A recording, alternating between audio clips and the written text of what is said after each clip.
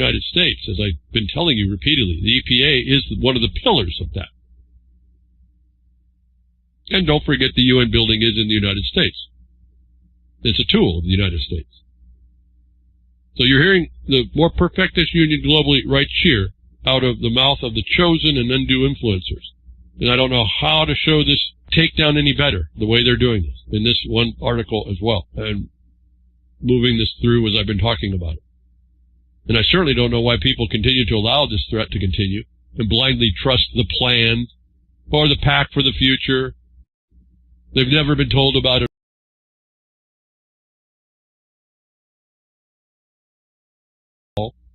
Or by undeciphered coded messages as they promote the very political schemes and scammers and administrations of those schemers and scammers that got us here at warp speed even. Right, Snagglepuss? Can I reread that before for more clarity as restated from the article?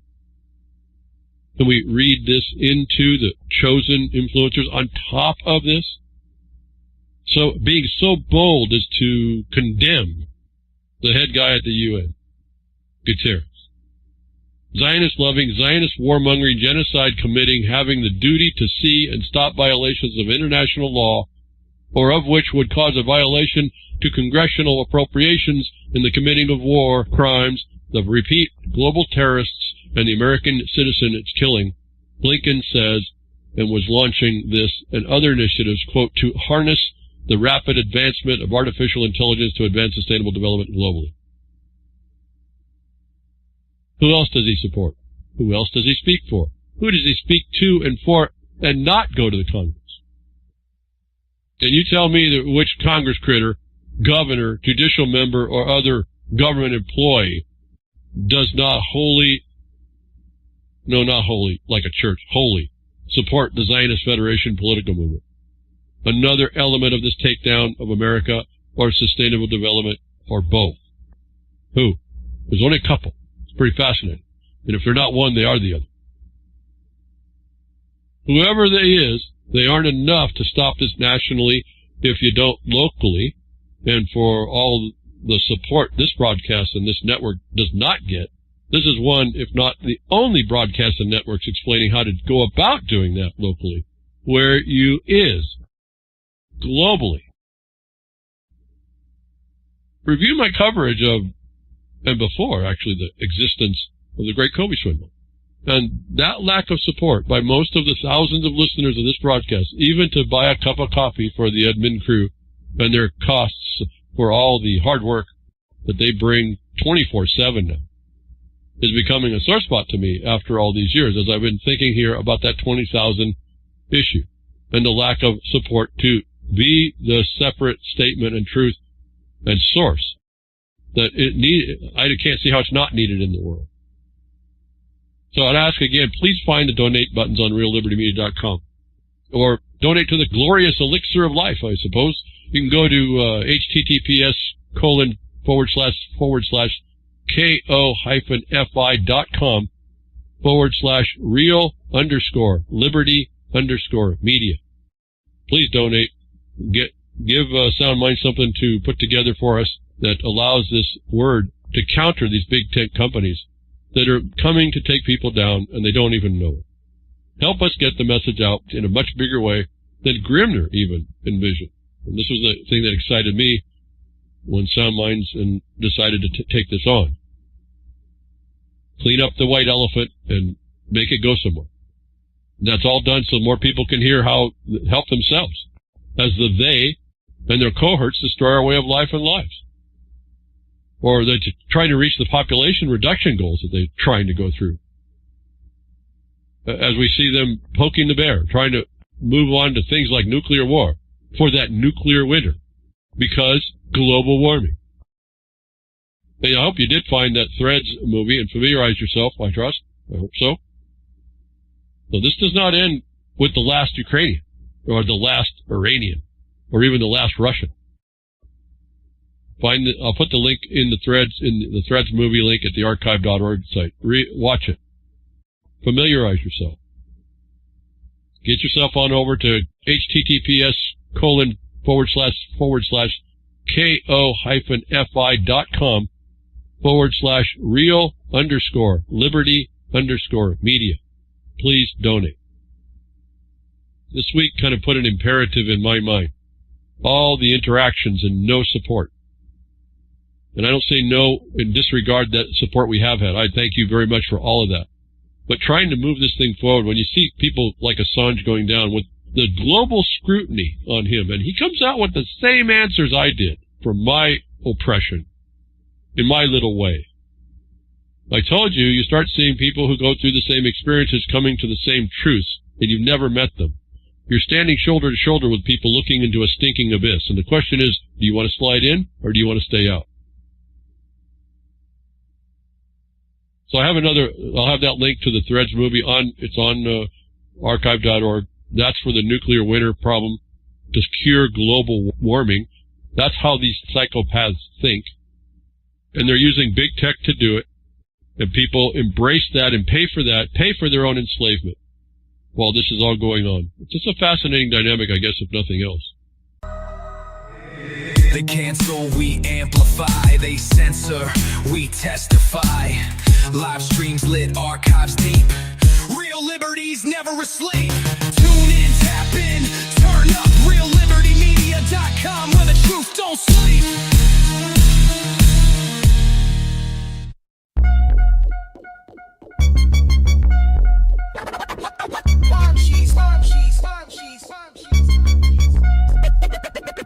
Big OG.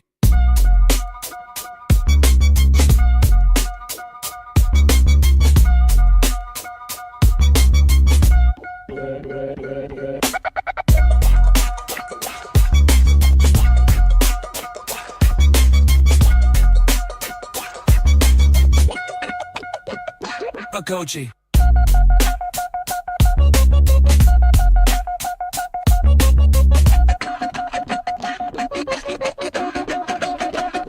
Goji. Goji.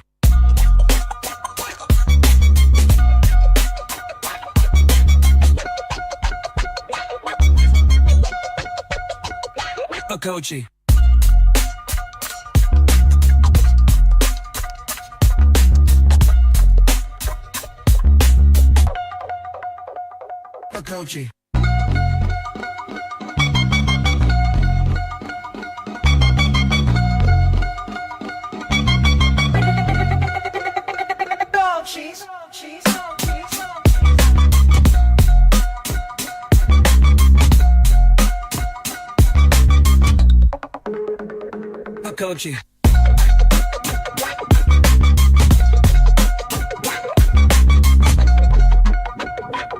Goji.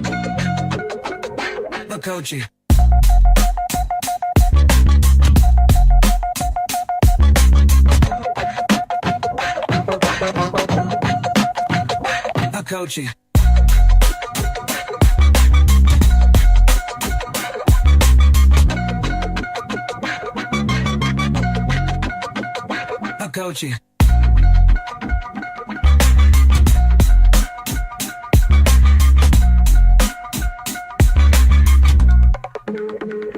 Goji. Goji.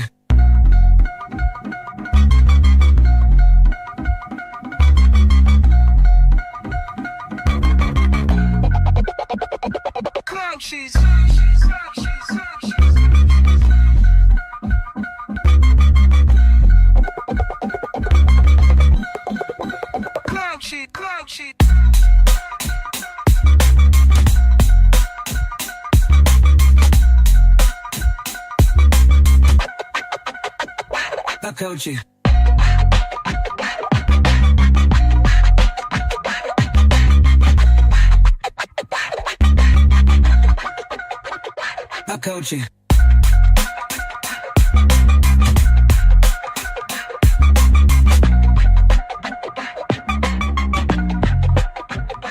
Goji.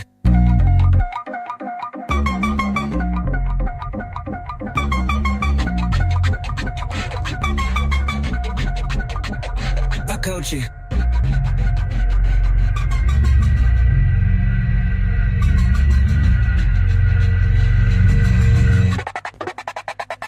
Goji.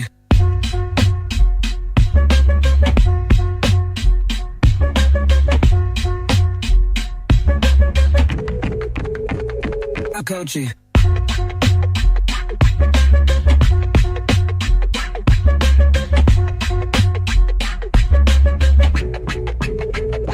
Kochi.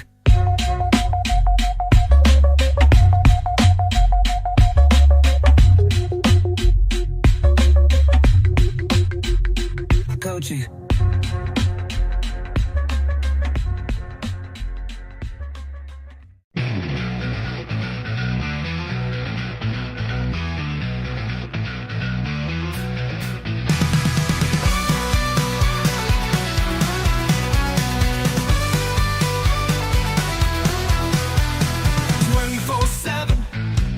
On the line, real liberty media, where freedom shines, but we need your help to keep it strong. Your donations make sure we stay here long.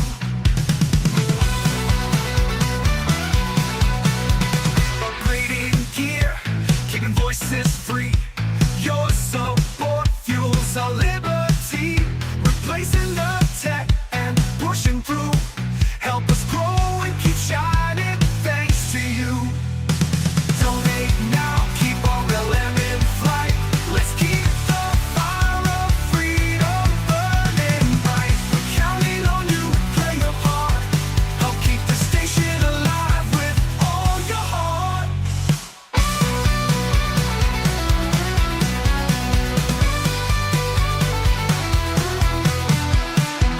Legacy strong as ever. With your help, we'll keep it going forever. New sound, fresh tech, pushing the tool. Donate now and we'll keep going soon.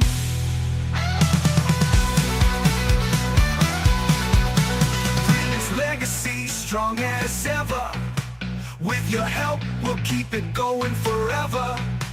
New sound, fresh tech, pushing the tool. Donate now and we'll keep going soon. Donate now, keep our realm alive. Help us grow and help freedom survive. We're counting on you, play your part. Keep the station alive with all your heart.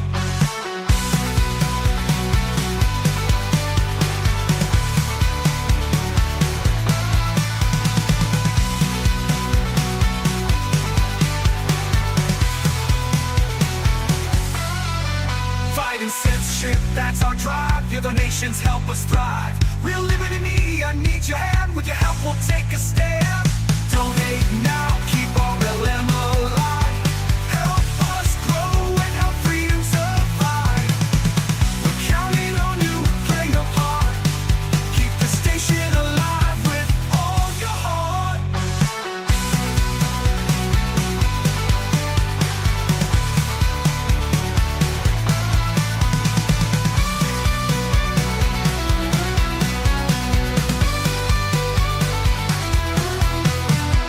Hey there, thanks for tuning in. I hope you're ready for some fun. Let's begin. Make sure to hit that like button below, and don't forget to subscribe, If you're enjoying what you're seeing, then why not share it with your friends? Bring the feeling, spread the word across the land. Together we'll create something grand. Like, share, subscribe, that's the way to go. Let's build this community, let it grow. Every click counts, so join the hype, and together we'll make this content shine bright.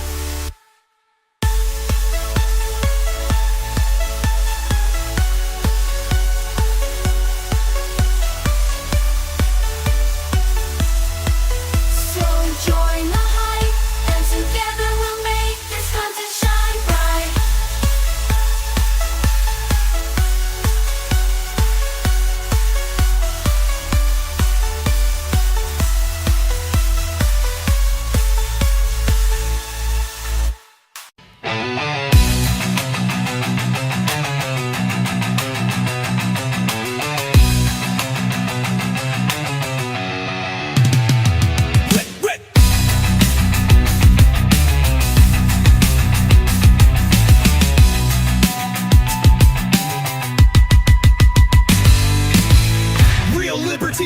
24/7. Hal Anthony, Vince Easley, Art of Craig S, Jeff Matox, bringing facts. Uncle Bonehead with the mic on blast. Art of Craig S, painting truth with style. Voices like fire burning through denial. They cancel, we amplify. They censor, we testify. Live streams lit, archives deep. Real liberties never asleep. Tune in, tap in, turn up. RealLibertyMedia.com, where the truth don't sleep.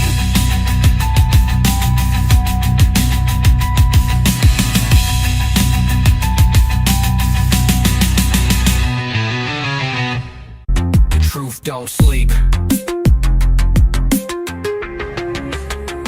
Yeah, truth don't sleep. Real Liberty Media 24/7. Hal Anthony, Vince Easley, Art of Craig S, Jeff Matox bringing facts. Uncle Bonehead with the mic on blast. Art of Craig S painting truth with style. Voices like fire burning through denial. They cancel, we amplify. They censor, we testify. Live streams lit, archives deep. Real liberties never asleep. Tune in, tap in, turn up. RealLibertyMedia.com, where the truth don't sleep. Where the truth don't sleep. All right, folks. Well, it appears that I forgot to start my recording for the Grim Leftovers program this day, January 20th, 2020. So you won't be getting a podcast of the Grim Leftovers show today. Just this little bit here. I apologize for not recording it all, but the blog post here has all of the links in it from all the stories I talked about. You may not get what I consider to be highly humorous insights on these stories, but you can kind of, maybe if you're familiar with me and the way I talk about things, you can probably read into it as you go through these stories if you do decide to go ahead and follow through the links. Yeah, this is Cowboy Ticks with This Is the Perfect World. No, that's tomorrow at 3 p.m. Eastern with Grammy and Flash. That's the perfect world. This is just the leftovers. And these leftovers, well, too bad. So somebody beat you to the leftovers. And they're all gone. Oh, man. Anyway, let me give you a rundown here of the stories that I covered for those of you listening in at a later time. I'll just give you the headlines. Since the 1980s, U.S. government agency has paid over $4 billion for vaccine-related injuries and death. You still want a flu shot? Coincidentally, CDC health advisory on Ebola rapid test at FDA approves new Ebola vaccine. Invisible ink could soon reveal whether children have been vaccinated. Access to homeopathy threatened by latest FDA action.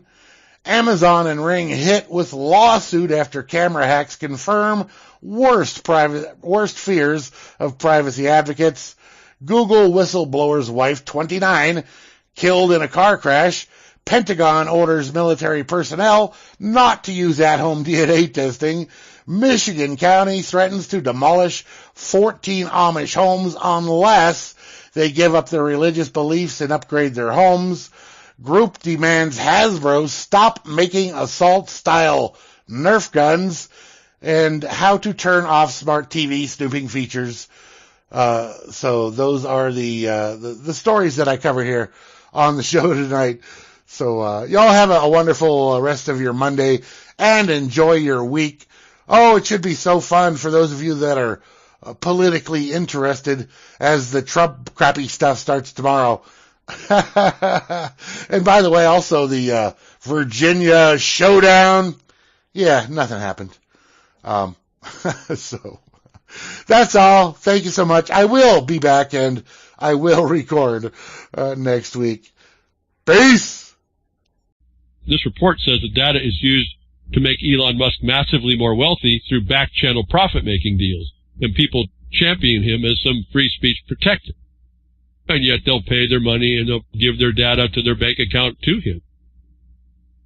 Is your speech free if that's what they demand in trade?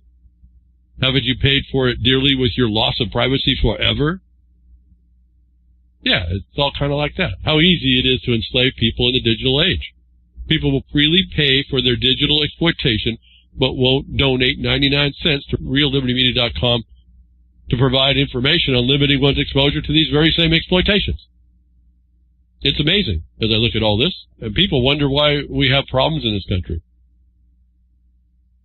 And why did that come to me? Because it occurred to me after I asked for donations to allow the next phase of the work needed at RLM, that if each of the more than 20,000 listeners I told you we're now getting, and there's actually more than that coming slowly as Sound Minds builds this syndication system, 20,000 listeners that listen through the various syndication channels, if each would give a nickel 98, whether because you thought the information was valuable to you or whether you were altruistic enough to say, I'm not interested in keeping that shackles of government plantation slave off me, but maybe this information could help someone else, I'll donate for them. We would have plenty of money to fulfill the needs of this network without any exploitation whatsoever. Why my work is not worth a nickel 98 while social media companies exploit their willing participants is something I can't wrap my mind around. Even being free is any sort of intention in people anymore. If that's so, why are we paying for a billionaire to exploit us? And then cheerlead that he's a free speech monger. He's not. So we need to do better for us.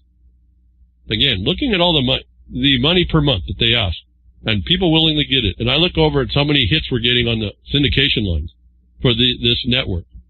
And we're not able to survive. And people vote with their money, so to speak, was a telling thing for me to see again. We need to do better for us. If we expect to avoid this dystopian Siberian gulag plan for us, and which we voluntarily support and pay for to enslave us, that COPPA, the Children's Online Privacy Protection Act 2000, requires reasonable security measures. And this article speaks to the mere rule implementing the act for enforcement. It's presuming my listener of majority requiring ID presented to access a website a reasonable security measure or fraud coming out of the gate or not. Is the presumption of your majority as a guilt reasonable?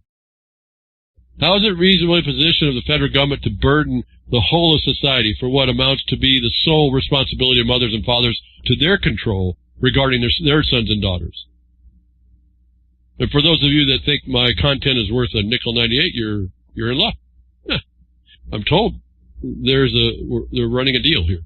Instead of a nickel 98, you can donate to the coffee fund for $1 to keep this voice and that's heard by thousands going up.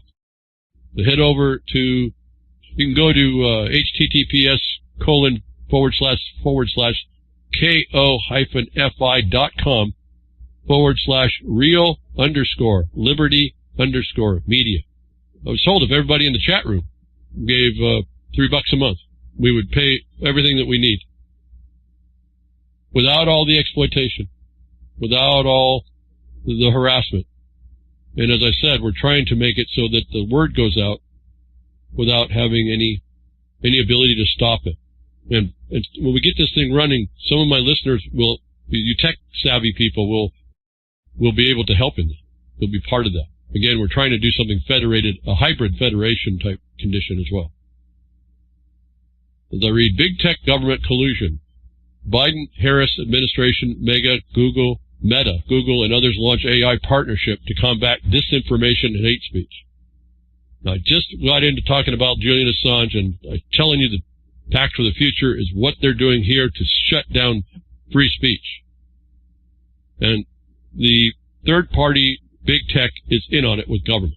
And here's the... You tired of fake news? Then tune into truth. You want it raw. We give it to you uncooked. Real Liberty Media, 24/7. Hal Anthony, Vince Easley, Arthur Craig S. Jeff Matox bringing facts. Uncle Bonehead with the mic on blast. Arthur Craig S. painting truth with style. Voices like fire burning through denial.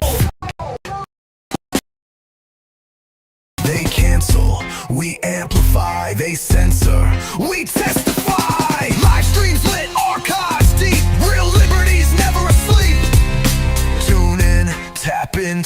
up reallibertymedia.com, where the truth don't sleep.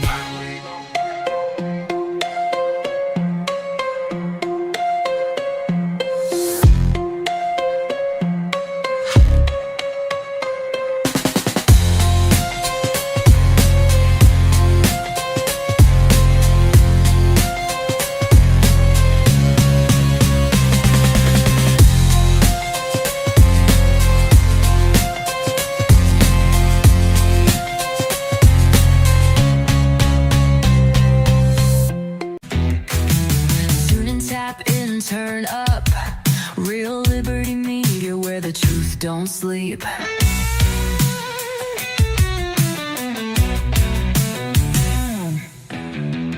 Real Liberty Media 24/7. Hal Anthony, Vince Easley, Art Craig, yes. Jeff Matox bringing facts, Uncle Bonehead with the mic on blast.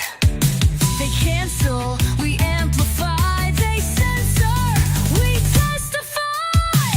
Free word, believe absolutely. Real liberties never sleep.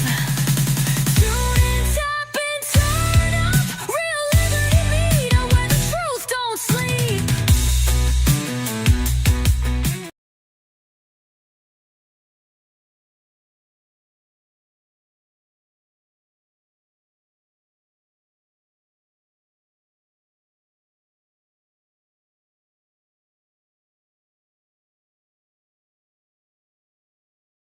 Tune in, tap in, turn up. Real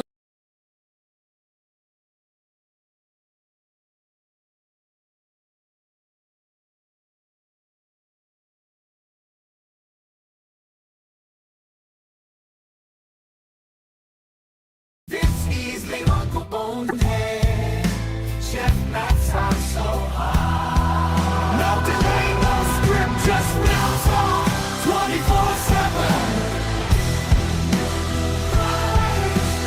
No delay, no script, just real talk, 24/7. Mulligan Street 3, watch the ones they can't silence. This is Real Liberty Media.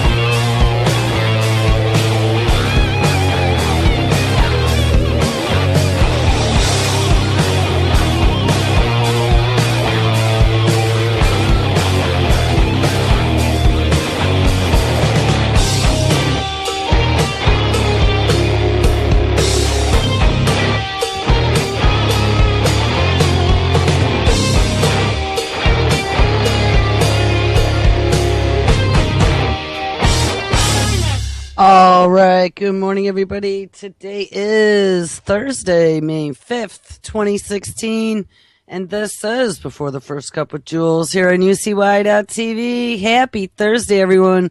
It is a sunny 56 degrees and very springy here in upstate New York.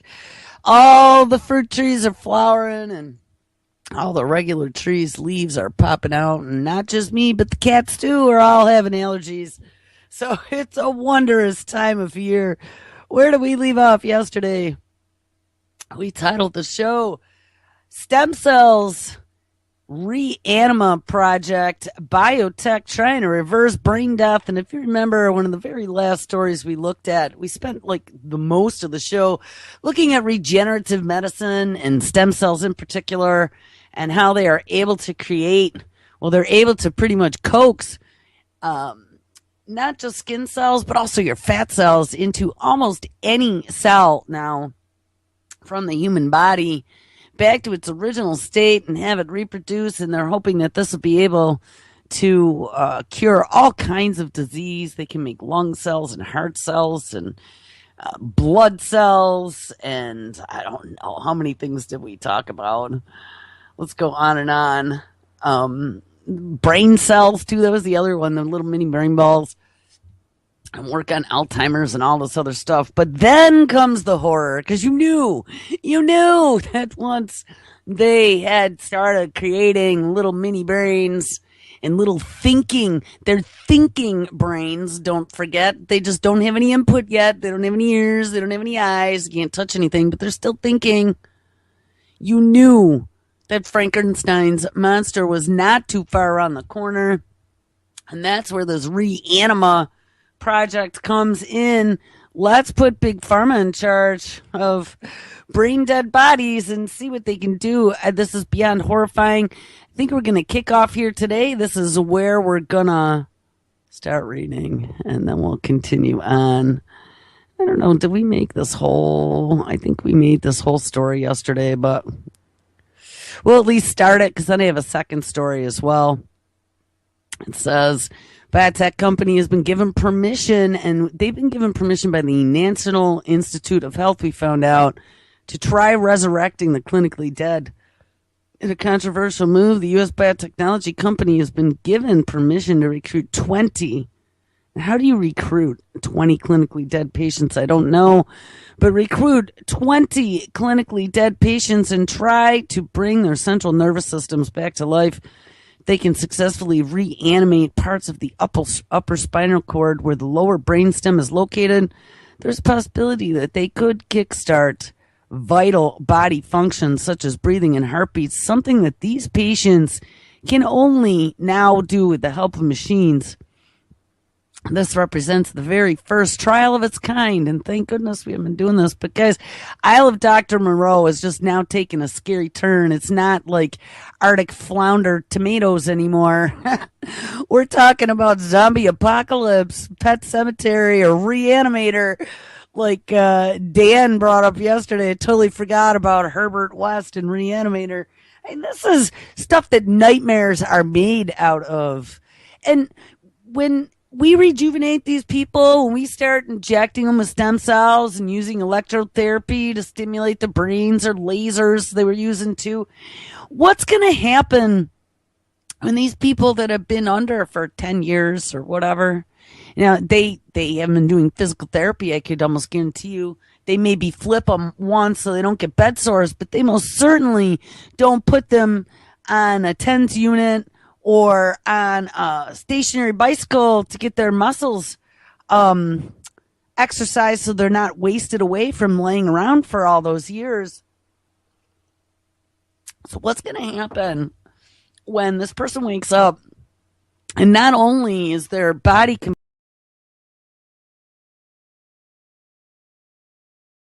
completely wasted away, but their brain is not going to be the same as it was before. And maybe if you just had an injury and it healed and you laid there unconscious for a long period of time and then just woke up one day, there have been people that's happened to.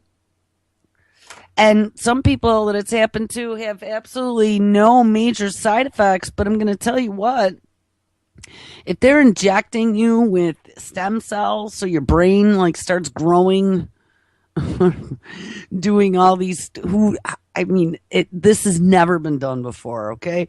We don't even know what this is going to do. So this person's going to wake up and all of a sudden be,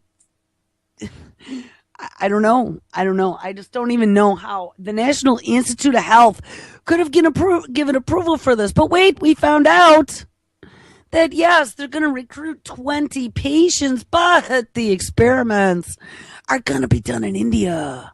Now, India, I know you guys point and laugh at India, but India is a powerhouse. You know who made it a powerhouse? Oh, Mr. Mad Science himself, Billy Gates. Yeah, Bill Gates went over to India with lots of money and lots of vaccines, and he wanted to build an empire of programmers and have lots of people to be able to test his shit on. And so India worked out just well. He built programmer villages and gave them lots of skills and jobs because there were lots of educated people, just not a lot of jobs there. And then he can go and take entire villages and that can't read and have them ink their consent form to this new experimental Gardasil vaccine that they don't understand, so that all these girls get sick and die and get sterile and whatever in this Indian village. They're now suing, by the way. That was a big deal. They're suing Bill Gates, Bill and Melinda Gates Foundation. But, you know, India was kind of brought into the fold by Bill Gates as where American companies go, and American pharmaceutical companies go, especially if they want to practice mad science. So now here we have a biotech company, BioQuark. This represents the first trial of its kind and another step toward the eventual reversal of death in our lifetime, says CEO of BioQuark Inc., Ira Pastor. The BioQuark team, which was granted permission from an institutional review board at the National Institute of Health in the U.S. and in India to begin clinical trials whenever they are ready, says that it plans to start recruiting patients for its so-called Reano project immediately. Now, one of the things that I mentioned yesterday is that these people are in a vegetative, brain-dead state. I mean, I don't know what happened to them. They haven't picked anybody yet, but most likely they had some sort of accident. Typically, I mean, anything could happen for you to go and slip out. You could have some sort of treatment and just never wake up. But typically, before you went into the coma, brain dead, vegetative state, I mean, beyond brain dead and beyond coma and vegetative, you're brain dead at this point. But before that happened, most people did not ink something called a living will that said what your instructions were if you ever found yourself in that state. Now, I don't know if they're targeting only people with living wills. It does not say in either story. But the fact of the matter is that these 20 people who they are now going to be trying to bring back from the brink of death, did they ink anything that said, hey, I want to be a guinea pig, and if I'm ever in a vegetative state, keep me on a ventilator for 10 years. Keep paying and soak my entire estate. Make sure that there's nothing left for my wife and kids because you've been paying for me to be on this ventilator all these years. And, if the technology happens to come about while I'm brain dead on these machines sucking my estate dry, please, please, inject my brain with brain stem cells and turn me into a Frankenstein project and see what happens when you try to reanimate me. I mean, I'm gonna probably guarantee you that not one of these 20 people that they're gonna put in this experiment inked anything like that. Or maybe though they had something in their will or on the back of their license sign saying that they want to donate their body to science. I would say that maybe that would give them carte blanche to do something as horrifying as this. But if this means donating your body to science, no thanks. Actually, we should look at that. There was a story. I'm going to go there right now. There was a story I posted on my WTF page a couple days ago. I'm trying to think of what WTF. Trying to think of what publication it came out of. Hold on, we'll go there. But there was a story about that very thing, and it was pretty horrifying. They had a partially decomposed body on the front was out of medicaldaily.com. What does it mean to donate your body to science? I think we should maybe look at this one. And maybe we'll see if reanimation and brain death is one of the things that they allow. Oh, don't even. You know what, guys? Here's the thing. I am not quite sure how I'm going to continue when I don't have a machine now. Not at all. I have no machine, including my phone. I have no machine that none of my browsers work properly at all. If I click on anything, if I try to open anything, I open a page, I click on a link, it's open now because I had to kill the whole browser, and now the browser's not killing. So the whole show right now is dying in this browser. But if I try to click on anything, yeah, we got to close it. It's a plugin container. I think it's Flash, guys. It really seems to be Flash on every browser right now. But I click on anything and it causes the browser to go into not responding mode. And I just tried to open that document and it did it again. Hold on. I've had to rebuild the show already. That was time number 5 now this morning. It's getting very, very, very, very, very, very difficult to even get an hour out or to even feel motivated to get an hour out after you've had to do it 12 times before the show even started. I'm not sure what to even say or what I'm going to do. I think I'm going to take a baseball bat. I'm about ready to flush my phone down the toilet. All right. Here we go. All right. Well, we're going to try on this machine now. This machine, I don't have any show queued up. Let's see if we can even make this come up. Different browser. This one's an IE. It's like whack-a-mole. I got to say, I have way more important things to do in my day and with my time that is very taxed as it is than to fight with browsers for an hour and a half to be able to do a 1-hour show. I hate to say it, but it's almost getting to that point. I cannot cost justify the amount of time that it takes for me to put all this crap together and redo it 32 times when I have all this other stuff that is sitting there waiting and weighing on me because it is very important and I am putting this show first. So I guess we'll see. But I don't have the money to buy another computer because everything else is screwed up. I've spent days on end troubleshooting. I mean, there's this other thing now that's happening where everything goes to 100%. 100%.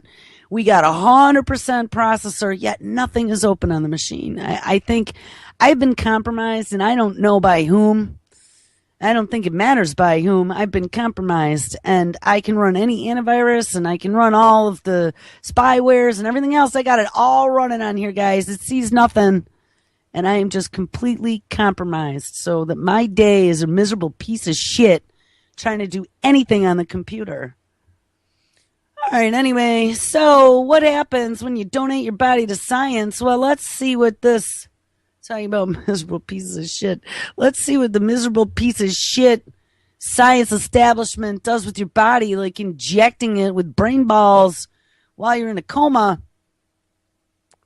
You've heard the phrase probably when you were half watching some science show on PBS, but in truth, it is that you really don't know what it means to quote unquote donate your body to science. Ah, evil laughter.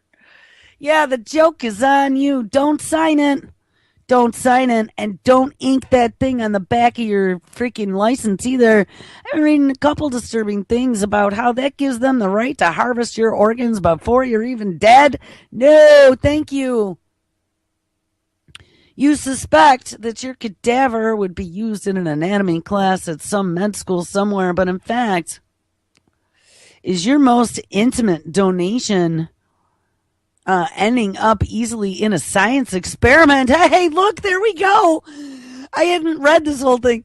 Or to be used by a surgeon test driving a new medical technology. Well, unfortunately, it's the one thing that nobody sees coming. Once you've offered your body to science, You have no say in where it goes.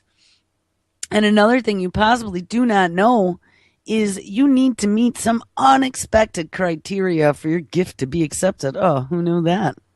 So they look donated bodies down the nose if they're not quite right.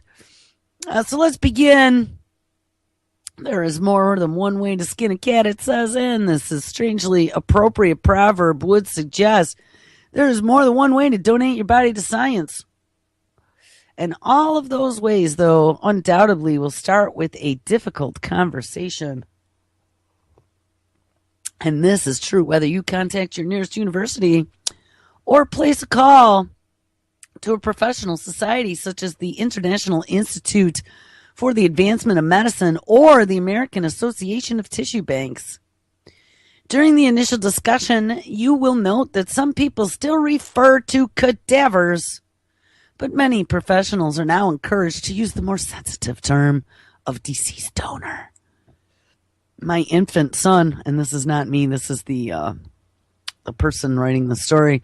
My infant son was a donor for research, and I think of him as a contributor to research and a hero, not a cadaver, says Sarah Gray, Director of Marketing and Public Affairs to the American Association of Tissue Banks.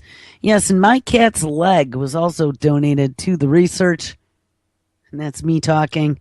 That was my Oliver back in the, let's see, I was out of college, so it must have been the 90s.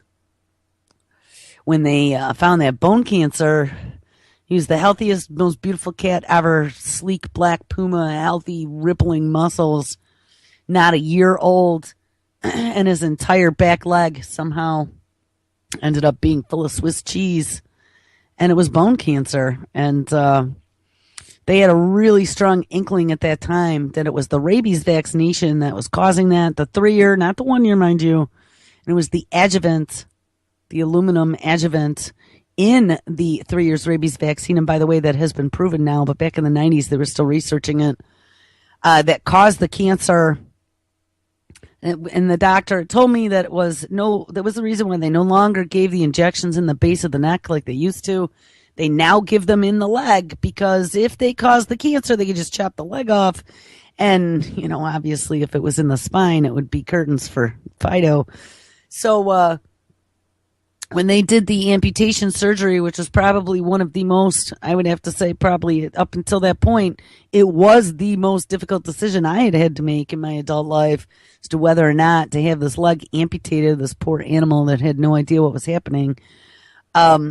When they took his leg, they asked me to donate his leg to science to Cornell University where they were doing that research. And, not too long ago, I'd say maybe a year or so, we talked about this whole thing with vaccinations and cancer and some of my personal proof and stuff that I had been through on a individualized basis and that I researched myself and I talked to doctors because my animal had come down with it. And we had found there is a Wikipedia entry and there's all kinds of studies and research and proof now that those adjuvants do cause I'm trying to remember what the name of the cancer was. I don't know if I remember. I'll say it, but a carcinoma. No, sarcoma. It's a sarcoma that it causes in the bone. But it was horrific. It turned the bone into Swiss cheese, so it was like all rubbery, and there was 100%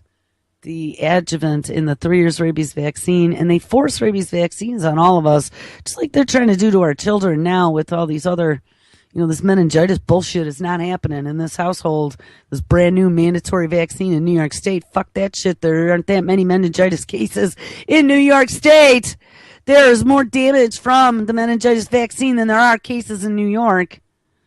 And they're going to force that on our kids. And that Gardasil vaccine, there's more and more proof on a daily basis. We dug in deep to that. I think that was one of my probably most listened to shows was when we dug into the insert on the first Gardasil and then on the new Gardasil 9 that was to replace the old Gardasil because, what? Yeah, it didn't prevent cancer. It actually made all those poor guinea pig children who got injected with it more apt to get the more dangerous cancers. So here, let's take this new vaccine. And now they're finding out And I had a big argument with the doctor over this one. My daughter's doctor, she told me that this could never possibly be. And I told her I had read a study out of England. She never saw it. So I sent it to her. And, not another peep out of her, but it was showing how it was making young girls sterile. And it was causing them to go into perimenopause at like 10 or 14. Okay? Don't get your kid that shot. How many of us lived all these years and didn't drop dead of cervical cancer? How many boys, they're trying to force that into the boys now too. How many boys have managed to go their entire lifetimes without getting, as the doctor said, I said, why on earth would boys be getting this? Oh, protects them from anal cancer. Yeah. So how many of us have managed to go an entire lifetime without cervical or anal cancer because we didn't get our Gardasil vaccine? We might all die. Oh, wait. Here, we need to get your child the mandatory chickenpox vaccine, because how many of us have died from chickenpox? And how about that mumps, measles, mumps, rubella? Oh, wait. The CDC whistleblower comes out and says, well, we destroyed the documents that show the connection to autism. But how many of us have died from measles, mumps, and rubella? I'm not sure about rubella. I haven't dug really into that one. But measles and mumps, guess what? Measles, you got a sore throat and some stuff inside of your mouth, and maybe there were some ancillary infections back before we knew how to use antibiotics. But I hate to tell you, most people did not die from measles, nor did they die from the mumps. And there's an outbreak now of 200 children at Harvard, I think I saw. God forbid that means that we need to come out with now this new and improved measles, mumps, rubella vaccine. You want to know why they need to come out with a new improved measles, mumps, rubella vaccine? Not because, we just had a 200-person outbreak at Harvard and it must not be working. No, because the population is onto them. The whistleblowers blew the whistle, and all of a sudden there are fingers pointing to a defective vaccine, which I would have to say that the majority of anything that's out there maybe isn't defective, but it absolutely is mad science gone mad, loaded with nanotech or whatever else.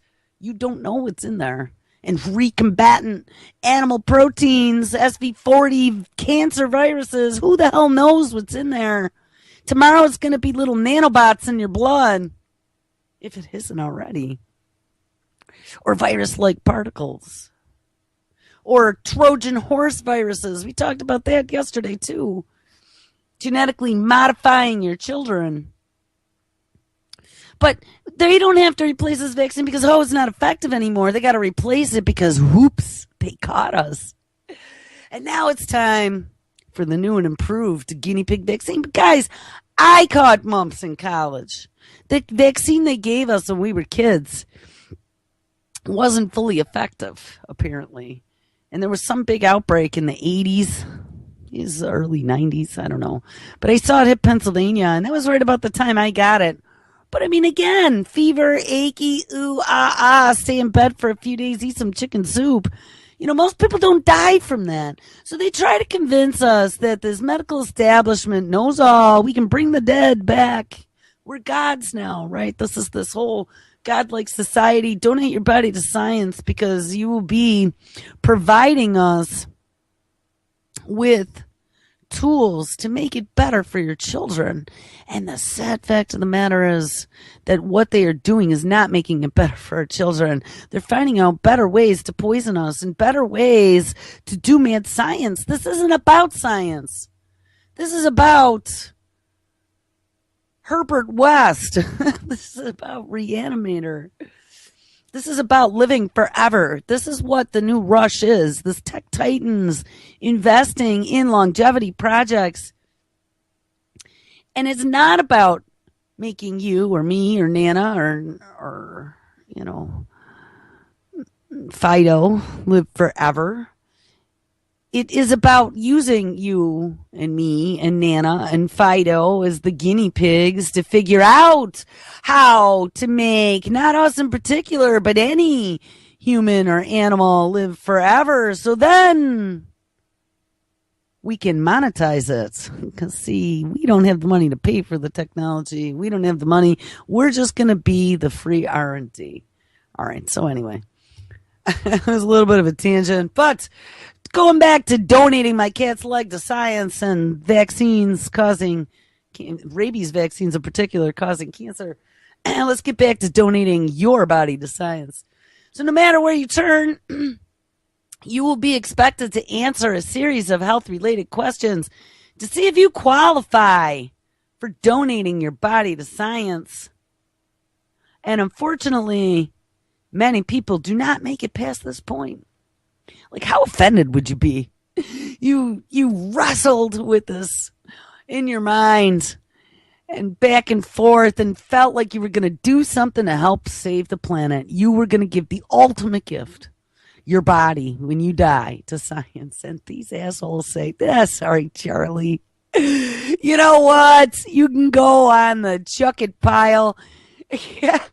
On the fertilizer pile. You know, actually, there is a pit. I posted this story a while back on this page. There's a pit at one of the universities, I think it's down in Texas, where it's a forensics school. And if you can even imagine, that's what they do. They chuck dead bodies out in this yard, and I'm assuming that it's probably a large yard, and there's animals and trees and sun. And they chuck the bodies out there, and they let them decompose out in the open. All freewheeling, decomposing out in the open. And then they go use the bodies to learn about forensics. They take, like, budding forensic scientists out there to go practice on the decomposing bodies in the hot sun. So maybe that's what happens to you if science turns you down. It's just, again, let's go back to the question we brought up like weeks ago. What on earth is the value of life anymore? Because there isn't. Do you see, like, when we're chucking cadavers out into a pit in the backyard of a university to let them rot in the sun and let vultures come down and pick out the eyeballs as tasty morsels, where is the value of life anymore? I mean, and I don't care if you donated your body to science thinking that you're doing good for somebody. Nobody deserves. And I don't think there's anyone in their right mind that would sign up to be chucked out in a decomposition pit for science.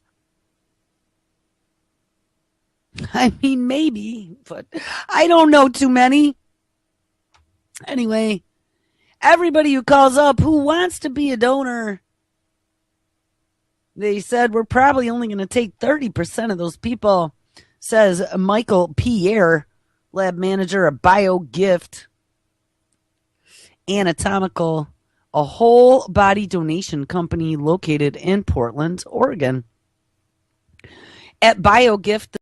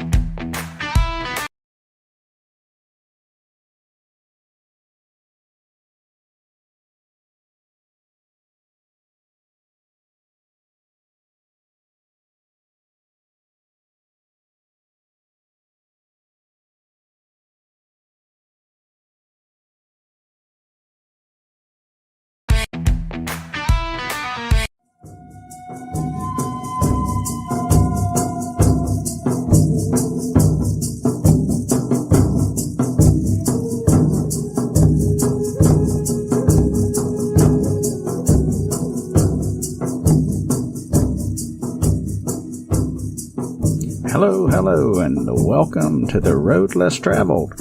Gary L. and Gigi's Boo here. Hope everyone's doing fine. Hello, Gigi's Boo. How are you? Hi, how's everybody? Yeah. So what have you been up to tonight? Well, doing a little research on the show most all day, and talking to my little niece, keeping our dog out of trouble. And that's about it. What have you been up to? Oh, not much. Just doing about the same thing. So, anyhow, hope everyone's well out there. Happy to see folks in the chat room at reallibertymedia.com. Hello. Anybody listening who's not in the chat room can go to reallibertymedia, all one word, .com.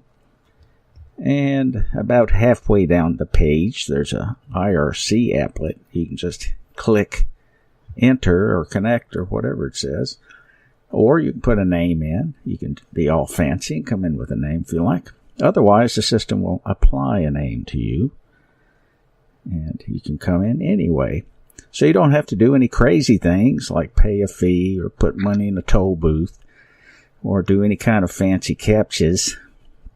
You can just come on in and say hello to everyone in the chat room, like Asmo and Beth and Cowboy Tech and Gremner and Moose Girl and Kate and Beetle and Charleston and Chloe and Graham Z. Hello. And I be Don C. and Java Doctor, Meister Brow, P. Bunyan, Rob Work Sock Puppet, Vin E.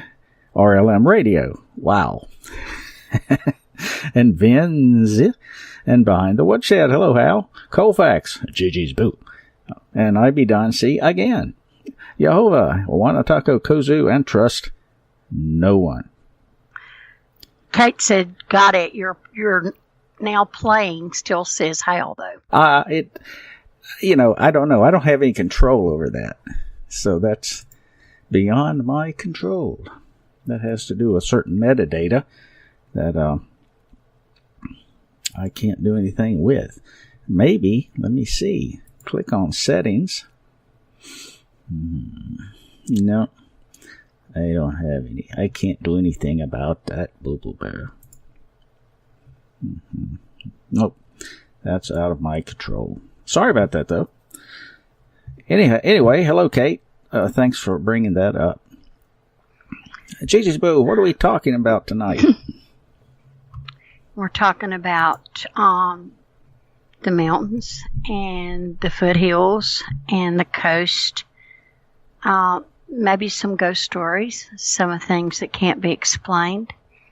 It's going to be a real good show, I think. Yeah. I'm going to tell you some experiences that I've had and some of my family's had, and it'll be really good. Yeah, I have a few tales to tell, seeing as how we're both from the Appalachians, and we're comfortable talking about these things. And I don't know how many people know much detail about the Appalachian area. Some people call it Appalachian, and that became popular back in the 60s and 70s when the Ivy Leaguers decided to get involved with the Appalachia. And we despise that word, that pronunciation. It is so incorrect, and it's so pretentious. It's Appalachian. Sorry about your luck. Anyway, just my little commentary there on that crap. It's always. Of course, they say we talk funny. Of course, we talk funny. We talk funny. We're a lot like the people down in the bayou, the Cajuns. We have our own little dialect. That's right. And our own words that we use. Sometimes they can be really mind-blowing. Yeah, one of the interesting things about the Appalachian accent or dialect is that it's consistent all the way down through the mountain chain into Georgia. Even into Alabama. Yeah, right. And I personally have been able to identify where people are from, like I've never met them before, except to listen to them talk. And I said, oh, I know where you're from. And they'd be, excuse me. Just right up the road a piece. Yeah. Of course, Appalachians are 1,500 miles long. It's it's quite a length of mountains. Sorry, I had to mute there a minute. Got a little cough trying to kick up. Gigi's Boo, you know that the Appalachians are 480 million years old. Don't surprise me, because us Cherokees said we've been there for tens of thousands of years. Yeah, the Appalachians were first formed about 480 million years ago during the Ordovician period. And at one time, they reached elevations similar to those of the Alps and the Rocky Mountains before the natural occurring erosion, brought them to today's maiden ants, as some people call them. Yeah, Appalachia has been around for a long time. People apparently have been there for a long time. Right. And no wonder it's so rich with stories, and a lot of those have been imported from Ireland and Scotland, along with the people who came there. Some Germans, too. Some Germans settle there. Well, of course. The German part of my family settled in the German New River Valley settlement. Doesn't get much more German than that. In fact, they exclusively spoke German in the churches there up until about the turn of the century. So it was a very impacted area. And then you had the local residents who'd been there for a long time in the form of Cherokee, mainly. And then you had the Catawba further down, right? That's right. Catawba was on down near the river, maybe in what they call the Piedmont, and then the Lumbee were over near the coast. Mm-hmm. And on the Virginia side, at the Powhatan Confederation also. Mm-hmm. So those folks been around here for a very long time, just like the mountains. And so it's not, like I said, it's not surprising we have so many stories. And I think you have one you'd like to start out with, don't you, Gigi's Boo? I thought you were going to start out on some little... Oh, yeah. Let's do that first. Okay. Then we'll go to my story that my sister... Yeah. And some of the Appalachian folk beliefs. These are kind of cool.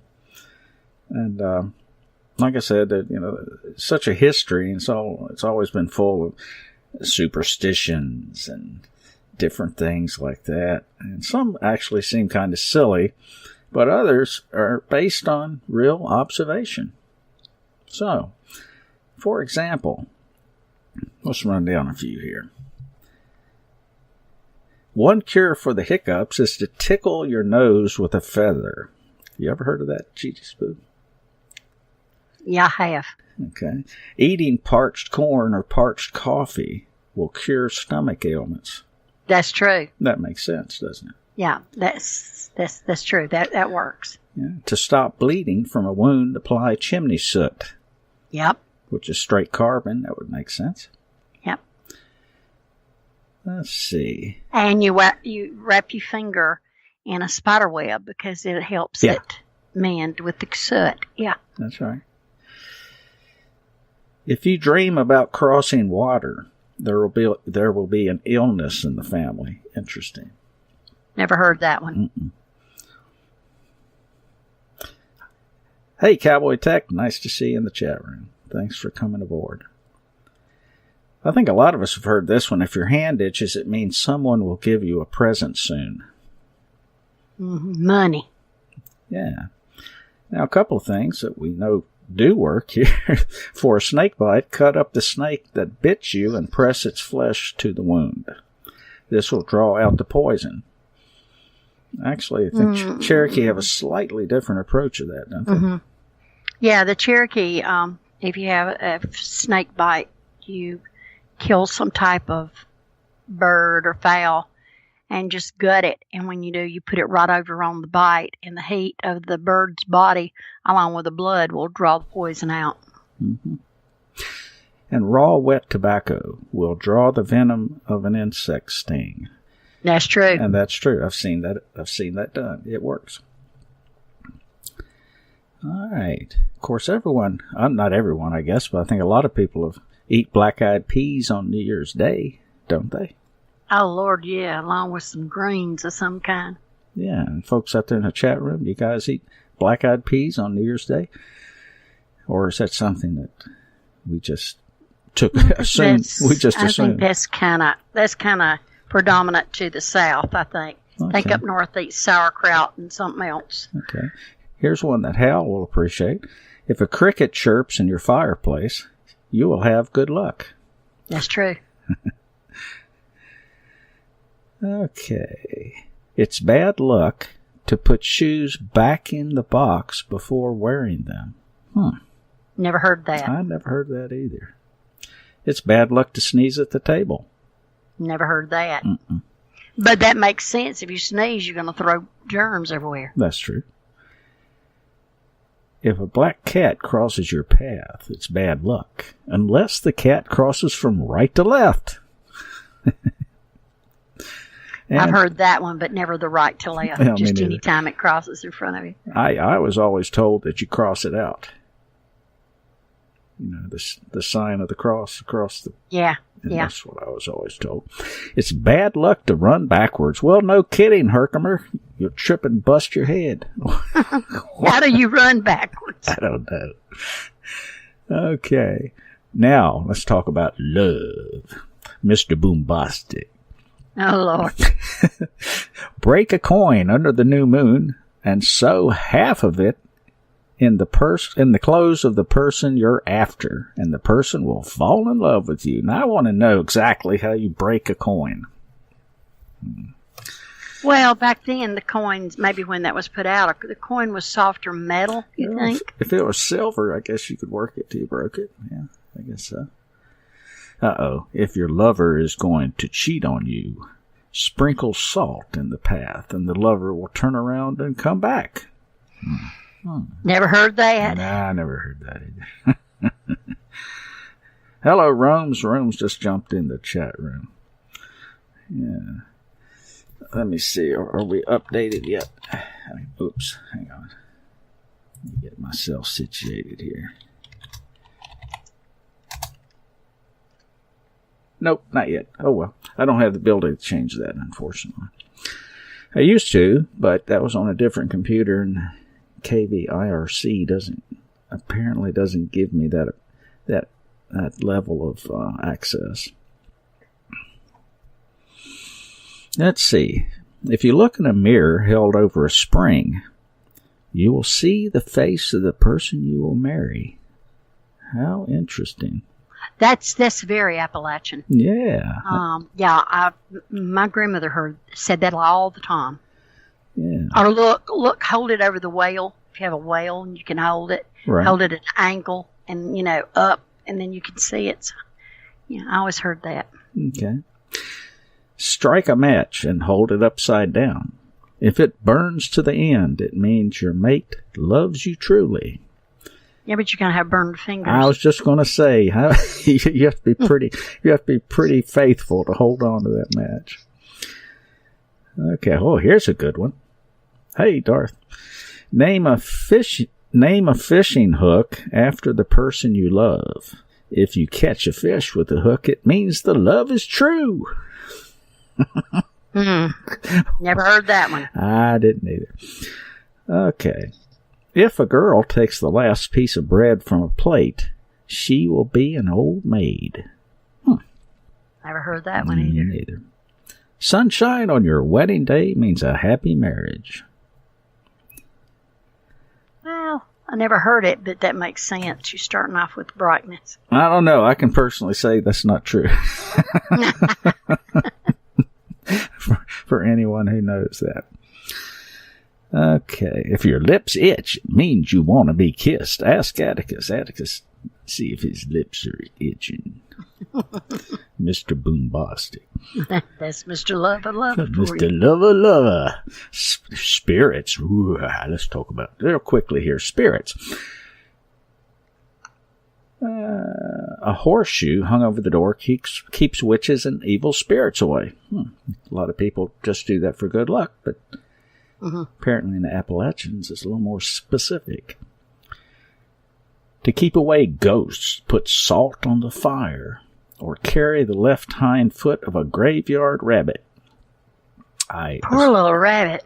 I assume a graveyard rabbit is one that you've killed in the cemetery, right? Yeah, have to be. And if you want to carry a snakeskin bag with a toad's eye inside, it will ward off ghosts. Wow. I haven't heard any of those. Although, as we were talking pre-show, people had a tendency to hang gourds on their front porch. Hang them from the overhang, on the front porch. And gourds you don't eat, so we assume that was some talisman of some sort. Okay, and how about the weather? A lot of these you've probably heard of. If your nose itches, it's a sign of rain. When roosters crow at night, expect rain the next day. You ever heard of that? No. Me neither. I've always Rooster crowed at night around my family. He'd be in the pot the next day. Well, nasty rooster. Yeah. I have heard that if a snapping turtle bites you, it won't let go until it hears thunder, or till the sun goes down. That's right. Sun goes down. Mm-hmm. Lots of nuts and berries means the winter will be severe. That makes sense. That's true. That's true. Mm-hmm. That makes sense. Anyway, that's some of the Appalachian folk beliefs that came from a variety of sources. And so, all right, Boo Boo Bear, I think you have a little story to share, or 2 or 3 or 4. Here we're going to talk about an instant. We're first going to talk about a ghost that is, excuse me just a minute. I had to clear my throat, I'm sorry. A ghost that apparently shows up around Columbia, South Carolina, at the Buster Boyd Bridge. I don't even know if the Buster Boyd Bridge is still there anymore, but it was there at one time. And what happened was a girl was trying to get home because her mother was very ill and dying. And she ran off right at the beginning of the bridge. I don't think she went into the water. She was just killed by hitting some trees and things. And she never got home to her mother, and her mother passed away. And she's supposed to appear ever so often as a hitchhiker. And she's very lifelike looking, and a lot of people have picked her up.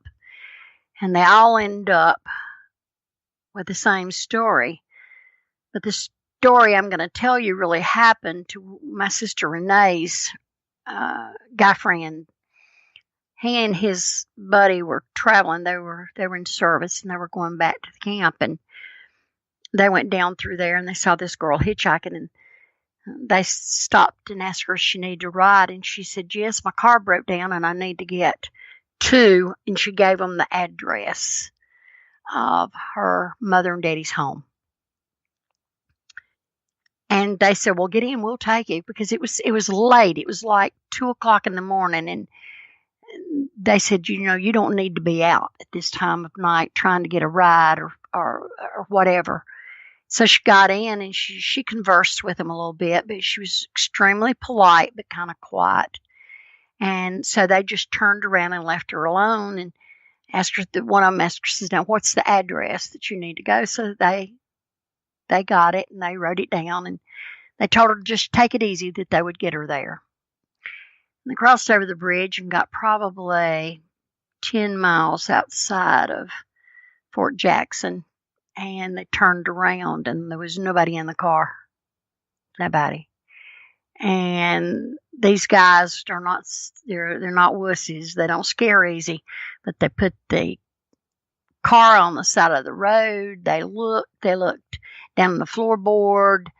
They looked there where the doors had not been open. They had not heard it. So they decided that they were going to go to this address, because they just could not, for the life of them, to understand why and what happened to this girl that she would have disappeared from the back seat of their car. They pulled up in front of the house, and one of the guys got out and went to the door and knocked, and the gentleman answered the door. It was in the middle of the night. He said, sir, I'm sorry to awaken you. He said, I know why you're here. You picked up a young girl, and she was coming here, right? And the guy looked at him and said, yes. And he said, that was my daughter. And he said, she was killed years ago, and she constantly tries to get here to see her mother, who is no longer living. Those guys were literally spooked to death. From then on, they went a different route. They would not go over that bridge. And they were really, really frightened about that. And we went down several times, trying to see if we could see it. But I think because we were hunting it, it never appeared to us. But it has appeared. In fact, they did a little segment around Halloween one time about it. And she's been sighted several times. I mean, she doesn't go long periods. It's like might be a year, and then they'll see her. Then somebody might see her 3 or 4 times that year. And it's just really very scary, very strange, just frightening. And that always made me think, oh my gosh, those poor guys were really kind of snookered into that, and they thought they were doing a good job, and they had picked up a ghost. And that's that story. And that's really true. I wish Renee was able to be on. She could tell you all about it. She has a little bit more info than I have, Okay. But that's what she told me. Yeah, that's really weird, huh? Yeah. That's weird. Yep. What about the ghost hound of Goshen? What do you know about that? Oh my gracious. Well, this happened many, many years ago, the first sighting, and it's on Buncombe Road, and it's in Newberry County, and it's not far from the area that we're in. And people go down all the time. And of course we went. And I don't usually go and look at anything like this phantom woman or this dog, but everybody had been talking about it, and it was the talk around here. And they call it's a big white dog, and they call it the ghost town of Goshen. Goshen is a community where this took place, and it's been witnessed by a lot of people. One story has it that the dog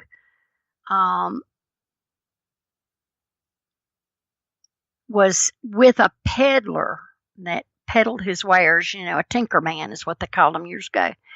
And he was falsely accused of murder, and he was hanged. And he was buried out at the Ebenezer Church, where this dog kind of roams back and forth.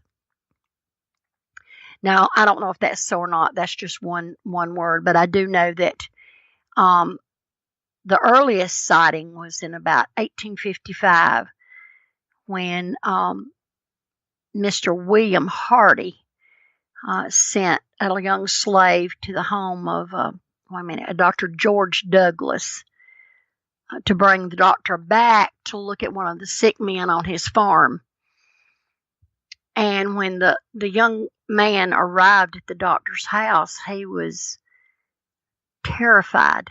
He was terrified. He said, I can't do this. I can't talk. I can't do anything. And he said, I was riding on a mule coming to your house, and he heard an awful noise coming from behind him. And he said he saw the biggest, whitest dog he'd ever seen in his life.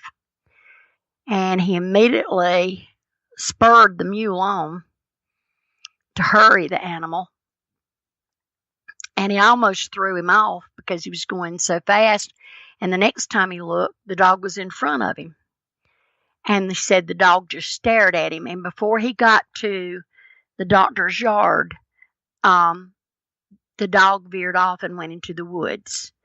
And so the doctor told him, he said, I just think maybe you are mistaken. And he said, sir, please don't send me back. Let me stay with you until my master, I can't come back. So he did. Then years later, another doctor saw the animal. He said he was not able to give a rational answer for what he saw.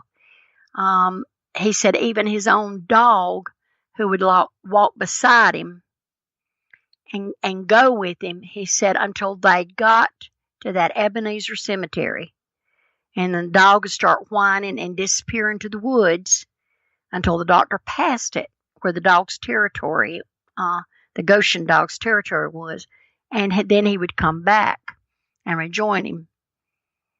And there was another man in 1936 that kind of came face to face with him. And when he did, he ran all the way home and screamed. And he said that he said the dog made it to the door, but it did turn and it went back in the woods. And then another woman in 1970 was supposed to have had an encounter with this dog in her yard. And it grew and leaped at her.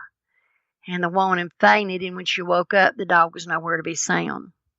Found, I didn't mean to say sound. So it's been saying, well, we heard it, and God bless my mama, she's not scared of nothing. And she said, we're going to go see. And so the road that we went on, she found it. She found the church. That's a lonely stretch of road, I kid you not. Lonely stretch. Very few houses, even to this day. And when I tell you it's dark, it's pitch black. And it scared me senseless. I didn't get to see it, but I wanted to say that I had been down there. And my crazy mama rolled down the window and she said, come on, I got some kibbles and bits. And she was throwing it. She was laughing at us. Whether this is true or not, I do not know. I never have seen it. But we stopped and talked to a black gentleman that was getting ready to go down the road that was parallel to Buncombe Road. And we asked him about it, and he said, well, miss, he said, that spook's been here for a long time. And he said, that's what it is. It's a spook. And he said, a lot of people says it's a mad dog, but, it don't seem like it's mad to me. He said, the one time that some of my people saw it, it was just kind of bouncing along with them. And we call it the happy dog. So it has two names, the Hound of Goshen and then the happy dog. And most people that you talk to in that area now call it the happy dog. Now, has it become better with its personality through all of its years of haunting? Who knows? Or is it how people perceive it? Don't know. Is it a myth or is it real? I don't know. But I did try to see it and I couldn't see it, but a lot of people have. And it's a great mystery down there too. That one is. Yeah, very much so. That's creepy, Boo Boo Bear. Who you telling? I was sitting up there with my mom. That's creepy stuff. Have you ever heard of the story about the saluting ghost of Fort Sumter, South Carolina? Yes, I have. I think I'll share that one. Of course, all you guys out there know Fort Sumter is located in Charleston Harbor. And that was where essentially the first act of aggression occurred in the Civil War. But of course, like many things, there are ghosts surrounding Fort Sumter. But this one story doesn't come from the battle itself, but rather from the act of surrender. Union Army Major Robert Anderson was in charge of the fort when Confederate Brigadier General P.G.T. Beauregard sent 3 aides to the fort to demand its surrender. Major Anderson, without either the supplies nor the authority to properly defend the fort, stalled as long as he could. But the tactic was futile. At 4:30 a.m. on Friday, April 12, 1861, the Confederate Army opened fire on the fort. 34 hours, shells rained down on Fort Sumter. The Union soldiers did what they could to fight back, but it was of no use. On Saturday, April 13th, Fort Sumter was surrendered to the Confederates. Surprisingly, no Union soldiers were killed in the battle, and only one Confederate lost his life due to a cannon misfire. Upon surrender, Major Anderson was allowed one final command of his troops. He ordered a 100-gun salute to the Union flag before it was replaced by a Confederate flag. On the 47th shot, a gun misfired and killed Union soldier Daniel Howe. He was buried at the fort later, just before the last of the Union troops were transferred off the island and headed for New York. Since that day, people have reported seeing the ghost of a Union soldier at the fort. Others have reported seeing smoke and smelling gunpowder as if a shot had just went off. Possibly the strangest thing is what happened to the Fort Sumter flag. The flag that Daniel Howe was saluting when he was killed. Shortly after the battle, the flag developed a faded area just to the right of the center star. It is said that the area shows a man's face with a Union cap, and the features of the man strongly resemble that of Daniel Howe. The flag can still be seen at the Fort Sumter Museum. Whether it shows the visage of a long-dead Union soldier is something that you have to decide. What do you think about that story, Boo Boo Bear? Oh, I think it's him. Yeah. I do. I think it's him. Yep. How interesting. Okay. Let's see now. Yeah, Let's talk about the Gray Man. The Gray Man. Go ahead. Okay, we touched on this a couple of weeks ago. But the Gray Man, they say that it originated on Ponies Island in South Carolina. Now, not for sure about that because he's been seen at Myrtle Beach. He's been seen off of Hatteras. He's been seen everywhere. But he's walked the coastline for over 200 years. And his presence usually means impending danger for the people that are along the coastline. And he's responsible for saving a lot of lives when he wasn't able to save his own. And it's always been told that if you see the Gray Man and a storm comes, nothing will happen to your home. And this is a story of a young woman in about 1822. She was staying on the island with her family when she received word that her fiancé was going to join her on the island after going to see his family. Of course, like any young woman in love, she was very, very delighted. And she had the servants prepare all of his dishes and decorate the house in anticipation for his arrival. When the time came for him to arrive, no one showed up. She waited for hours to be visited, and one of her fiancé's servants came with the tragic news. It appears as they were traveling down the road, her fiancé was in great spirits and challenged his servant to race on their horses, and they raced down the strand. And when he saw a shortcut through the marsh, he decided to take it. Fate stepped in. His horse stumbled, throwing the rider off.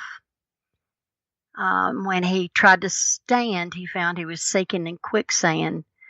And despite his best efforts and his companions, he was unable to free himself, and he sunk beneath the sand.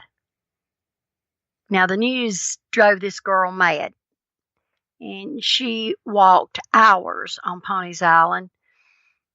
And then one afternoon, she was kind of out walking, and she saw a man looking out over the water.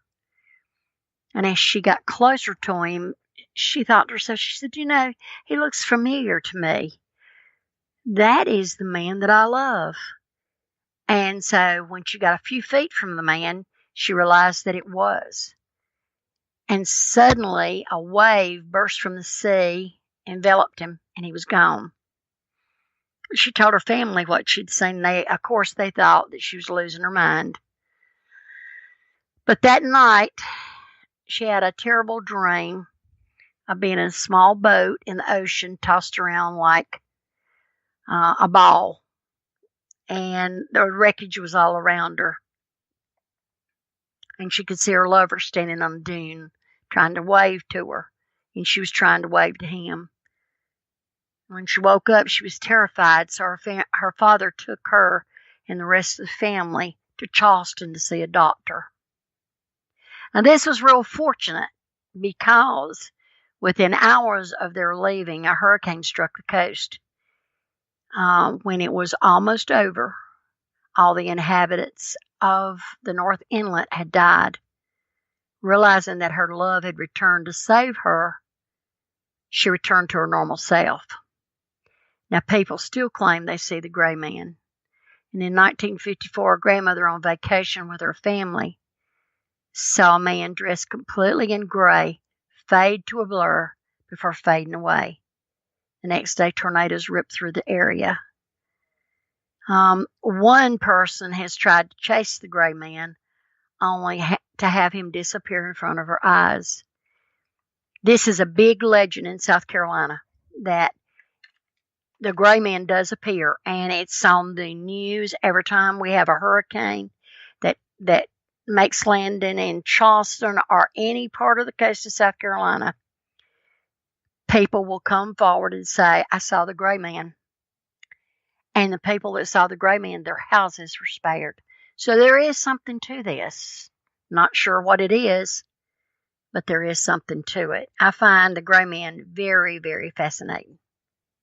And what a similar story to the Mothman. Right. It's a very, very similar thing. How interesting. Okay, Gigi's Booth, but 22 minutes before the hour, and we have our main event to go, right?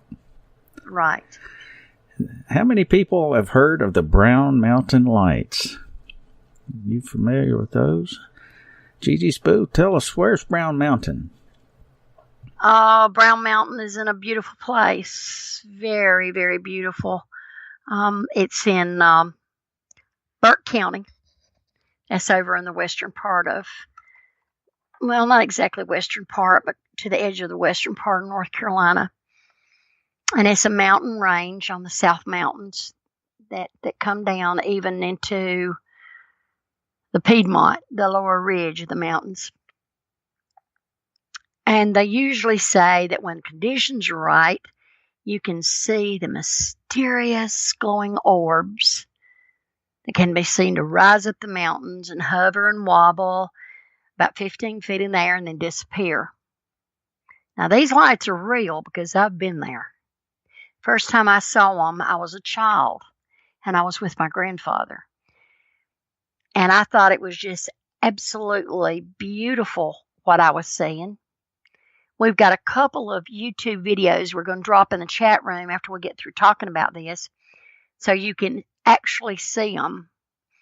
These lights have been around since the early days. We're talking about even before the covered wagons come through. It was talked around the campfires of my people.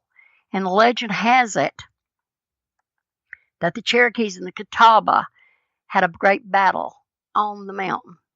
And they were just devastated. Both tribes were devastated. And legend has it that the Cherokee women, their spirits are the ones with torches, and they're roaming the mountains to find their beloved husbands, sons, fathers, whatever. All I can tell you is they have tried to explain it. Early in the 1900s, they tried to say it was the locomotive light that was coming from a train, the reflection. But they had a great flood, and the train was washed out, and the lights continued. Then they tried to bring up that it was gases that were escaping and igniting with the air that was causing the bowls of light. But Gary and I have talked about this a lot. When you see these videos, especially on the second video, you will see it, and it actually looks like it's burning. And I was brought back to when Moses climbed Mount Sinai, and he said that God appeared, he saw the burning bush, but it was not being consumed. That's the way these lights look. They don't look like they're consuming anything, and they're not. They're not consuming anything. Right, and as we'll hear, and I actually have a recording that's from a National Geographic survey of Brown Mountain. But before we do that, tell us a little bit about the geography there. What kind of geography are you looking at? What I was going to say is Brown Mountain is a very mysterious mountain, and I almost want to say it's foreboding. And what I mean by that, it's a very dangerous place. I've been all over it with my grandfather. Would never, ever go on that mountain in the dark for this reason. You might be walking in a forest, beautiful trees, walking, and you don't pay any attention. The next step you make will be nothing but a sheer cliff, and you can fall 200, 250 feet with no warning. It's just mysterious in that nature. There's been people who have said that they would be in the forest up there and they would hear things, and they would look around. There was nothing there. Maybe somebody called to them, or one man swore that he was turning around and he started falling, and he knew it was falling, and he was on a four-wheeler, and it was just tumbling over like a somersault, and never one time did that four-wheeler crush his chest. It was like something held it up. You do know it's a magical place. It's full of mystery, magical, mystical. It's a beautiful place. I saw the lights when I was little, and I've seen them since then many times, and I'm always in awe when I see them. But I remember one time when I was about 16, I was up there with my granddad, and like I said, we were standing there, and all of a sudden he said, "There's the light." And if you're close enough to them, sometimes they appear luminous. You can see through them, but they're there. And the thing started rolling, and it was coming right at me, and all I could say was, "Holy shit." And I jumped and got behind my granddaddy, and he said, "There's no need for you to fear those things, honey." He said, "That's just your ancestors. Don't worry about it." And you see them. Now, Gary and I talked about this too. One thing that I saw that made me think, well, let me back up a little bit. Like I said, there's been so many people that have come and tried to explain these. There's no explanation. They first thought, like I said, the gases. Then they thought it was the rock formation, the crystal, the quartz rocks, and the movement of the earth that might be sparking flames. A piezoelectric effect. Go ahead. Yeah. And that they proved that wasn't so. The next thing that I kind of believe, outside of course, I'm going to believe what the Cherokees believe first, is could it be a place for UFOs? Because if you're standing on one lookout, there's several places off of the road that you can stand and watch these things dance all over the mountain. If you know the movie Close Encounters of the Third Kind, when they were all watching these ships come in, and all these little bitty tiny ships were flying around meeting the mothership, they're tiny and they sort of look like that. So that could be one explanation of what is taking place. Maybe it is a UFO. Yeah. Well, let's run this National Geographic clip. Okay. And listen closely as they try to explain what it is that they're seeing. Station 1 is located on the left-hand side of the Brown Mountain Overlook. Here they'll collect readings from the Geiger counter and the EMF detector. Station 2 is the central location. This station will focus on using night vision to spot the lights. Station 3 is to the right of the overlook and will allow the team to see the lights from another angle. These 3 stations will give the team a wide view of the gorge where witnesses usually spot the lights. The conditions are getting right. All right, let's do it. If the lights appear, the team is ready. But they aren't the only ones looking for answers. But Joshua Warren and his team on Brown Mountain believe the phenomena is much more mysterious. 2 hours into their search, their equipment suddenly goes haywire. Wow, and I'll tell you what, now this is weird. The EMF meter spikes, I've never seen anything higher than 50 on that. marking a sudden fluctuation in the mountain's magnetic field. Then Station 2 radios in a sighting. Joshua, come in, over. This is Station 1 to Station 2. Hey, Joshua, we are experiencing an anomaly down in the gorge. Here on my camera, it's right here. You see that? Right above my fingertip. If it's a fire, you would see smoke through the night vision. Station 3 can still observe an anomaly to our immediate right. Warren arrives to see for himself. Okay, I do. Let me point this out for Josh. Right here, Josh? They use a laser pointer to point out the anomaly. I got it. Okay. Zeroing in on the light, the investigation intensifies. The mystery light activity on Brown Mountain starts to pick up. Let's hit it with a thermal camera and see if we ought to be able to figure out if that's a campfire. All right, I got it. It doesn't seem to be showing up on the thermal camera. I would expect a fire to, unless it's just out of range. The team uses a long-range temperature gauge to see if they can rule out fire as the cause. Baseline 59, 60. It's actually colder. It is definitely colder than the surrounding area. And then, a dancing ball of light appears in the distance. Wow, you ever seen anything like that, Josh? I'm not sure what the heck that was. What is that? And Josh, it's showing up on night vision blue. Maybe this is a reflection of some kind. What the hell was that? Station 1, over. Roger, over. Okay, just a moment ago, Dean saw and was able to videotape a rather distinct bluish, luminous form, and we're trying to see if we can rule out any lasers or other lights. Were you shining any lasers or lights at that station, over? No, we've got his green laser, and no, you want. You know what? It looked like it almost manifested again. Oh! It's right here, right here. Suddenly, another light appears in the gorge. It's bright enough to cast light on the trees below, before taking off into the distance. It shouldn't be blue on night vision. They can't believe their eyes. Was there a light being shined that we didn't know about? Because if that wasn't a reflection, I'm not sure what the heck that was. Well. What do you think about that?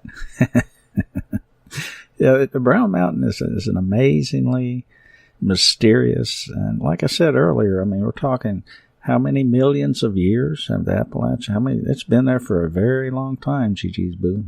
Mm-hmm. And you know, there's places that scare people. That you have this eerie feeling, even with the lights that's happened all these years and the many times that I've been there. I know where the dangerous part is, like the water. I've got really fast-moving waters up there. I've never been afraid up there. Mm-hmm. The only time I was afraid when I said, holy shit, with Granddaddy when the thing was coming at us. But I don't fear it. That's one place that I can go and it doesn't bother me. I feel at home. Mm-hmm.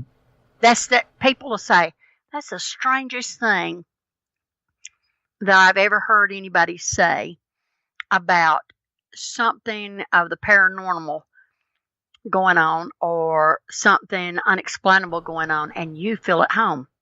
Right. But I feel at home there. I feel very comfortable. Yeah, and unlike other places that aren't too far away. Mm-mm. Yeah, see, I don't think you mentioned this. The tribe has never put Brown Mountain off limits for safety reasons. No. Unlike this other place. Chimney Rock. Chimney Rock, and the bottomless pools up there. Mm-hmm.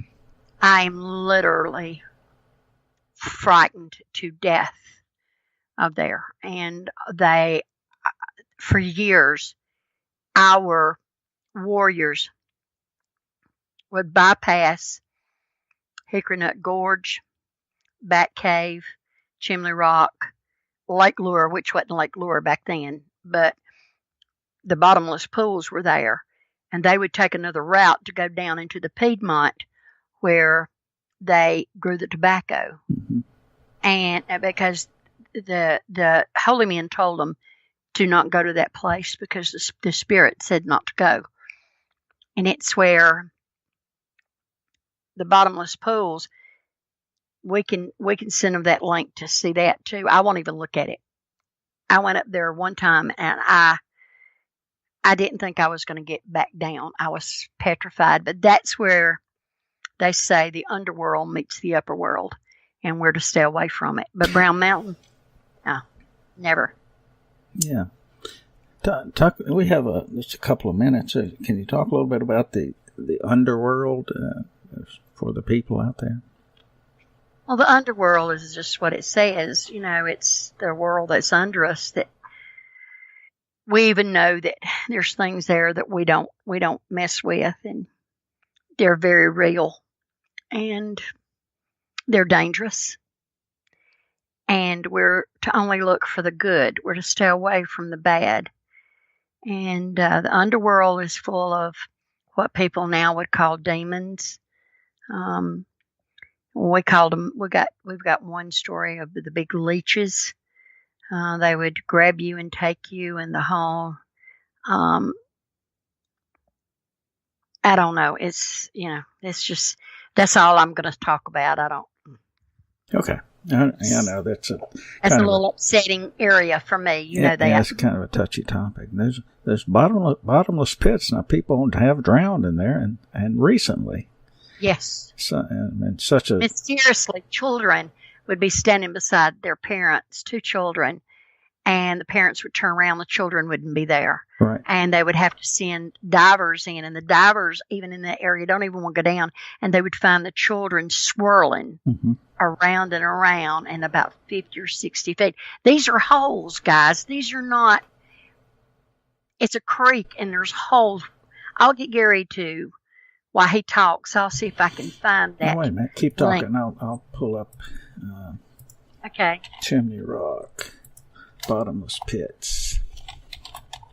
Let me mute while I'm doing this. That way I'm not making it's really scary, and our holy men told us to stay away, and that's what we do. We stay away. We don't go there. But they've never had anything done anything, with Brown Mountain. It's always been a place of beauty, but all the mountains are beautiful, I think, and it's wonderful to me to go up there. So anyway, that's it. I think that we all have some stories, and Gary just put the link in for the bottomless pools. You can see it, but yeah, and I have one more. I'll stick in. See, from the shoreline or from the bank, I guess I should say. They don't look like any big deal. Oh, they're hundreds of feet deep. They don't look like any big deal, but they go. You go ahead and do that, and just keep talking because you've missed the one that I wanted you to send. Yes, I have. Hang on a minute, and I'm going to look for it, and then I'll drop it. Okay, go ahead and find it. Yeah, but you can see. I mean. This is limestone, and remember we talked about 480 million years old, so that's a long time for water to erode, and so many caverns, and I could tell stories about that too. But we have like no time left. Yeah, we do. Wait just a minute. I found it. Hold on. Okay, go Just ahead. a second, and I'm going to drop it in. Please watch this video, and you will see. Okay, there you go. There you go. Okay, just want to thank everybody for joining us tonight. We have a little different outro. We'll go leave with a song. And some of y'all kind of like this kind of music. We do. It's Appalachian music. And it's relative to the topic. So anyway, thanks for joining us tonight. Thanks to Grimnir, RealLibertyMedia.com. Thanks for having us. And hello to Suspect Sky, who joined us. Thanks, Adrian, for coming by. Be sure that you watch the whole video. It's going to show you just some stills, then it'll take you to the actual holes live. You'll see it move. Okay. Got anything else to say, Boo-Boo, before we roll out? Love y'all big to my heart. Okay. Thank you for joining us. Okay, you kind of faded out there, Boo-Boo. I don't know what happened. Anyway, we'll catch up with you next time on The Road Less Traveled. See ya. Bye-bye. Way out on old Linville Mountain, where the bear and the catamount range, there a strange ghostly light can be seen every night, which no scientist or hunter can explain. In the mountains of North Carolina near Linville, there exists a strange phenomenon called the Brown Mountain Lights. On a clear night, these lights will appear and move about in a ghost-like manner on the mountaintop and down in the valley. These lights have been observed since the early days of the covered wagon, and to this day, no one can explain their mystery. Even scientists who come from various parts of the world can offer no solution. Uncle Fate Wiseman, who spent his entire 80 years in these mountains, used to tell this story, which to me could be as true as any other tale ever told, about the legend of the Brown Mountain Lights.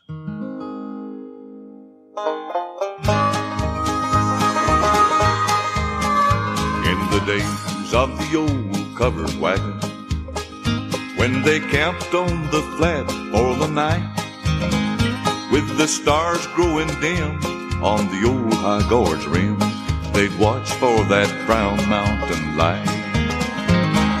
High on the mountain, then down in the canyon below, it shines like the crown of an angel, and fades as the mist comes and goes.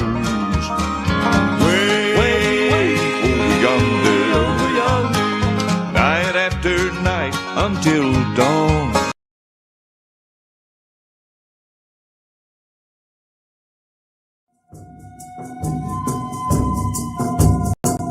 You tired of fake news? Then tune into truth. You want it raw? Give it to you uncooked. Real Liberty Media 24/7. Hal Anthony, Vince Easley, Art of Craig S. Jeff Matox bringing facts. Uncle Bonehead with the mic on blast. Art of Craig S. painting truth with style. Voices like fire, burning through denial. They cancel, we amplify. They censor, we testify. Break the chains, free your mind. On Real Liberty Media, truth you'll find.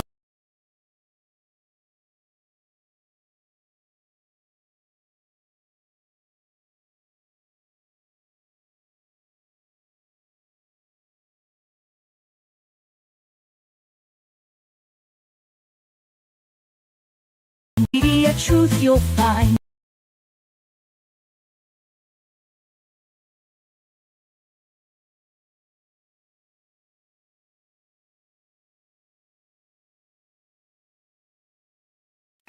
Real Liberty.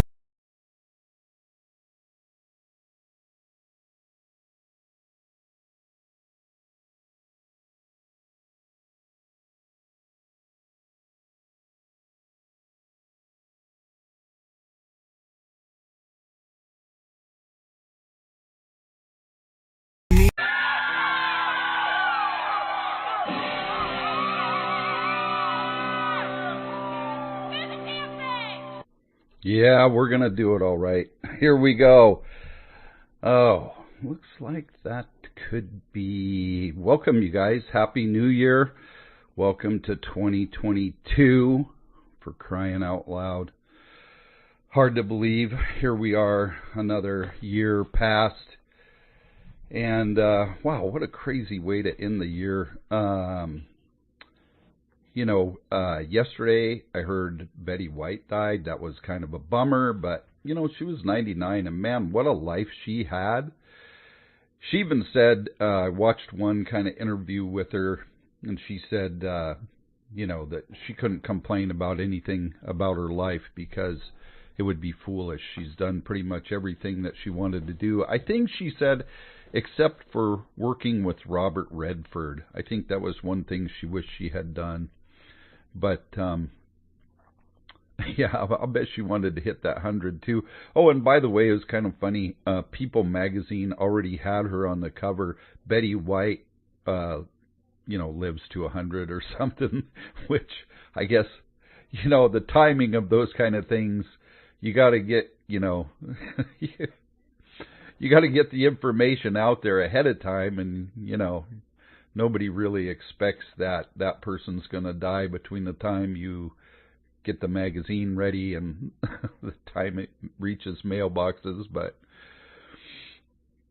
yeah, that's true. She did actually reach her 100th year. Hey, this is what we're going to do today. I'm going to ramble on about the same crazy stuff that our world is involved in right now, although I think there's some kind of interesting stuff to talk about. But if anybody wants to hear some music, let's just put it in the chat. And if you make it a YouTube, it'd be much easier. That way I can just double click on it and pipe it out over to, pipe it over the air broadcast here. Otherwise, I'll just go on with my list of stuff. I have I wanted to kind of finish this story on the Great Barrington Declaration.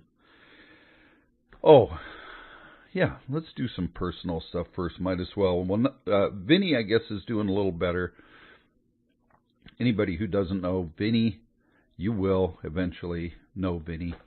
But he's doing better, getting ready to be transferred, so I think things are looking up for him, and that's good news. For me, holy cow, this cataract correction surgery, with all the snow I have right now, it is so flippin' bright. Whew. Can't wait till all this stuff melts and goes away. Or I have to just get used to wearing sunglasses. That's really the ticket. Because, man, so much more light is getting in these eyeballs right now. And what's kind of crazy is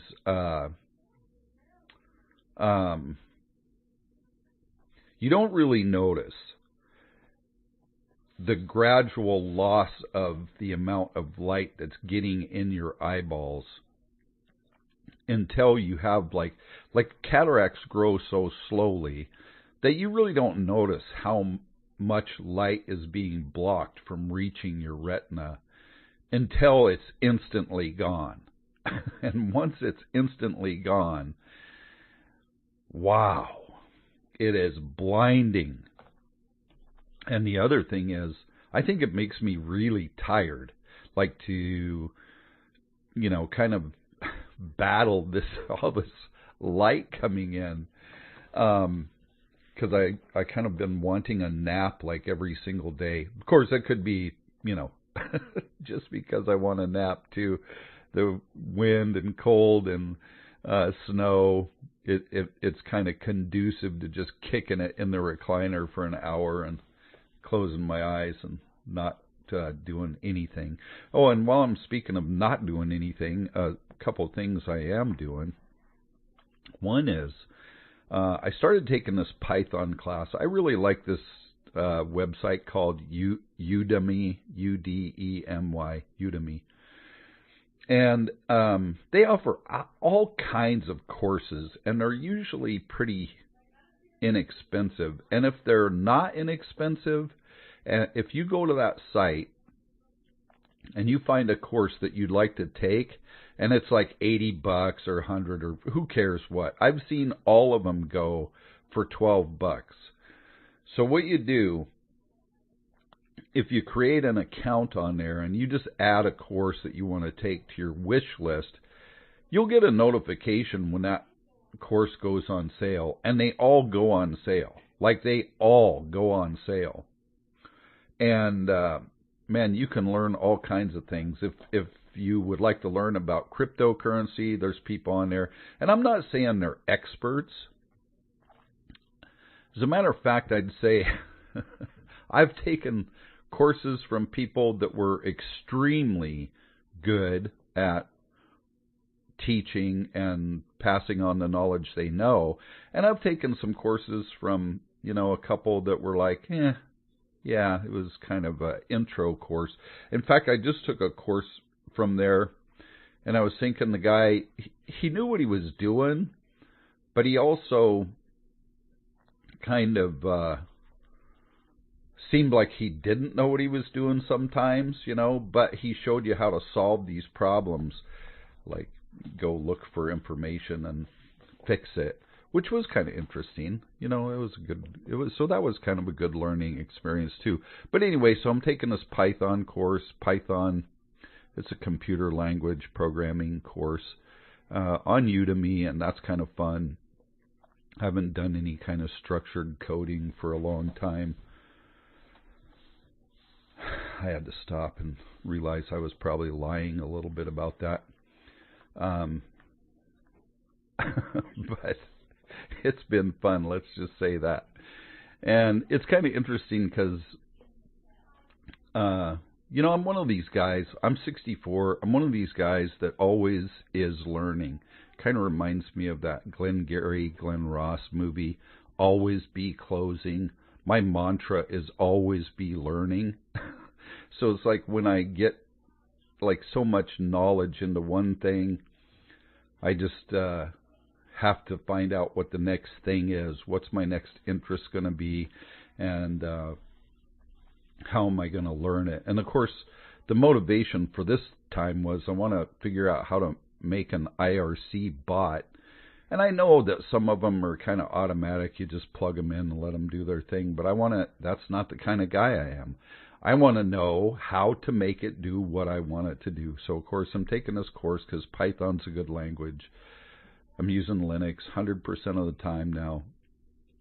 And Python fits in really well with that. And apparently fits in with IRC really well, too. So that's what I'm doing personally. And then I was...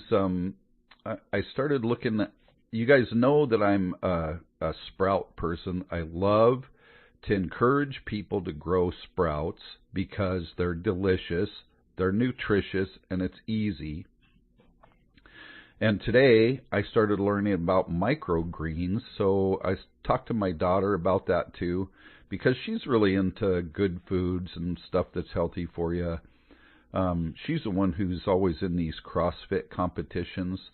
I'm pretty sure she outlifts everybody at the gym where she trains. That's men and women, so that's kind of crazy. And I think I pay attention to her, like, kind of like her physical health to make sure she's not hurting herself. I mean, she's a grown adult. She's 30-something. And, she's had 4 kids and she's in charge of her own health. But I kind of always watch to kind of give her any kind of information like, hey, maybe you ought to take it easy, because your back and your knees and your hips and all that stuff has to last you the rest of your life. And I think she's pretty good at kind of taking care of herself too. But anyway, so I ran that idea past her. They just came up to do some work around here today. And I ran that idea by her about microgreens. And she goes, that would be really good. Because like we have been doing this kind of food thing for some years now. But we started getting a lot more serious in the last, 8-10 years or something like that. I know, right? I know, too much studying. But, it's just the thing. Anyway, but my point is, like, here's another food that you can get your hands on pretty easily, and you can grow in a really small space, and provide yourself with some nutrition. And the really cool thing is that even right now, when it is freezing cold, snowy, wintertime, not very much light outside, you can still grow sprouts and microgreens fairly hassle-free, it looks like. I can't say for microgreens because I haven't done it, but I'm obviously going to start doing it here in the next week or so whenever the stuff arrives so I can do it. But, I mean, you know, so many times I talk about, you know, growing your own food. And we get caught up on this idea that we need a huge amount of acreage to do that. And you really don't. Because if you can provide a little bit of food for yourself, remember the apple tree and the applesauce I did a few months ago? I don't know how many gallons of applesauce we got off that 4-year-old tree, but it was a ton. And now that the leaves are all off of that tree, I see that there's probably about another half a gallon of applesauce on that tree. We're not going to harvest them now, but it was amazing how many apples that tree put out for its 4th year. Just 4 years. It's crazy. I know it's a long time to look at now. You know, look at these people in Colorado, the big Colorado fires that happened this week, and you know, it was wind like these windstorms or wind of 100 miles an hour plus, driving this fire through, I think, Boulder and there's some other towns there. But just think, those people had no idea that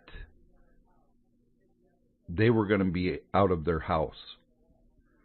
Like, it's not like now where we can kind of see inflation is going to kill us in the next year, and that the money that you make is not going to go as far next year as it did last year. So the people in Colorado just went instantly from having their home and whatever stuff they had to having basically nothing. I mean, most of them probably. Some people probably had some alternative plans, some other places to live. I mean, there's always a few of those people who have multiple residences or a winter or summer cottage that they go to. But for the most part, you know, hey, surprise, your house just burned down, and now what are you going to do? You know, so when I talk about like surviving, it doesn't have to be on a huge scale that you make your own food. You know, a lot of times you do like you harvest or take advantage of whatever's in season by canning it or drying it or freezing it or whatever, but still pretty much all of those methods are perishable. And yeah, some things can happen to your seeds for microgreens and sprouts also, but the nice thing is, I mean, it's not like a ton of equipment.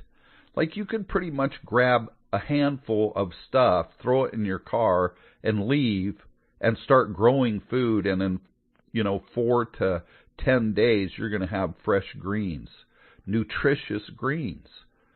I mean, you can't say that about tons of other food. Like, within a week, you can have some food that you're growing yourself.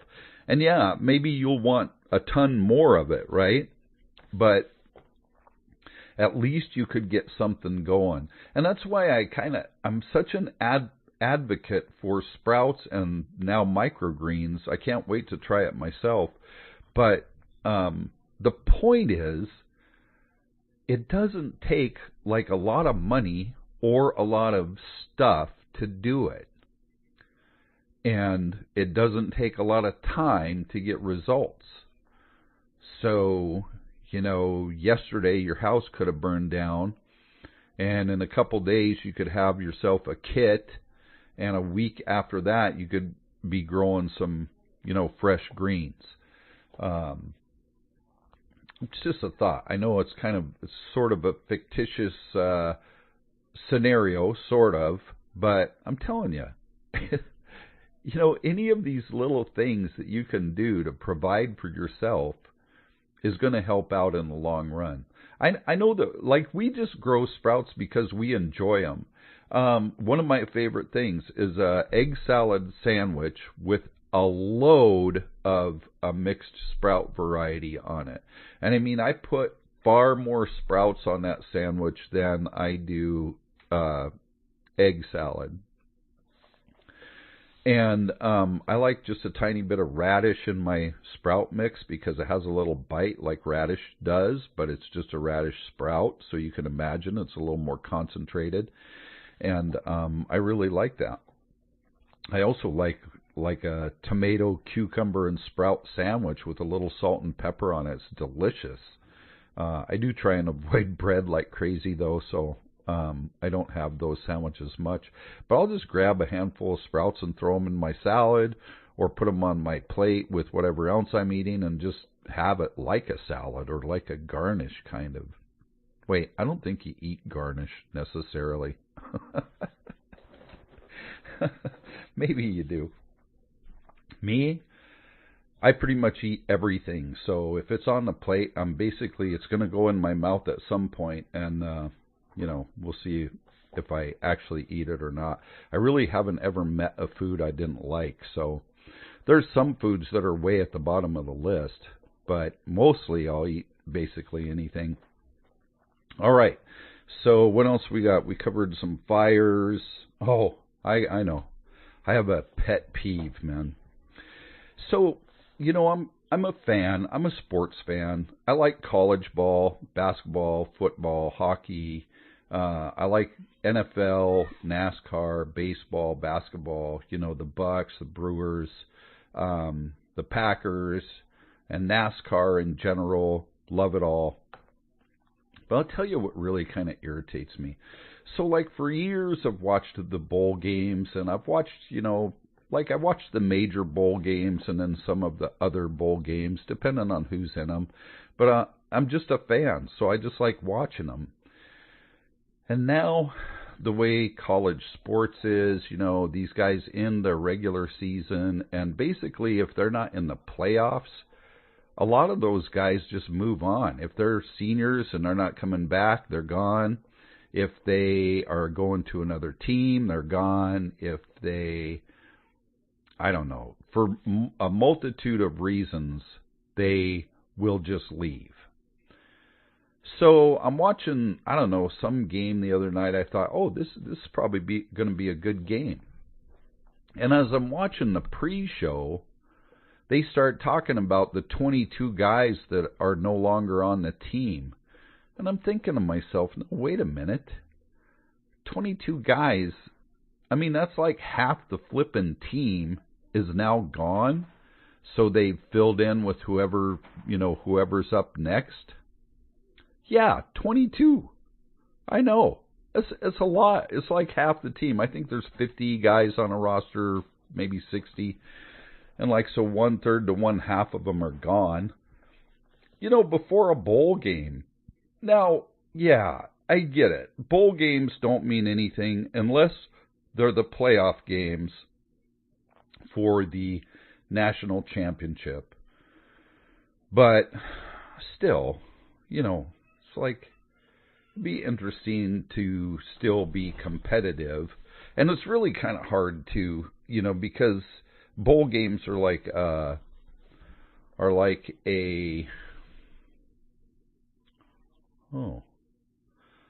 bowl games are kind of like, they're like a month after the regular season, so it's not like the guys are all tuned up, ready to play, because they've been off for a month. Sure, they've probably been practicing, and like I said, the bowl game really doesn't mean anything unless you're, one of the 4 playoff teams, and then there's 1, 2, 3 bowl games that mean anything. So, yeah, it's kind of irritating. Hey, but while I'm on the subject, I might as well bring this up. I hate seeing, professional players, pretend like they don't understand the rules. Like if a guy is down on the ground and the football comes out, you don't pick it up and run with it. You can see he's clearly down, and you're just kind of showboating and wasting time. And, you know, the whistle's already blown and everything, so just stop and quit acting like, you know, or even if a pass is thrown to you but actually hits the ground and you try and make it look like, you know, you caught it. There's so many cameras and so many angles these days that you're not getting away with that one, so stop it. Just stop it. You're making like hundreds of thousands to millions of dollars a year to be a professional athlete. Just act like it. It's not entertaining at all. It doesn't do anything for the game, in my opinion, and it just looks stupid. All right. Maybe that's enough about sports. Let me think if I have any other gripes about sports this time of year. Because there's like a ton of sports going on right now, ones that I'm interested in. Of course, NFL is wrapping up. Basketball is kind of, really getting started. Hockey's going.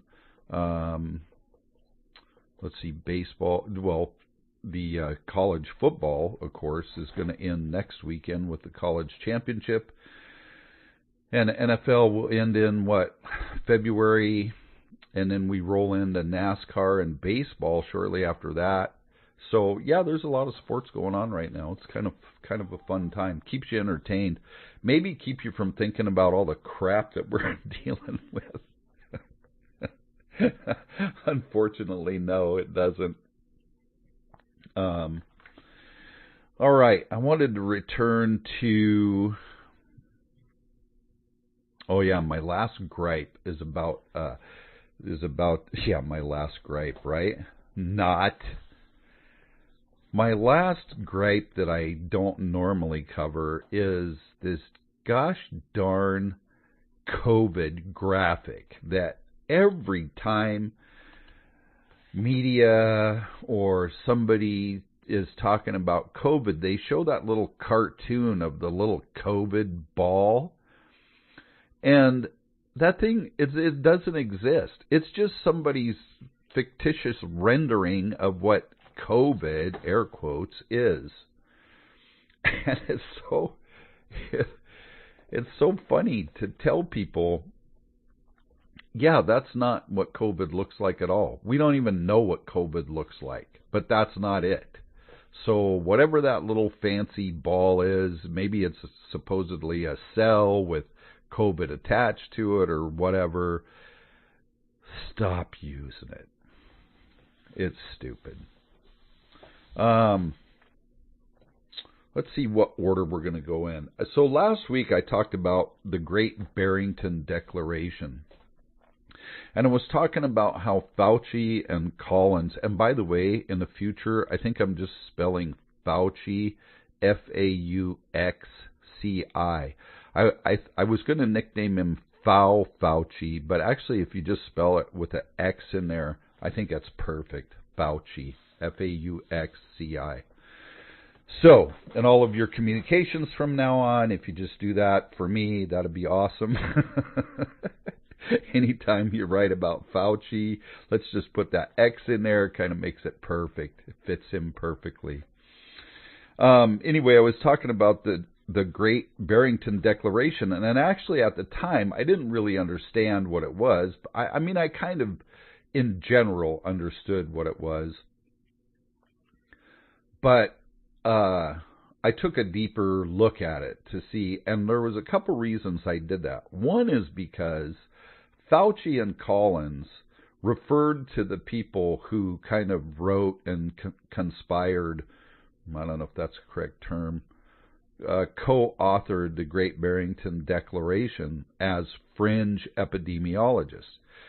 And I was saying at the time that these fringe epidemiologists were actually, they were actually epidemiologists who actually got hired on their merit versus Fauci, who has risen to the heights of glory in the federal government without, not the smartest, not the brightest bulb in the pack, but when you're in the federal government, you can Hey, you can rise to great levels. Just ask me. I had a great career, but I was certainly not the greatest dentist in the world, no doubt. But anyway, so Fauci called these guys fringe epidemiologists. So I went back to read the Great Barrington Declaration to see what it was all about, and then lo and behold, today those guys actually kind of came out with a response, and I hope to God I put that in here. Let's see. Oh yeah, I did. Good. Okay, so here's the deal. So last week I was talking about how in an email Collins told Fauci that this proposal from the 3 fringe epidemiologists seems to be getting a lot of attention, adding that there needs to be a quick and devastating published takedown of its premises. I don't see anything like that online yet. Is it underway? And then Fauci went out and found a bunch of editorials. Remember, I talked about this last week. So Fauci went out and got a bunch of commentary, editorials, basically what I'm doing right now. And he referred to those which supported his methods as a takedown of these actual epidemiologists who could point to actual figures, although they really didn't, but they had some figures going on at the time that indicated that there was some serious problems with lockdowns and mask wearing and the things that we were doing to society, and that these fringe epidemiologists thought that it was pretty serious. So the 3 fringe epidemiologists are these guys. Dr. Martin Kulldorff, at the time a professor of medicine at Harvard, and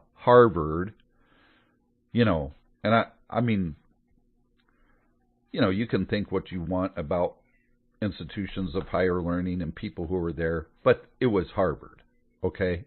It's not like it was, University of Oregon or, whatever. It's Harvard. So this guy's obviously not a slouch.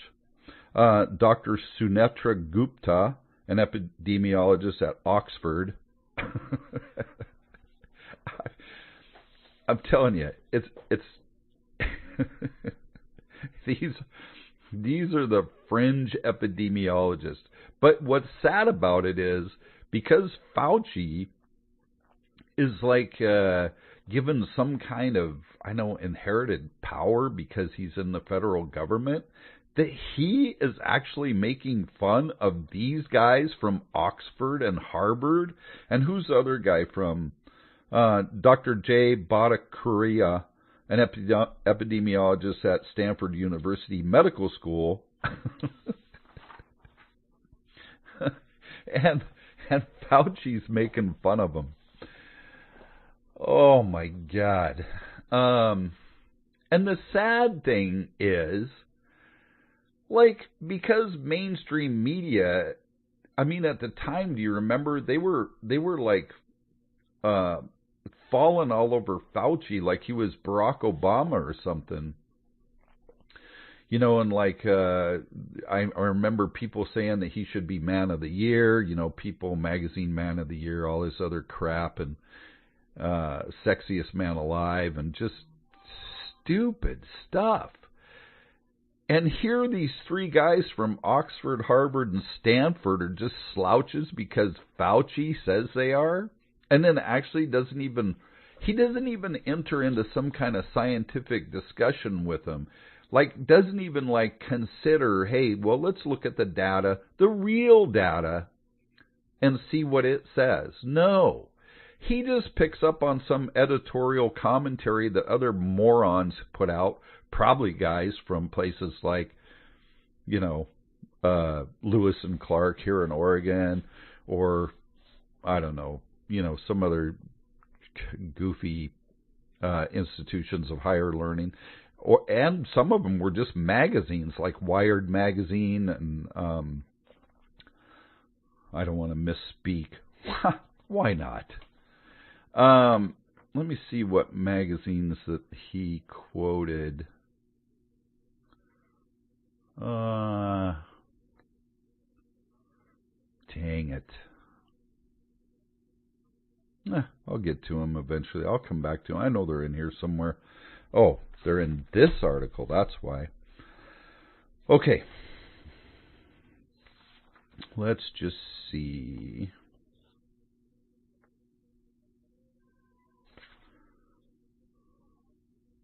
Oh, that's a lot of dead air, wasn't it? Oh my goodness. Oh, I hate that. I should have made a little better notes. And yeah, you could actually hear my papers flipping too, couldn't you? That's okay. No big deal. The bottom line is some of the articles that Fauci pointed to as, you know, his refutation of this Great Barrington Declaration, they were just from magazines. Just from magazines, you know. They weren't from, you know, published scientific studies. They weren't from a collection of statistics that anybody collected and then actually, you know, studied to see if there was more mental health issues, if there were fewer children getting other vaccinations, or if there was more or less health problems in the population, if people were losing their jobs, you know, et cetera, et cetera. All this stuff that we've seen go on with this pandemic, nobody in those articles actually pointed to any facts or any studies. It was just their opinion. It was opinion. And so Fauci used opinion papers to refute these three fringe epidemiologists from Harvard, Oxford, and Stanford. Now, so what did those guys actually say? I thought this was interesting. Oh, this is fun. I was kind of on a roll. Hang on, I'm getting it. See, usually I have these articles like right in front of me on the big screen, and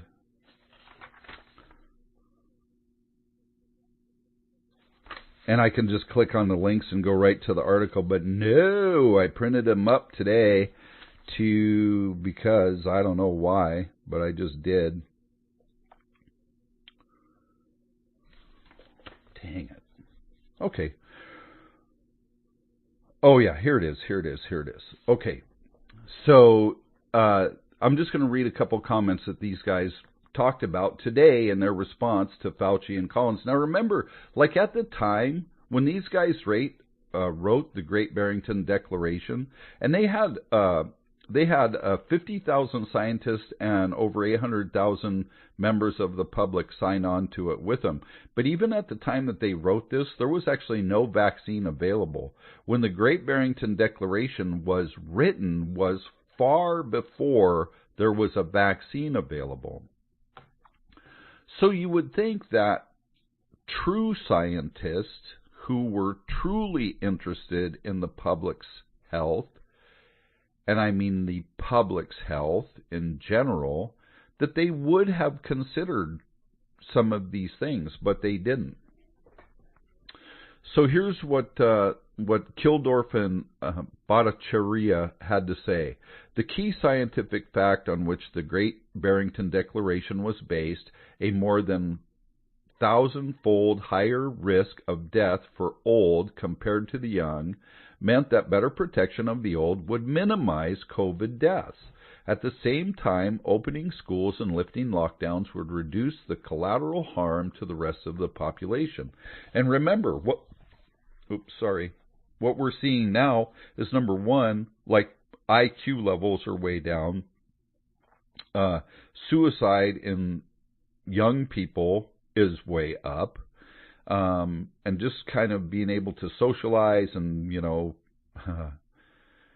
learn how to be human is going down. Anyway, these guys said the declaration received enormous support. Oh, I already read that part. Second, we wanted to spur a discussion among public health scientists about how to better protect the vulnerable, both those living in nursing homes, where about 40% of all COVID deaths have occurred, and those living in the community. We provided scientific proposals for focused protection in the Great Barrington Declaration and supporting documents to spur the discussion, though some in public health did engage civilly in productive discussions with us. In this aim, we had limited success, which is really crazy. Fauci's in charge of the National Institute of Health, which is one of the departments in the Public Health Service. Why wouldn't he be concerned with the overall health of the entire nation? Now, remember, I talked about before that in Fauci's, 50 years, the actual health of the nation has declined significantly, with more than a 50% increase in chronic illnesses in our country, because Fauci has basically failed at his job. And for some reason we look at him as no, we don't, but a lot of people look at him as some kind of a saint. Lockdown harms have affected everyone, with an extra heavy burden on the chronically ill, on children for whom schools were closed, on the working class, especially those in densely populated inner cities, and on the global poor, with tens of millions suffering from malnutrition and starvation. For example, Fauci was a major advocate for school closures. These are now widely recognized as an enormous mistake that harmed children without affecting disease spread. In the coming years, we must work hard to reverse the damage caused by our misguided pandemic strategy. And you know what is really also kind of crazy about that? That might have escaped me already. Like right in mid-sentence. No. You know the reason why it says tens of millions suffering from malnutrition and starvation is because we've removed so much of the workforce that would actually harvest all these crops that, that first world countries grow and have excess of and provide to third world countries. So we've basically cut off their food supply. And it was not that great before. It wasn't like, there was no starvation before this, and now we have just compounded that problem worldwide. Now, I'm sure Fauci doesn't care about the rest of the world. I mean, he doesn't care about the United States and the population of the United States being healthy, obviously, or he would have spent more time actually doing something about the chronic illnesses that have increased under his watch at the NIH in the last 50 years, but he doesn't.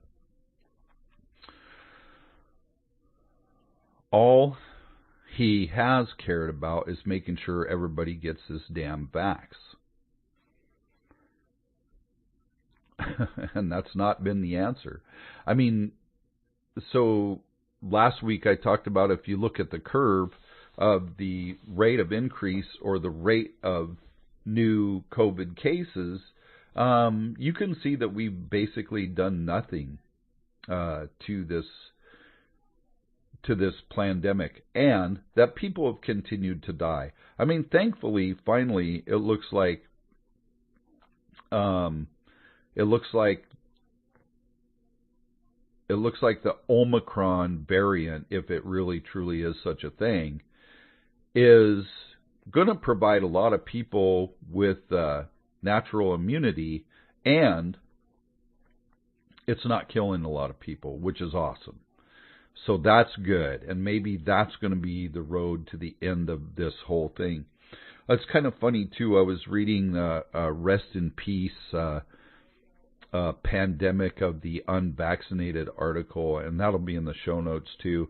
And it was really funny because it pointed to a lot of the things that I'd been talking about the past few weeks about, like the NFL fully vaccinated teams, having 20-something players that were on the COVID list, the cruise ships, who now the CDC is saying don't take a cruise no matter what your vaccination status is because it's too easy to get COVID on a cruise ship because their vaccine is so damn good.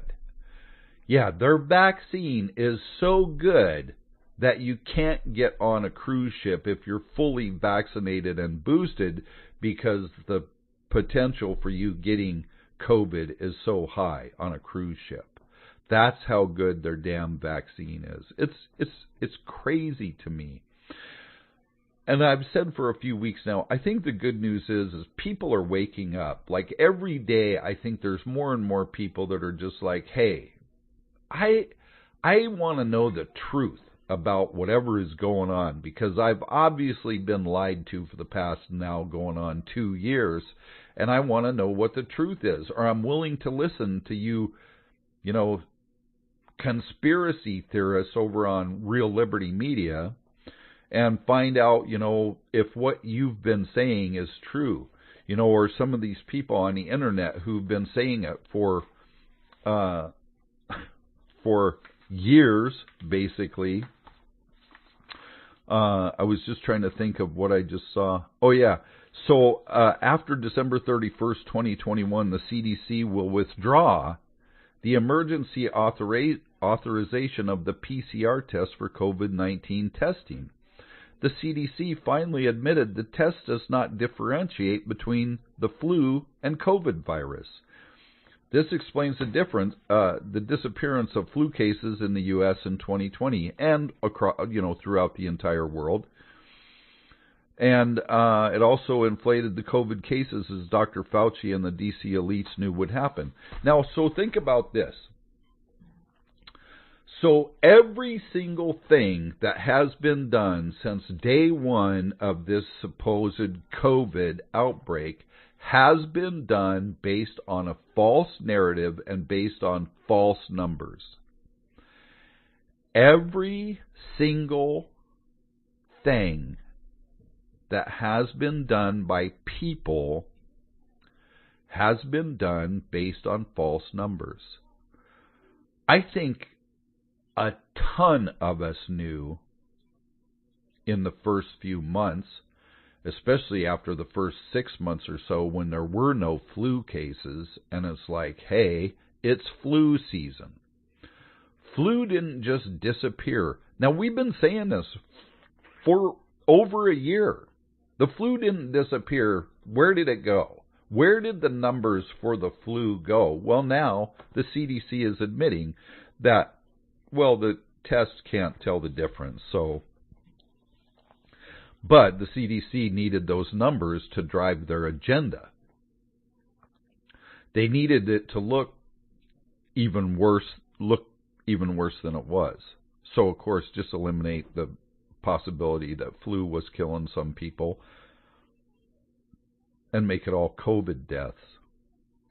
So just think, every single person who has lost their life either to COVID or to overdoses of fentanyl and opioids, or to depression, or to suicide, or lost their jobs and became homeless,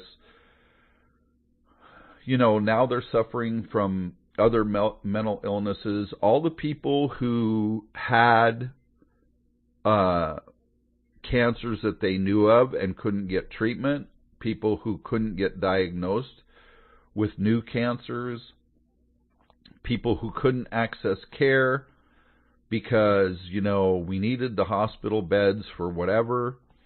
All of that stuff has been done under false pretenses because the numbers were absolute lies. The tests were complete failures. The vax is a complete failure. And I think, I don't know what you guys did last night for New Year's. I'm not interested in staying up till midnight to celebrate a new year, I can tell you that. And I was asleep by 5 after 10 Pacific time. But I did watch a little bit because I kind of like to see like the celebrations around the world. So I was kind of cruising some channels looking for different celebrations, and I came across the Nashville celebration. Now I don't know if you guys happen to stumble into that and watch it for a few minutes.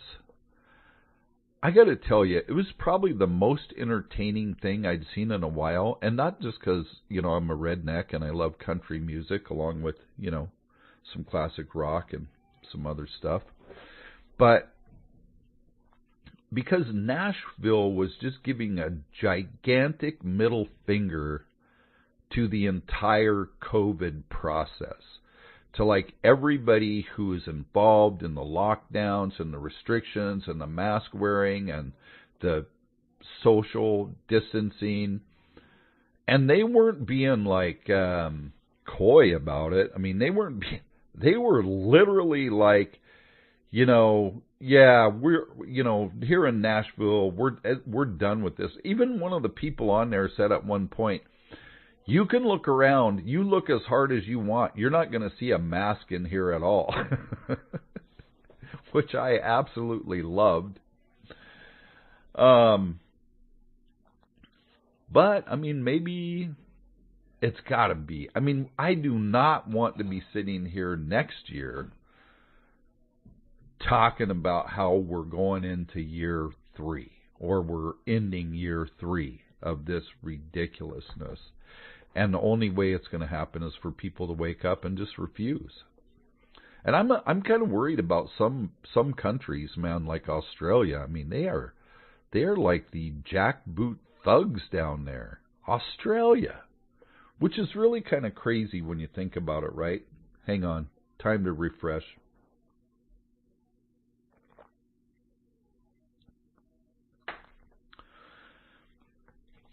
Because wasn't Australia kind of where they sent, like, I don't know, prisoners or something? Was that Australia or was that somewhere else? Wasn't it kind of where they sent all people doing time? So if you imagine, like, all these people, in Australia were originally convicts. Let's just say, I don't really know if that's true. Okay, let's not say it. But Jiminy Christmas, man, how do you treat your fellow citizens like that? I just don't understand. Like you see, where was it? Was it in New York City where the cops were going into offices and, oh my God, it was true. They sent prisoners there to clean up the mud. I bet that takes a long time. That place is huge. But was it New York City where the cops were just going into restaurants and like arresting and removing people who weren't obeying the mandates, whatever mandates they have in New York? I mean, I don't understand how, like, I can't even imagine that happening here in Sheridan, Oregon, in my community, or let's say in my county, because I mean, it's not like I know these sheriffs by name, but I've seen them personally. Like, luckily, we don't have any city cops here. We just have county and state cops because it's a little place out in the middle of nowhere. I mean, we can't afford a cop, which is why I carry a gun. Anyway, but I can't imagine that guy living in this community. I mean, Yamhill County is fairly big, it's like other counties. It's a huge area. And that guy, I'm sure, lives probably in Yamhill County, or Polk, one of the two, Polk or Yamhill. And he's going to, I mean, could you imagine that guy, like, arresting somebody for not wearing a mask because he's in a store, or somebody goes in a restaurant and they're not following the mandates, and this Yamhill County sheriff is going to show up. I mean, you would just look at him and go, "Hey, John, what's up?" And I can't imagine that the guy would be like on the side of the government.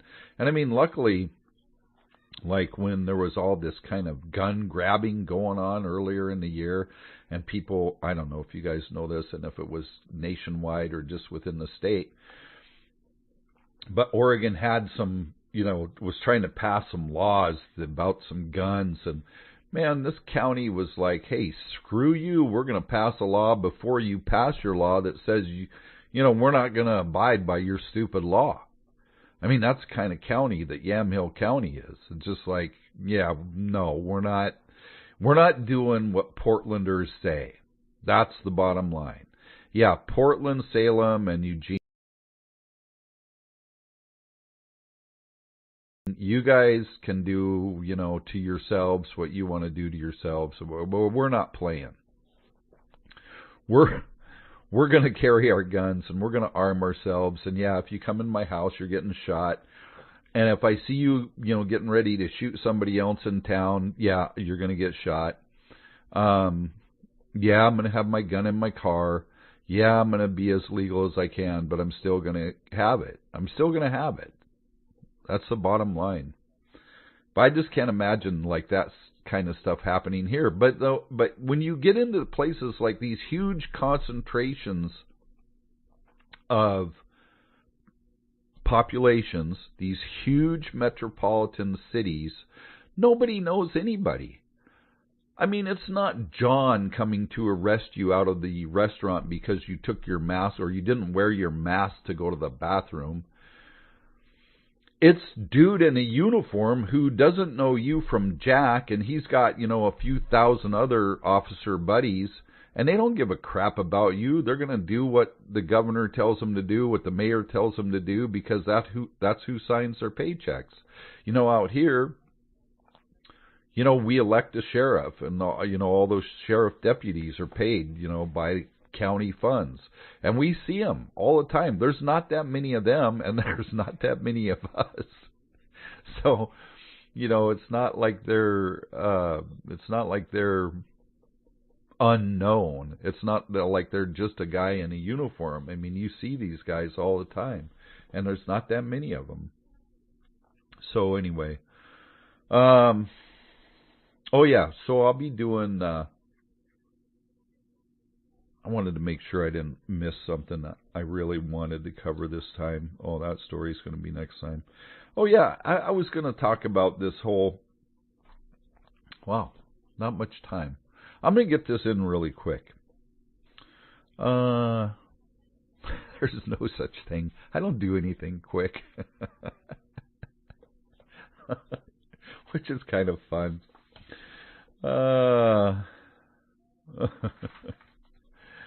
I was going to talk about this thing they're calling scientism now. And scientism is exactly the result of this kind of idea that has been going on for a long time now. And I bet you can't even imagine how long this idea has been going on. But remember when they started making math problems, like the answers to math problems didn't matter because it didn't matter that you got the answer right. It mattered that you tried really hard. And I call it, so my definition would be something like this, like science would be 2 + 2 = 4. Whereas scientism is like this. The science 2 + 2 = well, you worked really hard to get the answer, so whatever you answered is worthy. So when that happens, then you get people, segments of the society, believing that these answers are worthy, when in fact they are absolute lies and will not help actually solve any problem in any real way, except maybe make you feel better about getting the wrong answer. And you won't actually figure out that nobody gives a crap about your feelings in the real world. What they actually want is real answers to solve real problems. But the problem is, this kind of thinking that the wrong answer could be worthy has basically led to this belief that scientism is factual. And I think it's one of the reasons why we have so many people right now who just will take at face value what somebody tells them. It doesn't even have to be Fauci. It could be anybody.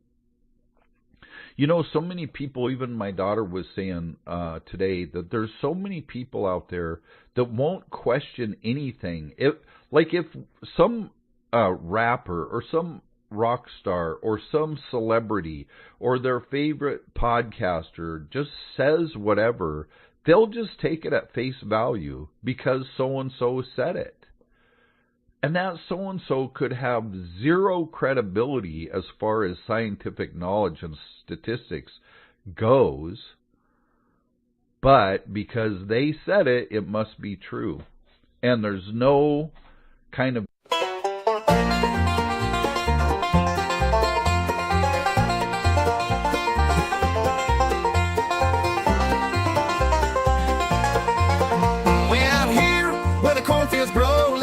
but don't you know, she's my wife and I'm her man. It's a family thing, hope you understand. Life's real simple in the countryside. We got love and we got pride, with a jug of shine and a heart so free. Ain't no place I'd rather be.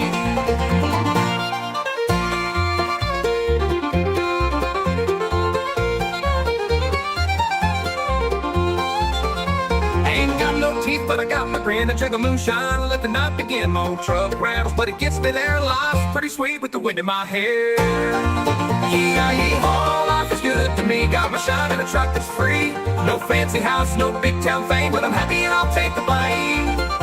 The porch is creaking, but it holds just fine. I'm rocking my chair with the jug of shine. The tires are bald, but the truck still rolls down these dirt roads where I feed my soul.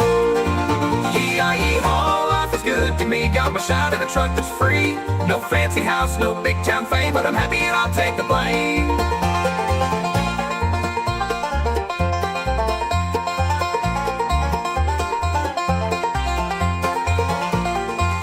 Folks might laugh, call me a fool, but I don't care, I make my own rules. Simple living, it's the way to go. Moonshine high, my truck runs slow. No city lights, just stars up high. Toast to the moon, my piece of the sky. Dust on my boots and a song to sing. Living this life like a redneck king. Yee-haw, life is good to me. Got my shine in a truck that's free. No fancy house, no big town fame, but I'm happy and I'll take the blame. So raise your glass, let the good times flow. This redneck life is all I know. With my old truck rattles, but it gets me there. I'm the happiest guy in all the land.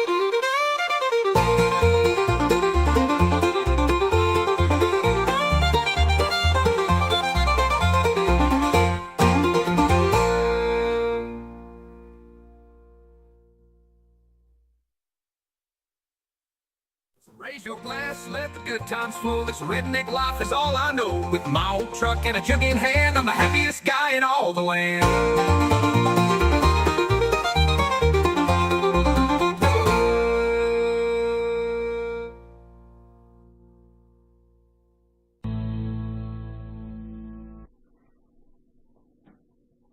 Well, y'all want to do this or what?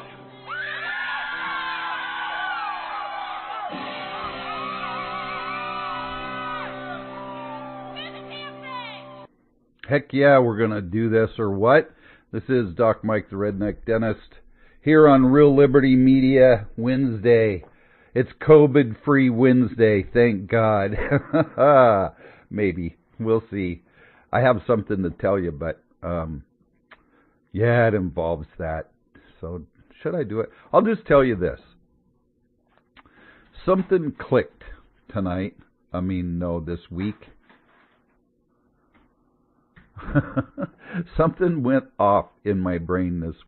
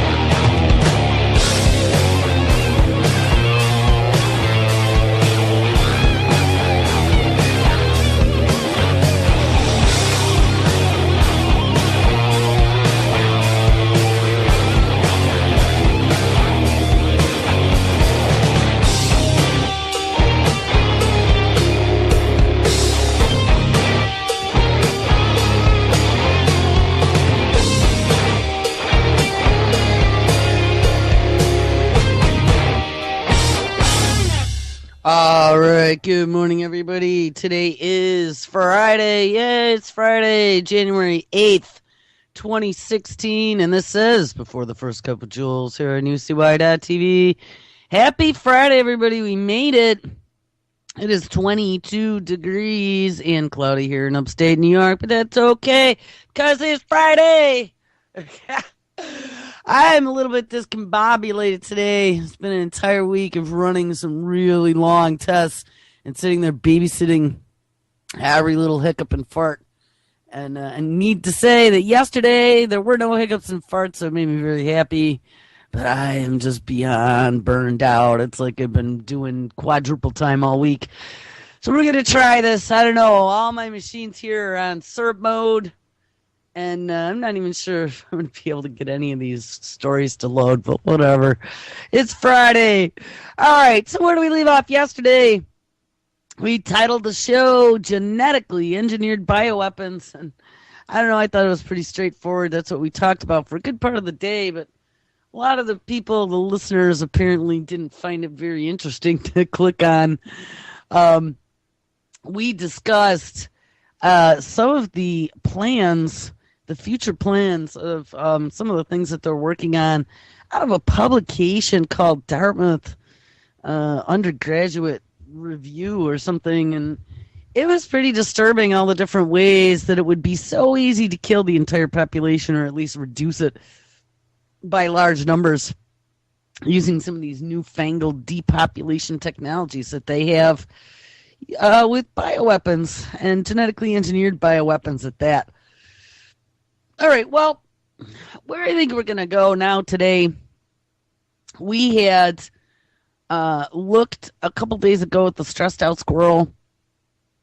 That poor little stressed out squirrel was getting bio-swabbed after being trapped. They were taking mouth swabs and fecal samples, and they were going to see how stress affected that little squirrel's microbiome. And we know in ourselves that microbiome is so important to not only our health and our digestion and our immune system, but we also know about that vagus nerve and how it touches all your organs, and they really think that they'll be able to manipulate things through that nerve, but then it gets to your brain, and they have found a direct connect between mental state, such as depression, and what your microbiome says.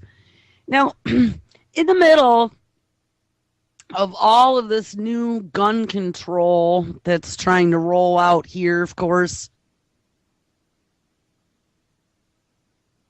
it's not like it was any surprise. We've been waiting since the Obama executive actions after Sandy Hook, if you remember. He announced all those. We were going to expand mental health care and expand our background checks and all this stuff. I mean, it isn't anything new that he's talking about trying to force through right now. Executive action it.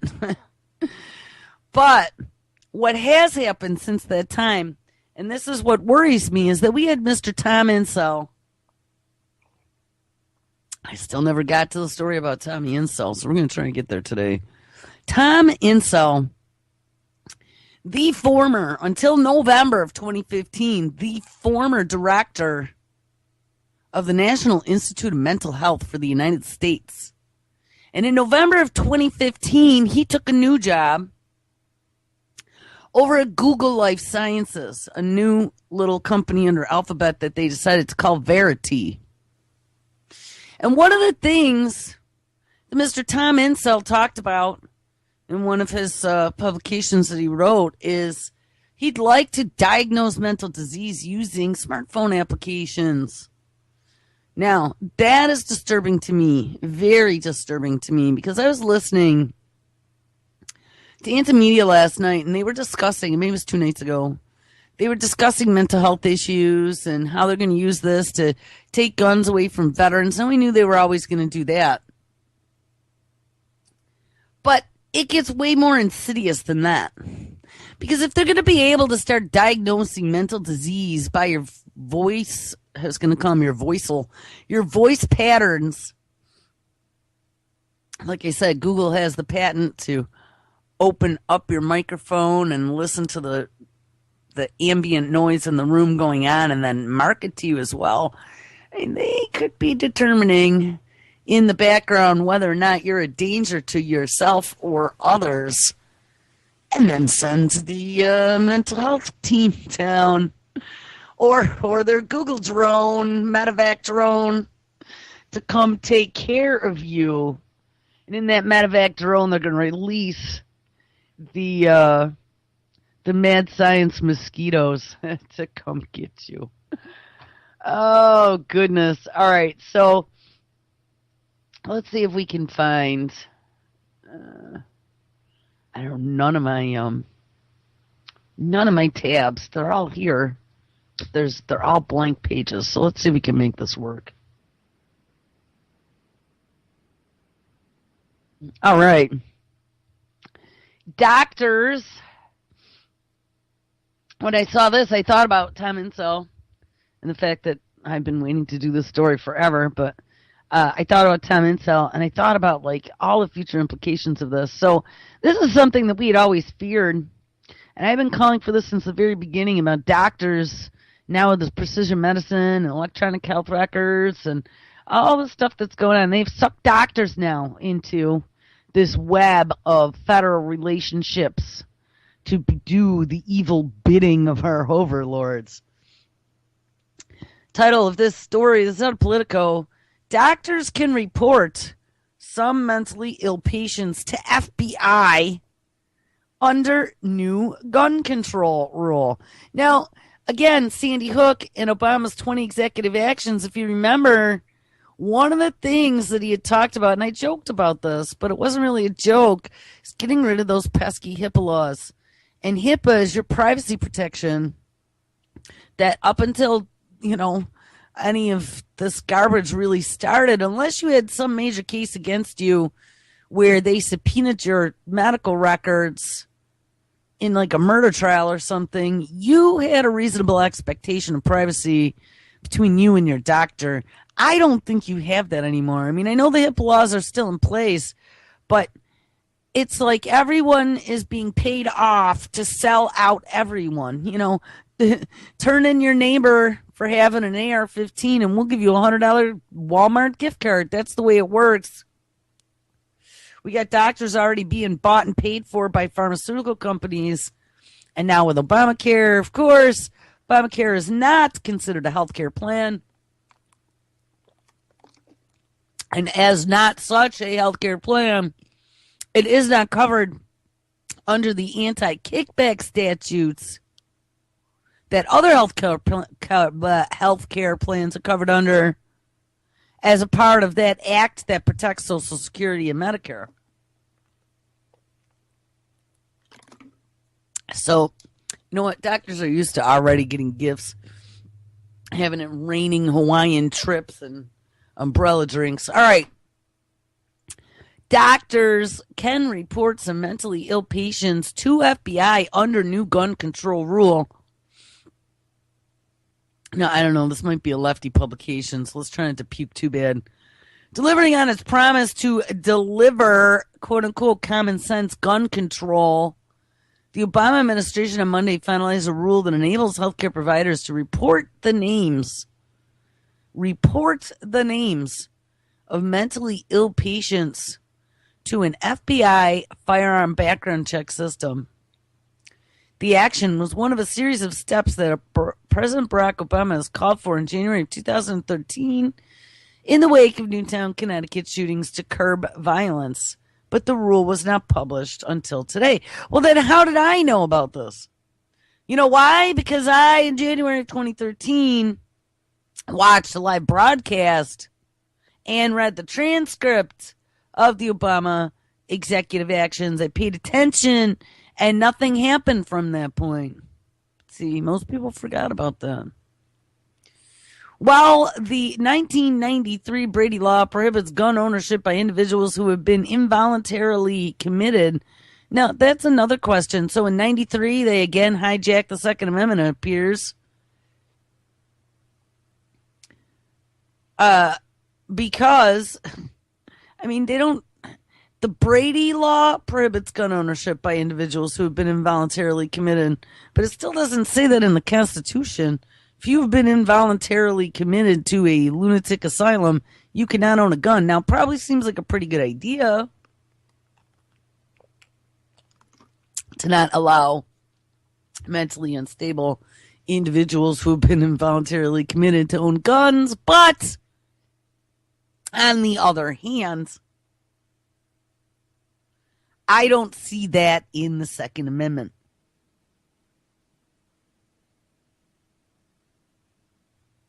Life, liberty, and the pursuit of happiness for everybody.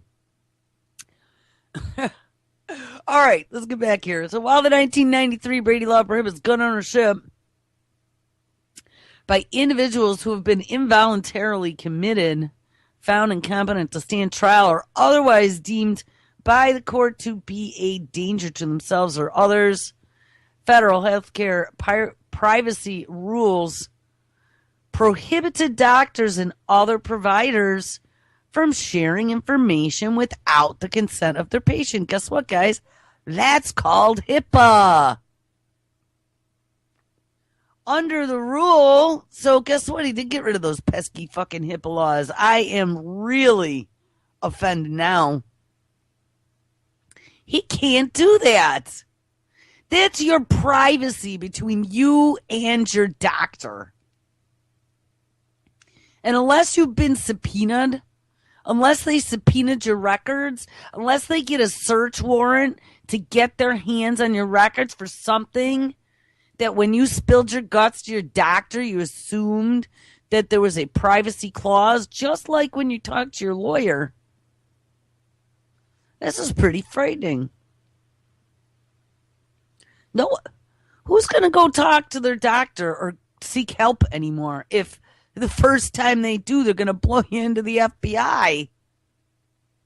Unbelievable. Under the new rule, which takes effect next month, for the first time, health providers can disclose the information to the background check system with what? Oh, without any legal repercussions. And that's what they did. They told all of these big corporations and all these professionals that they've now sucked into their machine to be their eyes and ears under the name of terror, to report you, your friends and neighbors. All these people, they promised them immunity from prosecution. Because in the old world, you would have a legal case. They broke that contract with you. If they broke that confidentiality contract with you, whether it be your cell phone provider or your internet service provider, and I'm talking old days, unless you were really doing something wrong, if you just were a little off or caught some attention somewhere, but you weren't doing anything wrong, they couldn't legally surveil you and take all your information without some sort of probable cause. And if you hadn't done anything, there was no probable cause. If you were maybe acting suspicious, but they still couldn't do anything to you. Well, now they can. They got immunity for all these organizations that now are part of the machine. And it appears now for psychiatrists as well. So if they open their mouths and they let the cat out of the bag, they give up some of your personally identifiable information, all in the name of safety, people. They won't get into trouble. All right, let's read the rest of the story. The disclosure is restricted to limited demographic and certain other information needed for background check purposes, the rule states. Disclosure of diagnostics, so this is good news, or clinical information is prohibited. So I guess they couldn't give you all the way up. Paul Gianfrido, chief executive of the mental health rights advocate Mental Health America, says that he believes the White House strikes the right balance between needing to have this information shared with the FBI's background check system and protecting an individual's privacy. Current law, here we go, allows HIPAA exclusions for law enforcement purposes, but it is a broad exclusion. That's what I said. If they have a search warrant, and this is in any case, they can get access to your private records, but they have to provide probable cause. Without that, someone just can't go into your health records and start poking around. Those are all protected as private. Says that could be a barn door open if an administration really wanted to open it, and they didn't. The administration has taken great pain to try to clarify that there's very limited information that would be reported to the FBI and only within a limited group. Well, phew! Thank goodness they're only going to report you a little bit versus a lot. It's ridiculous. I saw friends yesterday posting about how proud they are of our president that he did this. How proud they are of him. And do you realize this is just a next step down a slippery slope that is taking us to this fascist state where we're going to have no way to get out of this mess. I don't even want to call it a police state because it's way more than a police state. It's like the control state. There's not going to be any way to get out of this. A little bit longer, and that's about all it's going to take. Now, let's finish this. Since the Newtown shootings, the number of mental health records submitted to the FBI system has tripled to more than 3 million records. I wonder if there's some sort of kickback for the doctors who do that. According to an analysis by Everytown for Gun Safety, a group promoting an end to gun violence, the FBI system resulted in more than 6,000 individuals being denied purchases of firearms because of their mental health criteria. So there you go. We have been sold down the river. So let's see. I'm sure there will be legal challenges to Obama's executive actions. He says it's within the law. Republicans say it's not within the law. So they will probably have to get a court to make that decision.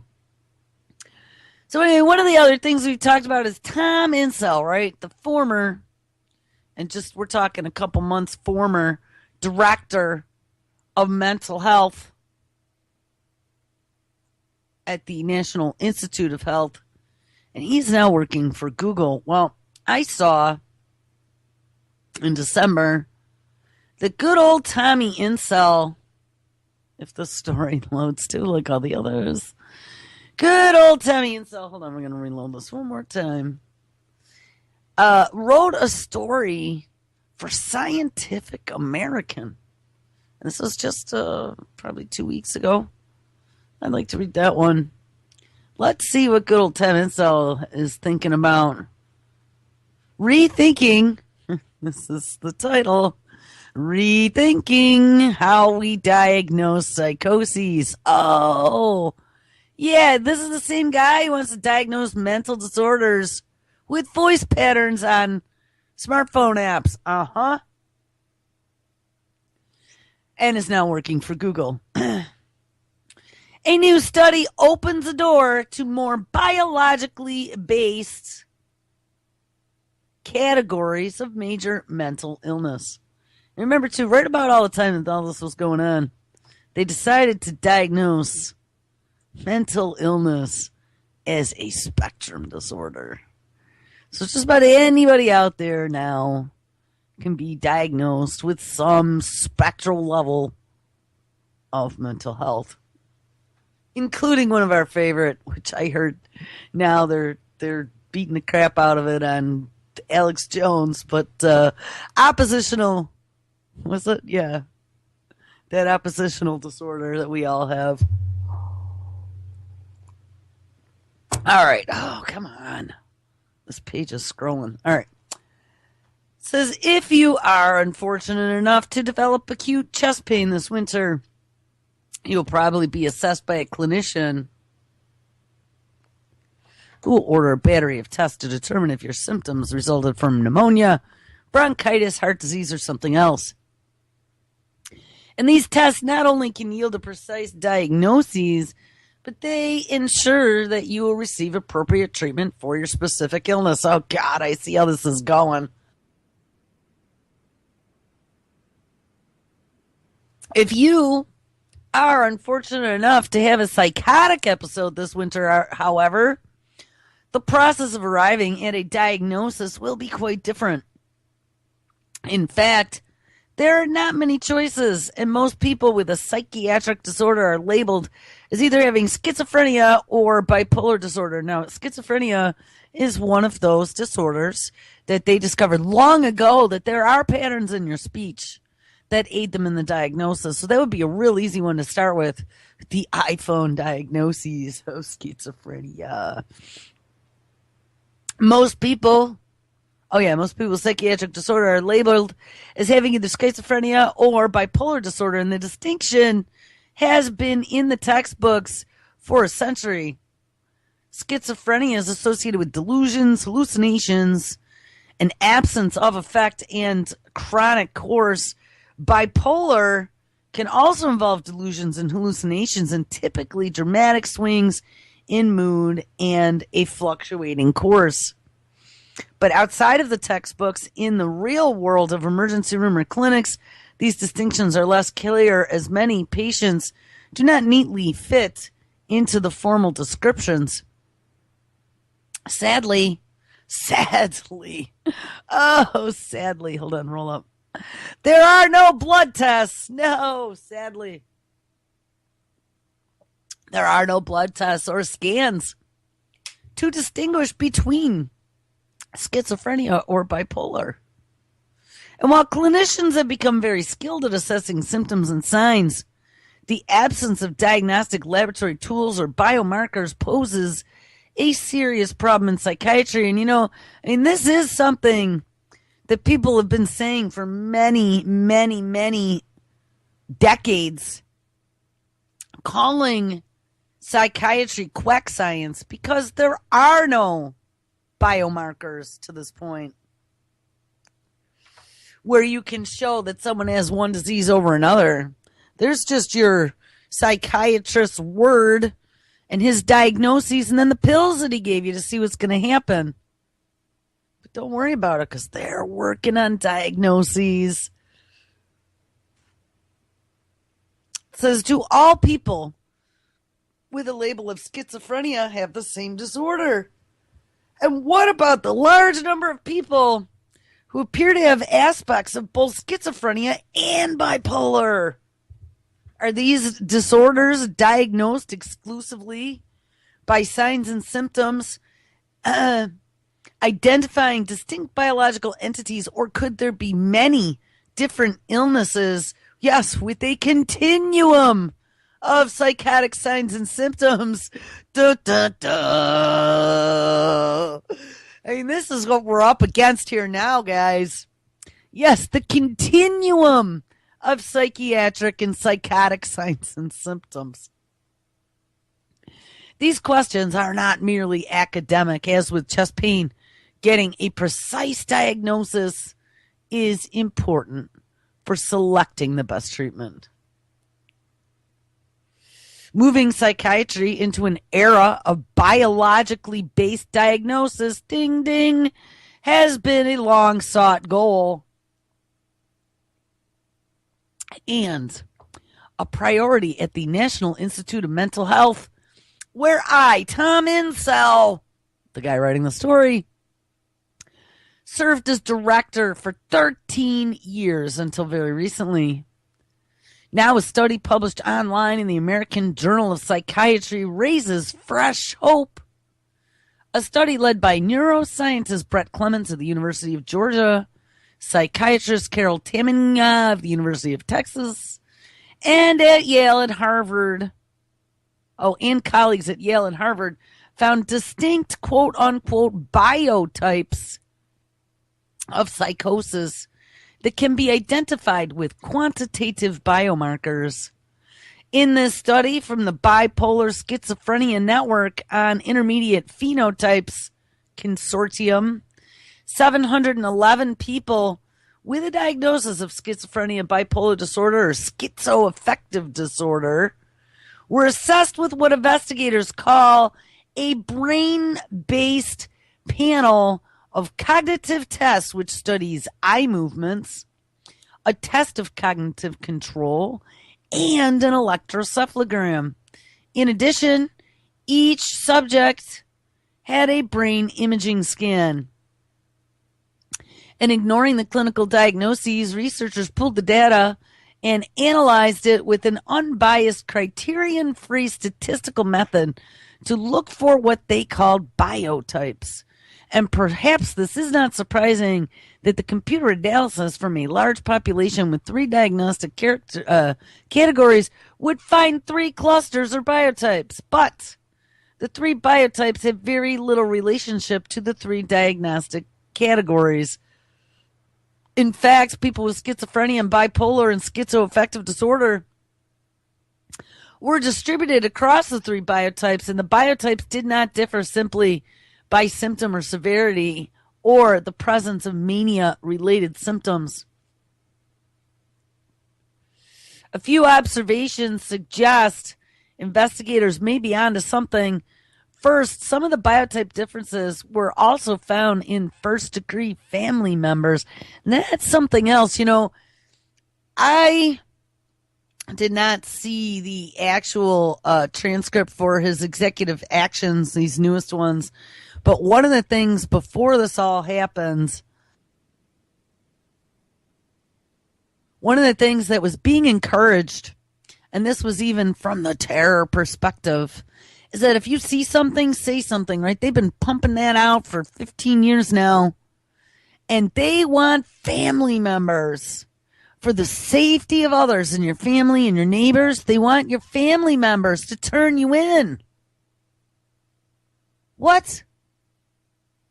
Now, it used to be that if you had a real problem, you know, and there's all of us who've had people in our family who've had some issues, who've maybe gone off the deep end a little bit at one point in time.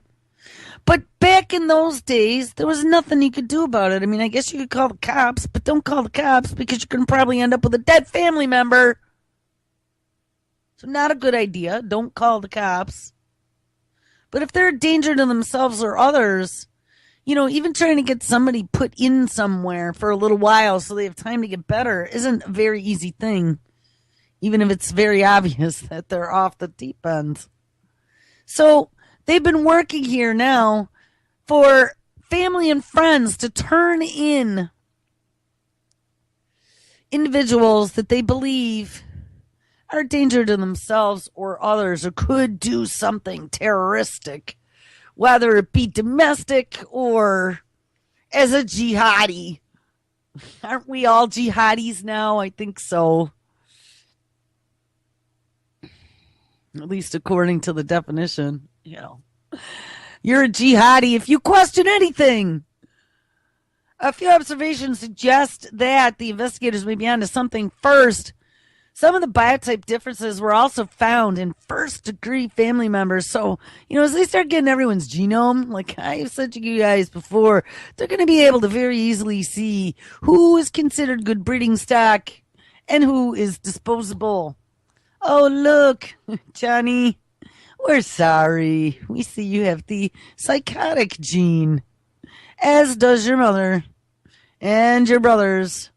Yes, the whole family can be slated for deletion. It's a frightening thought. We looked yesterday at ethnic biowarfare. That was one of the things. They have gotten to the point where they believe that they could target, and you know, the DOD, I think, has been messing with this for a long time, but at least now officially, they've gotten to the point where they could target based upon genetics. Pick some trait that they want to kill everyone with that trait. And as that engineered virus or whatever it was that they were working on. In that case, it was bioweapons, an engineered virus that makes the virus extra virulent to anyone with this genetic signature, and bang, there you go. Like I said yesterday, anyone with the Polish gene, they could take out all the Poles. Or any gene. I mean, you know, what's a genetic disease? I'm trying to think. There's a whole bunch of them. Like sickle cell is one. And I think that there are some rumors about in the past they were targeting sickle cell and doing some experimentation. It's very frightening, and as more and more genome sequencing is done, and they're putting all this stuff online and then comparing, contrasting with the AI software, and then running like all kinds of algorithms to find new drugs that'll cure things and whatever. I mean, there is a big production going on right now. And as they discover what makes us tick, I mean, they make it sound like it's going to cure medicine and it's going to be 21st century healthcare and it's going to be so wonderful. But it's not going to be wonderful. This is the cage closing. This is any secret that was left that at least you could go, well, hey, you know, at least I can't read my mind. Well, that may not be so true anymore. Oh, well, at least they don't know that, you know, we had the gypsy gene. Well, Johnny, they know that already too. I don't know. It's very frightening as to how they can spin it and make it sound like it's being sold as such a good thing that people who don't use their brains just eat it right up. But I know it's not just me now. I'm hearing it echoing all over. My fears, all my worst fears are coming true. And there are other minds out there that are finally going, oh, we need to back this truck up, Chuck. Because this is going to be the medical police state. And it's even scarier than just a police state. It's scarier than pepper spray, surveillance drones, and being beaten by batons. I start thinking Mangala when I think about this stuff. With face masks and big bright lights. And scalpels, you know? I mean, this is not good. All right, anyway, let's finish this. What were those places called? Like the old school mental institutions of the 1800s. I mean, nobody paid attention. Those poor people were getting shock therapies and lobotomies and all kinds. People were getting killed and buried out back, and nobody gave a shit because they said they were mentally ill. It's very frightening. That could happen again. The second that you get that stigma where you're mentally ill and they're going to bag and tag you and put you into databases with that tag. I mean, there's all kinds of other tags. Labels are evil. But as soon as you're tagged, you're going to lose all kinds of rights. And who knows how far this will go at some point in the future. This is just the tip of the iceberg, people. All right, anyway, so they're working on trying to identify the differences between different illnesses using biomarkers. First, some of the biotype differences were also found in first-degree family members, so your family members could give you away for whom data was collected, suggesting a genetic basis for the new categories. Second, biotypes differed in social functioning. People in biotype 1 showing more serious functional impairment relative to other biotypes. And number 3, the brain imaging studies showed clear differences in regional gray matter, especially in frontal, cingulate, temporal, and parietal cortex. None of these observations proves that the biotypes are more valid than clinical diagnosis, and these findings together encourage a fresh approach to diagnosis of a psychiatric disorder. It will be important to know whether the genomic variation, the functional brain measures, or other behavioral measures can refine or further validate these biotypes. It might be interesting. Dr. Simon which most of you in chat know who Dr. Simon is. He is a host here. He's been a host for probably a year or more now. On the weekends, Dr. Simon is on Sunday at 7 p.m. Eastern. And he had almost 50 years in psychiatry. And he knew the old school way of doing things, where they would talk to people and just try and work through your issues.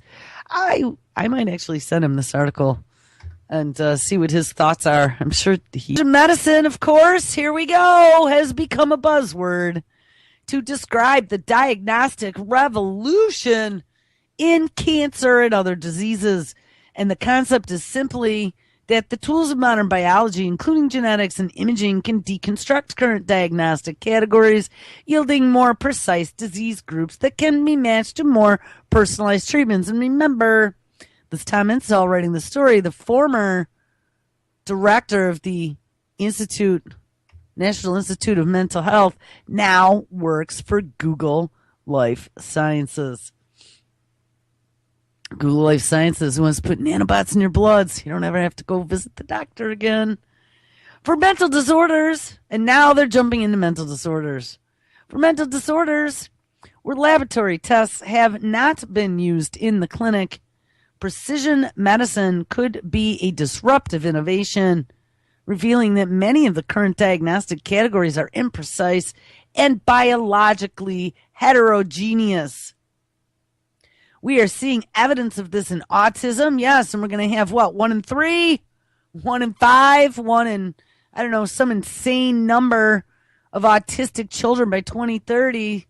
So we're seeing evidence of this in autism. And autism is also another disorder that they just recently ruled is not just one disorder. It's a spectrum disorder, just like now mental illnesses.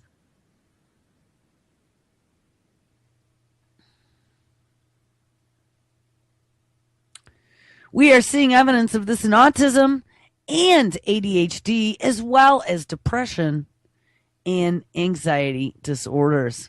The National Institute of Mental Health has proposed a new approach to the diagnosis of mental disorders that calls for the incorporation of biological, cognitive, behavioral, and social data in addition to observed symptoms and signs.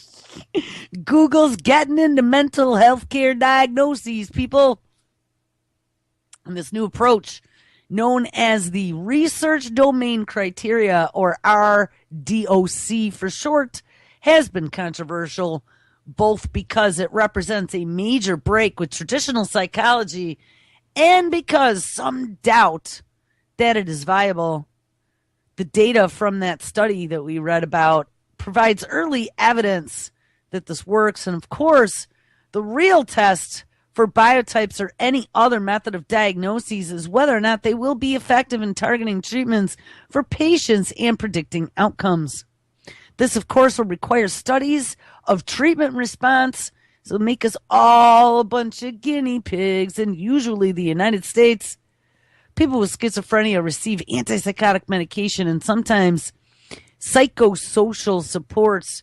Bipolar disorder is treated with mood stabilizers, antipsychotic medications, sometimes antidepressants, and sometimes psychosocial supports. And in truth, treatment remains empirical with few guides to know which person will respond to therapy. One of the hopes of precision medicine for psychiatry is that the use of biomarkers will provide more predictability so that patients and clinicians can make more informed and precise treatment decisions. And psychotic disorders are among the most disabling conditions in all of medicine, with enormous costs in dollars and suffering for patients and family. And new approaches for diagnosis and treatment are long overdue. Tom Insel is a neuroscientist and psychiatrist who served as the director of the National Institute of Mental Health from 2002 to 2015. And he has accepted a role at Verily, a new life sciences company within Alphabet, formerly known as Google. Now, one of the other things, and yes, Gringo, good morning. I think this is what you're talking about. Oh, no, this is different. But one of the other things that I heard Obama mention in one of his little teary-eyed speeches where he was going for that Emmy nomination is the new smart guns. And when we had a video back, I don't know, it was probably a year and a half, maybe 2 years ago already, they were talking about the smart guns. You'd have a little Fitbit on your wrist or some sort of little ring on your finger that has biometric ID of some kind, or maybe even a fingerprint scanner. But I don't know if I'd want a fingerprint scanner, so they'd be cutting off my fingers and stealing my gun.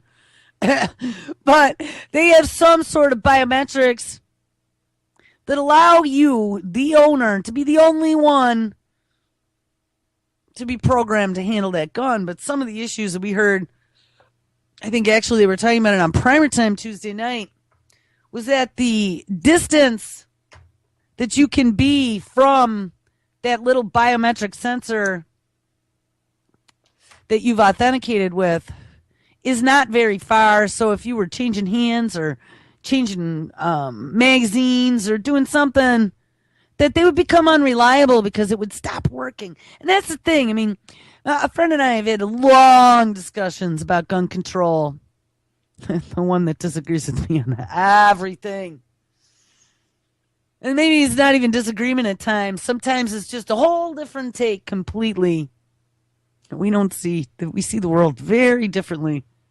But one thing that was very interesting is that the reason why he thinks that biometric firearms, biometric controls on firearms won't become big in this country is because they're unreliable.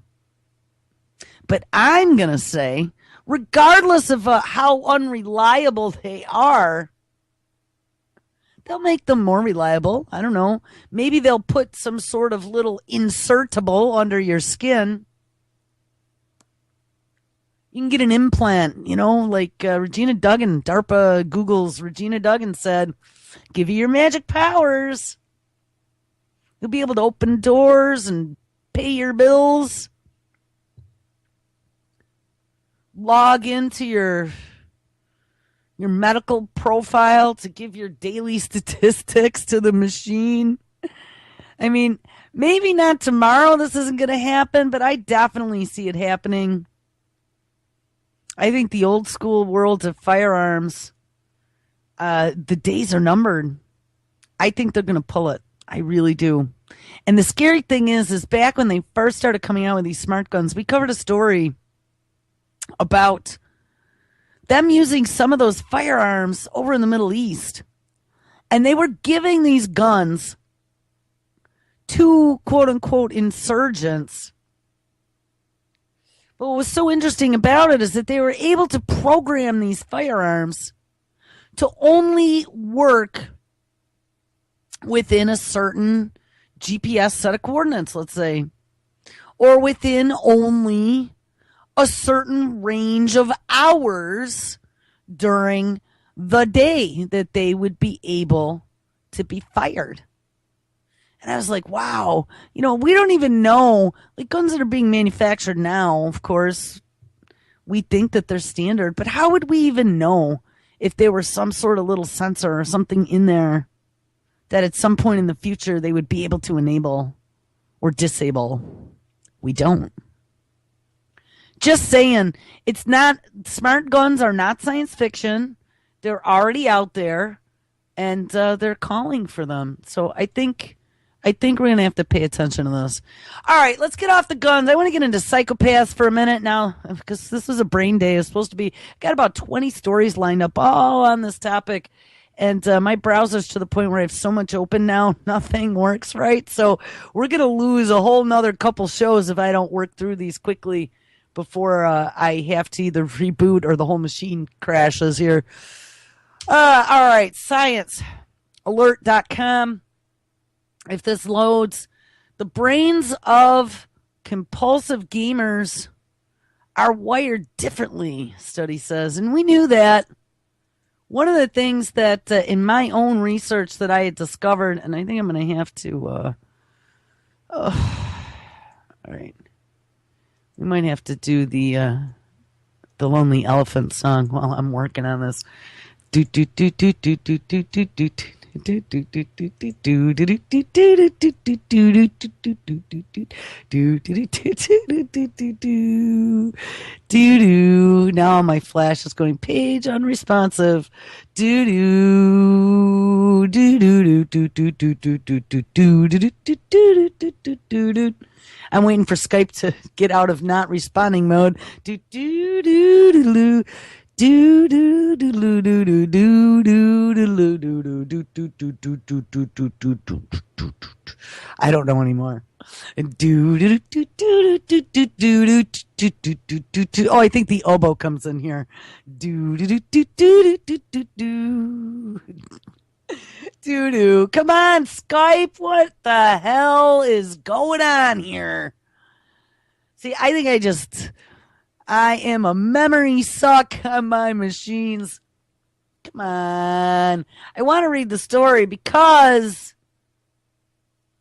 with that brain project, remember DARPA's involved, Google's involved, Microsoft's involved, National Institute of Mental Health is involved. They're all involved. All the universities are involved. That brain project to crack the nut of the human brain. All right. Come on. Still in not responding mode. Still in not responding mode, and it's Friday. Oh, come on. Well, I can't do anything right this moment except sing. Can we please have a piece of equipment that has windows on it that works? Oh, now the other machine is in not responding mode. Yeah, I love oboe too. My, growing up, here we go. Growing up, my orchestra instructor, I don't know, he took a fancy to me. He tried to pretend like he was my dad. And, watched out. He used to investigate all my boyfriends and make sure that they weren't troublemakers. But he had a son also. And his son was a friend of mine. He was in all my classes. We were in the advanced math, English, band, orchestra, whatever.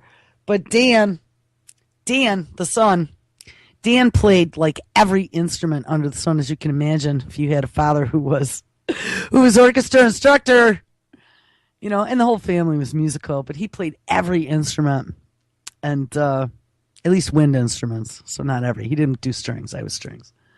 But what was neat, I loved when Dan played oboe. There's just something about oboe. I hate clarinet. My sister played clarinet. Flute's nice. All right, let's see if this loads now. Now we're trying on a different computer.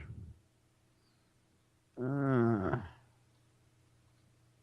I'm sure my husband is wondering why I dropped a link to the story to him in chat in Skype. He's messaging me now. All right.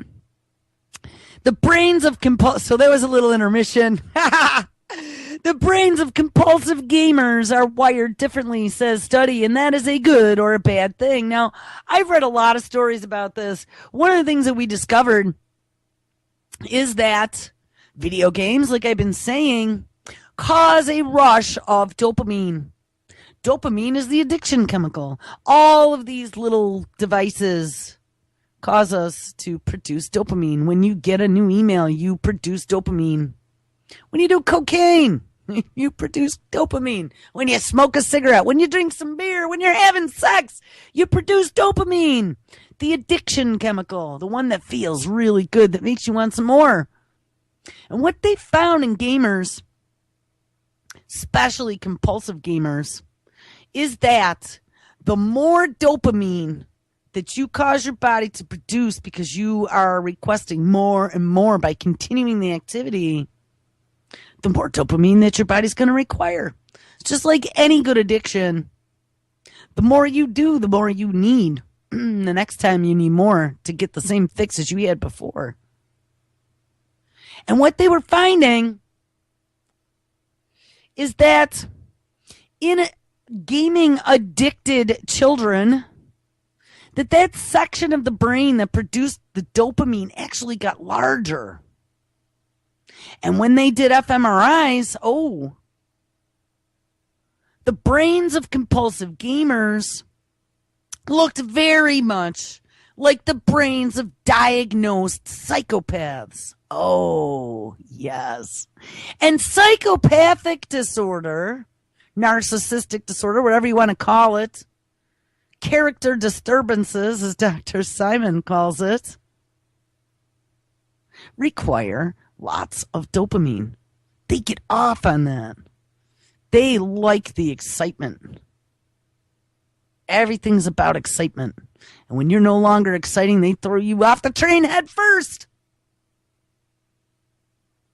We are creating a generation of gaming psychopaths. And what's even scarier than that, though, is this is all a part of being sucked into the machine by the dangling carrot that you're willfully paying attention to as you're frolicking off the cliff. Anyway, let's read the story because I'm almost out of time now.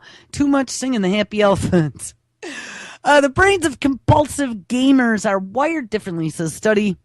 According to the scans of nearly 200 adolescent boys, the brains of compulsive video gamers are wired differently from the norm.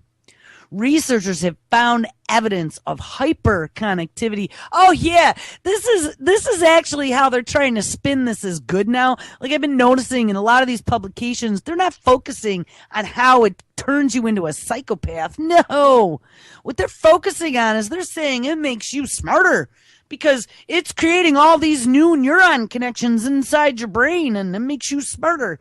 Well, I don't really think, though, that that's the part we should be focusing on, considering we're creating psychopaths. We're creating smart psychopaths. Apparently, researchers have found evidence of hyperconnectivity between certain areas of the brain, as well as increased levels of distractibility. And yes, we're making children with ADHD. The study focused on boys aged 10 to 19 seeking professional help for internet gaming disorder. Oh, check this out. A condition that has now been listed in the Diagnostic and Statistical Manual of Mental Disorders is needing further research. So DSM-5 or 6, I'm not sure which one's out now, will probably include this new gaming disorder and typically involves gamers who give up sleeping and eating in order to keep playing. And yeah, I've heard stories of people dying because they played for days on end and never moved. Brain scans of those with the disorder were compared with another group of boys who aren't addicted to video games to see how the neural activities matched up. And the MRI scans found enhanced coordination in the salience network part of the gamer's brains. And that's the area responsible for identifying what's important and focusing the body's resources on it. Yes, very, very, very useful to a child that we've been training on video games for 10 or 15 years who then goes into the military when they turn 18. Yes, that's exactly what it was intended to do as well. In everyday life, it could be stepping out of the way of an approaching car. In a video game world, it means dodging a hail of bullets. Yes, and in the military it does as well. Or dropping drone bombs on people. Hyperconnectivity between these brain networks could lead to a more robust ability to direct attention toward targets and to recognize novel information in the environment. The changes could essentially help someone think more efficiently. And I'm going to say bullshit. Yeah, maybe it makes you more focused on your fucking game, but not on the rest of the world and what is going on. It makes you manipulated and controlled and addicted is what it does. And this makes me so angry that there are actually quote unquote science publications that are out there spinning these video game addictions as good. I've seen this so many times now, like people trying to justify why it's good for their children to sit in front of the TV for 10 hours a day all summer long and never even see the sunshine.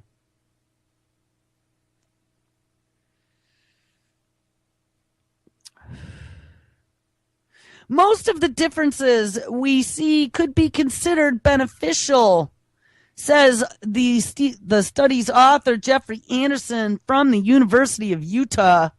However, the good changes could be inseparable from the problems that come along with them. Says the academics behind this new research say that it is the most comprehensive study yet of differences in brains of compulsive video gamers, and it joins a growing body of research looking into how this part of our digital lifestyle could be affecting our physical and our mental health, both in positive and negative ways. And the findings have been published in the journal called Addiction Biology. Guys, anyone who tries to tell you that being addicted to anything is beneficial for your longevity has a screw loose, and especially when it is being sucked into the machine, into this digital alter reality, so they can manipulate and control you. Yes, it's good.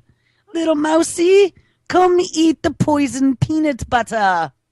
Come bite the poison apple, my pretty. I mean, this is what it is. And it's okay.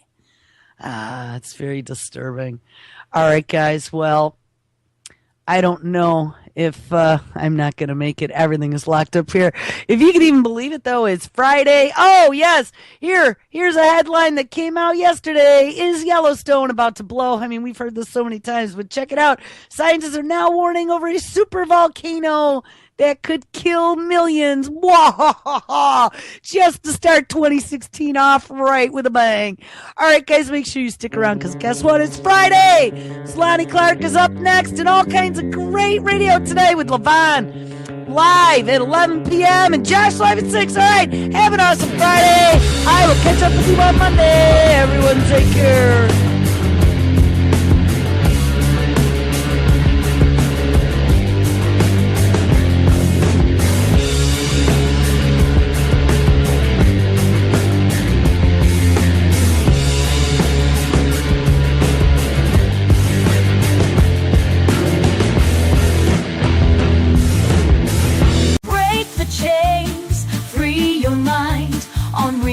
Liberty Media. Real Liberty Media is Hey guys. This is just going to be off the top of my head, and I don't even know if I'm going to put it up. I'll think about it. But I was sitting outside just now, and it's starting to really storm out there, and I was just thinking about it, you know? Because I'm noticing a trend, and I don't think it's just me. I think a lot of people are coming to the realization that something is very wrong. Okay? Something has gone so far off the tracks with what was supposed to be happening in this country, what this country was supposed to stand for, what it claims to stand for, what it has built an entire city around supposedly standing for. The classiness of it that used to be, like the 20th century classiness of government in this country and how that used to portray itself. At least. Maybe it was always corrupt. I mean, there's arguments that it has been for the whole entire time that it's existed. And we could go there, but that's not the point I'm even trying to make. The point I'm trying to make is they're not even trying to pretend to be classy anymore about the stuff that's going on. The stuff that's going on is the level of a Netflix streaming show. Like if aliens were watching America as a TV show, the stuff that is going on now, the level that things are at, that's what that would be like, okay? The idea that this is the reality that we're all just supposed to accept is pretty amazing to me. Like, I get up every day thinking that when I see the things that are going on, I can't even anymore. I've been talking about this stuff for over 10 years, and when I see it now, what else is there to say about the level that things are at? Because joke is not the word anymore. Jump the shark? Well, that was so many sharks ago. We're going to run out of sharks. The world is going to run out of sharks. That's how many sharks have been jumped at this point. Okay? And it just reminded me of, as a massive analogy, the first time I ever went to Washington, D.C. The first time I ever saw it in real life was on a filming trip that became what became the project that morphed several times and became The Minds of Men. It was the first time that we had gone on the road filming, and we drove through DC and got footage that we would need. And I had only ever seen Washington, D.C. on the news, on TV, in movies, or they would show like a reporter standing in front of the Washington Monument talking about what's going on with Congress, you know, and they always frame these shots in such a way that everything looks massive and very dramatic. And there's something very almost like shiny and new about that place when they show it on TV. And I don't know how they do that, because when you actually go there yourself and you see it with your own eyes, first of all, the White House, I couldn't get over how small it looked by comparison to how they make it look on TV. It's small. I was really surprised at that. I don't know if it was my kid brain, because you know how when you're a little kid, everything seems huge. And that's the first time I remember seeing the White House was on TV as a little kid. So maybe that's why I had this idea in my mind that it was a much bigger house than it was somehow. I was surprised at how small it ended up being. And outside of the White House, there's a whole thing about war not being the answer and how all nuclear weapons need to be banned, or we're going to have a nice doomsday. If we live by the bomb, we're going to die by the bomb. And it's set up right across the street from the White House. And of course, you never see that in any of the news broadcasts. I don't know if it's this particular guy who's actually been here, but this vigil, this anti-nuclear war peace vigil, has been sitting here across from the White House since 1981. So for 4 decades, there's been an anti-nuclear war peace vigil, and someone sits there 24 hours a day warning everyone about how we could all die in a nuclear Armageddon genocide. I mean, it's not the image, right, that's portrayed of that place. It's not what you see when you watch the news or when you see it in films. You don't see this thing, but it's apparently been sitting there for 4 decades. And someone sits out there with it at all hours of the day. So it is maintained as a continuous protest 24 hours a day directly across from the White House. The whole feeling of that town is something else to behold altogether. Wow, this is the Treasury Department. What happens here? Well, this, inside the way that the government works, this is the rubber stamp department, and they get papers from right across the street here. And from here? Other friends. Here at Bank of America, that's right across the street? They walk it across the street, and then they rubber stamp it. Oh, okay. But in case that's too long of a walk, they've got plenty of bank people inside the Treasury already with duplicates, just so it's easier to rubber stamp. And whatever they ask, they just do it. And then later they tell the president what they've done, because, as Greenspan said, frankly, the relationships don't matter, but I guess they let the president know after it's been rubber stamped. Oh, good. So Bank of America. So they walk over here and say, we need a bailout. And they come over here and they say, sure, rubber stamp, whatever. Oh, That's cool. how government works. And then the cops hang out next to the bank. Well, yeah, they have to protect them. It was so dark there.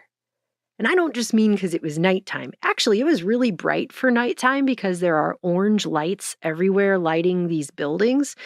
And there's so many orange lights everywhere lighting buildings that it was cloudy the night we got there. And they were lighting the clouds in the sky. And it was giving everything this kind of dystopian reddish hue like you would expect to see. And I don't know, like another Terminator sequel about a dystopic nightmare future or something. That's kind of how it felt, right? The sky was like this orangish reddish hue that was making everything kind of have this glow to it. And there were just a constant stream of helicopters driving back and forth in these orangish red clouds. And there's just something about that. Like if Mordor had been off in the distance, right, with the eyeball glowing and stuff, and that was causing that color in the sky, it wouldn't have really been that shocking. It's the setting. This is what I'm talking about. It felt that way, right? And we were walking around and we went down Constitution Avenue? I was going to film a shot of the sign, and I noticed that right above, on top of basically the sign, is an eye in the sky camera, which there's something about the clash of that. You know, it's like my friend today said she saw they put a KFC like right next to where the pyramids are. So there's basically a Pizza Hut and a KFC, you know, catty corner to the pyramids or down the street or whatever the hell it is. Like, I always thought the pyramids were out in the middle of sand, like in the middle of nowhere, but apparently they're right next door to a Pizza Hut and a KFC. And there's just something about that that's so cartoonish and ridiculous, right? That's what it's like to me when I see an eye in the sky camera above a sign that says Constitution Avenue. Like, Constitution, yeah, but the government's watching you, you know? And then underneath it, I remember there being just 2 massive trash cans that were just overflowing with garbage all over the ground. It was just very striking. We're here on Constitution Avenue, the sign of which is right underneath an eye in the sky camera, here across from the Washington Monument. And it's interesting because it's right next to a giant pile of trash.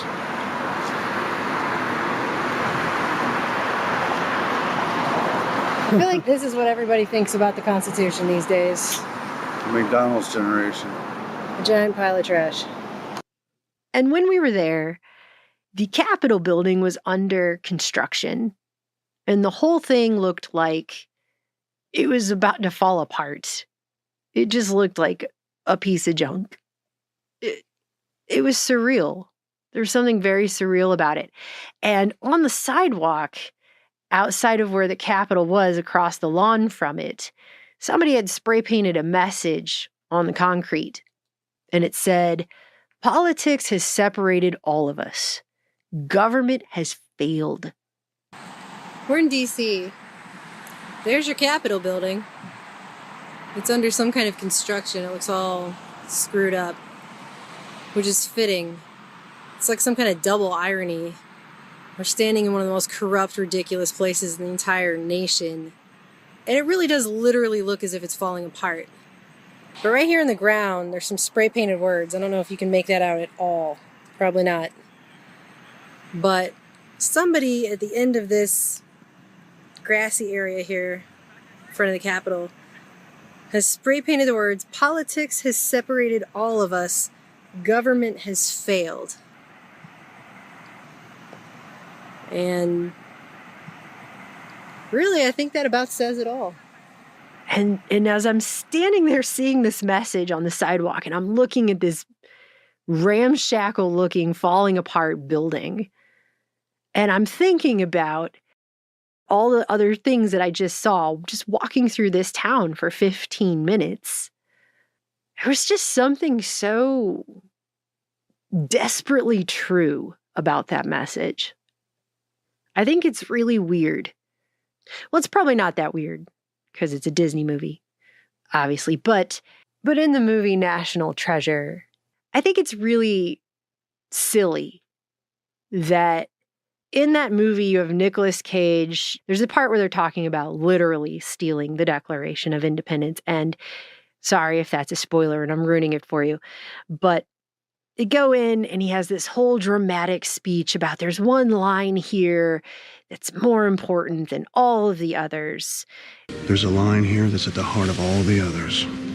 And it has to do with, you know, replacing government if government fails, right? But when a long train of abuses and usurpations, pursuing invariably the same object, evinces a design to reduce them under absolute despotism, it is their right, it is their duty to throw off such government and provide new guards for their future security.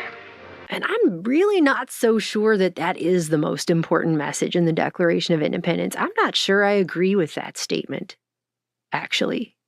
Because you can't even get to that point of consciously understanding that until you understand other things that were written in there first. At the time that this document was written, people were under the thumb of a hereditary monarch who was using divine right of kings to rule as a measure of government. The state of monarchy is the supremest thing upon earth. For kings are not only God's lieutenants upon earth, and sit upon God's throne, but even by God himself, they are called gods. And this document outlined what government is. And they didn't just say, we hold these truths to be self-evident, that all men are created equal, that they are endowed by their creator with certain unalienable rights, as in can't be taken away or transferred, and that among these are life, liberty, and the pursuit of happiness. It went on to say that to secure these rights, governments are instituted among men. So what's the government supposed to do? Secure those rights. That's the main point here. That is what a government is supposed to be doing, right? But they're not just instituted among men. They don't just spring up out of the ground like a cabbage patch. It's not the divine right of kings. It is governments are instituted among men, deriving their just powers from the consent of the governed. That, to me, is probably one of the most groundbreaking, important statements that has been put to paper and fought and died over in probably modern human history, period. Right there. Because it says to you, where does the legitimate power come from of the government? Where's the legitimacy happening? Because the government's not giving it to itself. That is not how that works. That's not what the document says. Consent to the governed. That's who grants or withholds legitimacy. The government cannot legitimize itself. That is not how that works. And the king can't just show up and go, I'm king, see this crown on my head? Everyone's kissing my ass. It means I can tell you what to do. Like, that's also not how it works. You're probably hearing the rain in the background. It just really started. So it's really coming down now. Then it goes on to say that whenever any form of government becomes destructive to these ends, it's the right of the people to alter or abolish it and to institute new government, laying its foundation on such principles as blah, blah, blah, blah, blah. That only comes after it is delineated where government derives its power from to begin with. That is the important point. So this message on the sidewalk that says politics has separated all of us, I mean, it's not just divide and conquer in your most basic of senses. What you're talking about is a sense that the people who instituted this document, when that was going on, those people came together to do that. That was a uniting situation. People united. At least the ones that it came down to, that was a united front. And as a people united, they said, you are not legitimate anymore, King. And we forget all the time because history is just not taught with very much passion as it should be. In fact, I have a history book over here that's a teacher's edition from the 60s. And it actually says in there that the whole main purpose of teaching history, that like first and foremost, is to, quote, create good citizens. So if that's really a truth, that it's supposed to create good citizens, then take a guess what is and is not going to be in there, right? It's kind of amazing they just admitted it like that. But anyway, it was amazing that people came together and had that idea at the time. It's very hard for us today to put our minds in the mindset of people that lived 250 years ago. It's hard to do. People at that time had always done it that way. So the king was just, that was the way things were done. You don't question the king. You just don't. The idea of questioning the king would not have come into most people's minds as an option to be exercised. The idea of no taxation without representation was not even a thing. That was not a thing. The idea of even saying that should be a thing was confusing to people in the British Parliament when it was brought up. Well, we don't have representation, so we don't consent to your taxation. It was not a thing. We're like, what? What are you even on about? We have no idea what you even mean by saying that, because it wasn't a concept at the time. This was unheard of. These ideas that were for, being thought of and talked about and then eventually fought over. These were not concepts that people had, really, in that mass way enough to garner support for people to all stand behind it and say, this is not the way things should be. And we're kind of seeing this again right now, actually, with the corporations and the DEI stuff that's going on right now. I mean, we kind of are seeing the same thing, where legitimacy is a big deal. And where does that come from? Anyway, politics has separated all of us. Government has failed. I mean, the government has failed. It failed. It has not done what it is supposed to do. And that's just the truth. And the motions that everything is going through right now is like watching a WWE match. You can cheer for your favorite wrestler and buy his t-shirts and go there and wave a sign in the air and stuff like that. But do you really believe what you're actually watching isn't really just like a live action male soap opera? Come on, okay? That is what it feels like now with the things that are happening. It's so incredible and ridiculous. I was just thinking about this today. It was really weighing on me just how much the veil has fallen in terms of they're not even pretending anymore on stuff. And it's not, the pretense is all gone. And people still cannot see. That's what's blowing my mind, I think, probably the most. People still can't see. And that veil is so ripped off. That emperor has no clothes on at all. He is walking up and down the street buck naked. And people still don't notice it. They still can't see it. Maybe they're too afraid to look. Maybe they're too afraid to face the truth about what's happening here. I don't know. It's not funny. It's not funny. I'm not laughing because it's funny. That's a bitter laugh. That's bitter. But I feel like that's what's up. I feel like I had this little kid vision of Washington, D.C., and then I came face to face with the reality of it. It is a much different place. And I think these concepts are going to become very important again in the future. I really do. But someday, somewhere, someone may find out the damn truth. We better, or we might just as well build ourselves another government. Like the Declaration of Independence says, to when the old one ain't working, just a little farther out west. People don't talk that way anymore. Beautiful. Huh. No idea what you said.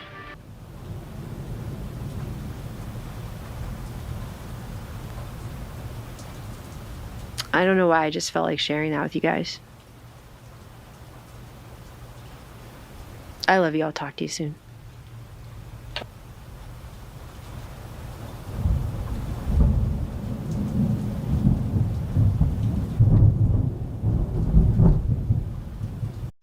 Hello again. For the record, this video is the second half of the point I began making in the last video. From planned obsolescence to the plan to own nothing. Living in the 21st century at the pace we find ourselves flying around in, it's kind of hard to remove ourselves from our time and place our minds into the space of our predecessors. We've been through quite a lot at this point. Wet your hands with water. Apply soap, apply soap, apply soap. Rub your hands palm to palm. And wash the backs of both hands. Apply soap, palm to palm with fingers interlocked. Clasp your hands together and rub, and rub. And wash, apply soap and rub. Rub your fingertips in the palms of your hands. And wash water. And finish off with the wrists. And rinse your hands really well with water. And dry them thoroughly with a paper towel. Your hands are now clean. A lot of us have seen the man behind the curtain pulling the switches. Many of us have seen him more times than we can count on both hands. the pain of that heartbreak is many, many prom nights ago. We've grown a little hardened. We have no more f***s to give. Today we're being told that we've irreparably harmed the planet, overextended the resources, damaged the environment. This message characterizes the era of continual crises we find ourselves in. What we aren't being told, however, is that many of the very behaviors that are claimed to be so harmful for the planet now are some of the very same that corporations worked ever so carefully in the 20th century post-war period to manipulate everybody into and to inculcate into everyone in the first place. So back once again down memory lane to the 20th century we go. Because context matters. How we got here matters. This is not happening in a vacuum. In the last video, I took a cursory glance at planned obsolescence, an economic model that modern humanity has been living with for over a century now in some form or another, at least that we know about.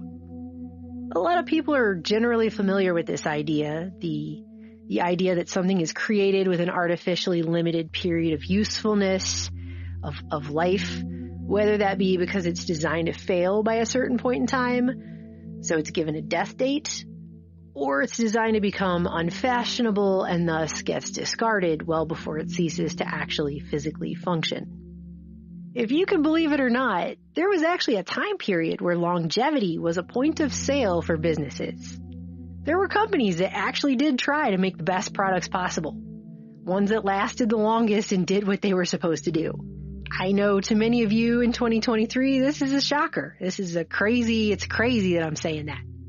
Other crazy old-fashioned ideas are things like we used to hold on to stuff, like rugs and clothes and dishes, and we would hand those down to our children and our grandchildren as heirlooms from one generation to another. Advertisers would actually stress durability as a major feature of products. Lifetime guarantees were selling points. That was a thing.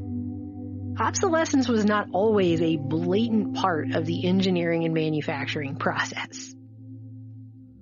But sometime after World War II, a time characterized by advertising volume increasing more rapidly than gross national product, the stance on obsolescence appears to have changed, and drastically. There's an obvious shift, and with that shift, a corporate re-education program of sorts that seems to have taken place in the population, which gained considerable traction, especially throughout the 50s and into the 60s. Actually training people, from the engineers designing it, to the customers buying it, to justify, accept, and even expect obsolescence in the name of progress.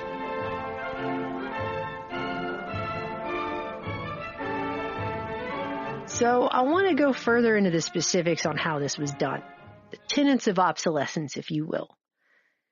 And going into this, you have to remember that this period of time was characterized by television still being relatively new and a relatively new thing in homes. It's a period where educational programs were propagandizing people on how to be good citizens, good parents, good wives, good homemakers. And so Jack is learning about social control. Emotions. Now we all start with a primary set, and as we grow older, we acquire more of them. If you lie in bed so long that you have to rush, how can you expect to be neat and clean? However, Trixie's been around, and when it comes to undressing, she should be able to show us a thing or two. This is a story about what to do on a date. Here's something else for your appearance. Eat a hearty, balanced breakfast. Inundating people with images about what a good home looked like and what that home needed to have in order to be considered a good home. Families in most cases depend upon a paycheck for the necessities of life. Which was lots and lots and lots of new stuff and all the time. Careful there. Well, how do you like that? Bouncing tumblers. Staged in dramatic or humorous fashion, scenes like this introduce new products of all kinds to the public and strongly influence purchasing trends. So let's take a look once again at Vance Packer's 1960 book, The Wastemakers. Number 1, first and foremost, everyone needs to buy twice as much stuff. To end a glut in production, instead of just producing less because people didn't actually need it, corporations began promoting the idea of turning people into gluttons in the name of modern living. Packard writes, as the marketing experts groped for ways to keep sales soaring in the face of mounting saturation, one of the first thoughts that struck them was that each consumer should be induced to buy more of each product than he had been buying. This continued to the point that corporations started literally promoting the idea that people should buy 2 of everything, where 1 was previously all that was actually needed. Double fresh, double smooth. For example, you had the president of Servell Inc. making the claim that the American standard of living called for owning 2 refrigerators. Look at that. Isn't it beautiful?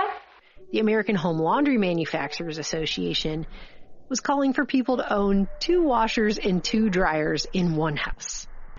The size or design, each imperial, such as these coal pantries and ranges, merges into its individual setting with the eloquent beauty of rare jewels. It got to the point where the big 3 in Detroit were spreading the message that every home needed 2 cars, referring to what they deemed one-car captivity, the essence of which was that peasants who only own 1 car are chained to the land like serfs in the Middle Ages, and the only way to liberation was to buy a second vehicle.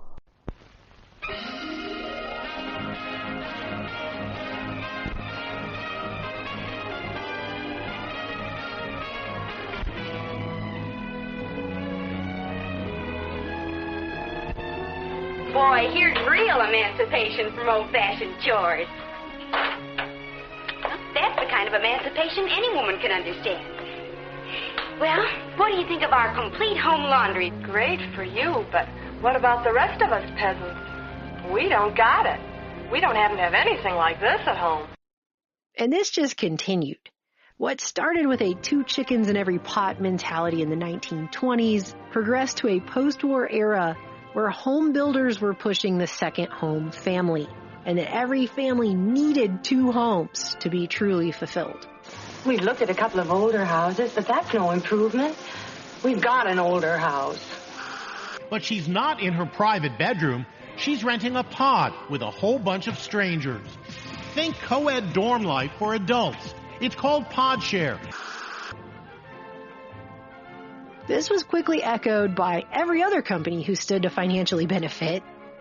You know, everyone from building material suppliers to appliance manufacturers to the companies that make carpets and drapes, all salivating together over the fact that they were going to get people to fill up 2 fully equipped kitchens now and buy 2 television sets and 2 sets of living room furniture for 2 different living rooms, etc., etc., etc. If only there was some way of really selling George on the idea. The 5th freedom, maybe. Freedom from unnecessary drudgery. Number 2, a disposable life. The first trend of getting people to buy more stuff than they needed handily led to the second trend of people throwing away more stuff and sooner. People were being taught to embrace this new concept of disposable living. Disposable everything. TV dinners that came in single-use aluminum trays. Food that was cooked in single-use throwaway plastic bags. This spurned on things like disposable razors, disposable diapers, disposable salt shakers. Even disposable camping equipment like sleeping bags and tents. The 50s truly heralded the disposable era. Aluminum is everywhere. In the air, on the ground, and on the sea. And a big part of the new advertising relied on selling people the convenience of just throwing stuff away instead of reusing it or washing it or dealing with it. And all of this disposable packaging, mind you, came at a much steeper price. And at some points, according to Packard, the packaging actually cost customers 10 times as much as whatever product was inside of it. This is very much like Aldous Huxley's Brave New World, wherein the voices of sleep teachers adapt future demand to industrial supply by lulling citizens to sleep at night with lines like, "We always throw away old clothes. Ending is better than mending. Ending is better than mending. Ending is better than mending. Ending is better than mending. Ending is better than mending. Ending is better than mending. Ending is better than mending. Ending is better than mending. Ending is better than mending. Ending is better than mending. Ending is better than mending. Ending is better than mending. Ending is better than mending. Ending is better than mending. Ending is better than mending. Ending is better than mending. Throwing stuff away became so trendy that some companies in this country were even designing their products in order to trick people into accidentally throwing away what were otherwise perfectly good items just so they could sell more of them.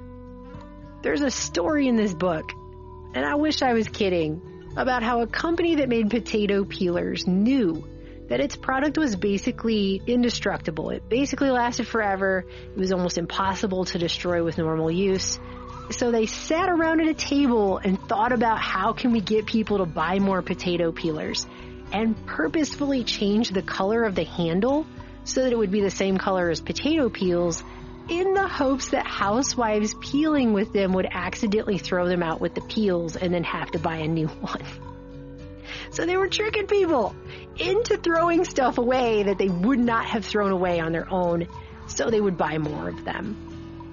That's the level, okay? No, you think that's the level? I'll tell you what the level is. The level is that one company went so far in this regard as to get caught, get in trouble by the Federal Trade Commission in 1958. The Holland Furnace Company, which was once the largest seller of replacement home furnace systems in the nation, was caught sending salesmen to people's houses who pretended to be government inspectors, or sometimes they would call themselves heating engineers, or they would say they were utility inspectors working with a government fuel conservation program. But in the end, they would gain access to a person's house through illegitimate means and then dismantle their furnaces without permission, and then refused to reassemble the furnace under the claim that it was dangerous and might explode. And they were going around doing this all over the place. And the FTC found that a lot of these furnaces were actually fine. Or if something was wrong with it, whatever it was easily repairable. And they didn't really need to be replaced. But the Holland Furnace Company got a lot of furnace owners to discard what were otherwise perfectly good furnace systems under the belief that they were dangerous and might blow up. That's the level. So they got people to throw away whole furnace systems so they could replace them with new ones. By 1961, this company was barred from doing business in the state of Minnesota, which was the first time an out-of-state company had been ordered out of Minnesota in 50 years at that point. And Holland Furnace Company went out of business altogether not too many years after that. I think it was in 66. But that's the level, okay? The third tenet of obsolescence was to make stuff that sucks. So in the last video, I talked about the light bulb conspiracy, the purposeful shortening of how long light bulbs lasted in order to make more money selling them more often. But that's just the very tippy top of the iceberg on this whole thing. In the late 1930s, it came out during a U.S. government lawsuit that General Electric had purposefully shortened the life of its flashlight bulbs, making it so that they only lasted through 2 batteries instead of 3. And a memorandum showed that a company engineer was outlining a new idea to adjust it down so that they would only last for 1 battery. Quote, "If this is done, we estimate it will result in increasing our flashlight business 60%, he wrote. Gee, you think? In 1957, Home Furnishings Daily Journal reported that companies were watering down their products in all sorts of ways, from using cheaper materials outright, like thinner plastics, to just straight up reducing product sizes and not really widely letting people know that that's what was being done. And the journal concluded that in some cases, the high end of the line or highest price model of certain appliances ended up being no better quality-wise than the low end of appliances had been a few years earlier, by comparison. Some of these products, Packard notes, could have actually been made better at little to no expense to the company at all. So to upgrade the products to make them last longer would have cost nothing. But they simply just didn't want to, because then people wouldn't buy as much. Some corporations did get caught designing purposely crappy products, while others just openly and even proudly admitted that that's exactly what they were doing. An engineer at a prominent portable radio manufacturer defended his company's decision to design a radio that would not last more than 3 years. Instead of the 10 years, he admitted they could have built a radio to last 4. And it was explained that this was good because, according to this engineer, they needed more frequent repeat sales to get more cash more often in order for the company to develop better radios. So the customer paying 3 times as much as they would have, buying more radios than they would have, something referred to in here as force-feeding the consumer, which just sounds gross, was good because it contributed to progress. Although, it was really never made clear how any of that actually worked, considering the progress seemed to just be getting people to buy 3 times more radios at 3 times the cost. Not sure where the progress part actually was in terms of the radio itself. And when it was admitted to in this time period, obsolescence was touted as a contribution to society that was making everything better. In 1956, Electrical Manufacturing stated, "The hard logic of our national economy would support the need for a broad policy of planned obsolescence in order to take the maximum advantage of our potential for productivity and technological progress." Basically advertising the purposeful design of products for a, quote, reasonably short lifespan. Retailing Daily asserted, "It is not only our privilege to obsolete the minimum home and many home furnishings, it is our obligation. We are obligated to work on obsolescence as our contribution to a healthy, growing society." Who is this on the ground? Why, it's... Extortion consumerism. He's a master at disguises and wanted in 7 states. That explains a lot. Which on its face is like making a semantics argument that the growth of debt, the growth of landfills, and the growth of cancerous tumors are all somehow healthy. Well, it's growing, right? It's growing, so that must be good. Not so many years ago, the automobile was considered a luxury. About the only time it received an airing was on Sunday or a holiday.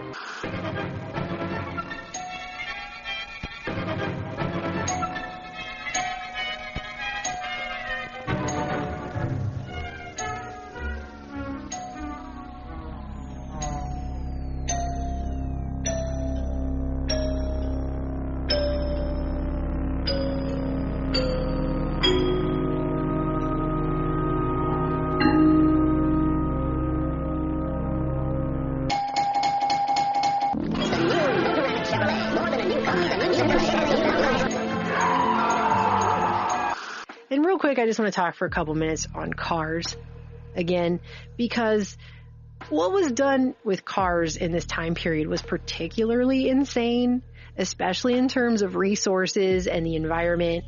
And cars have a very special place in the post-war period of planned obsolescence, as virtually everything about cars began to get worse in the 1950s, and by purposeful design.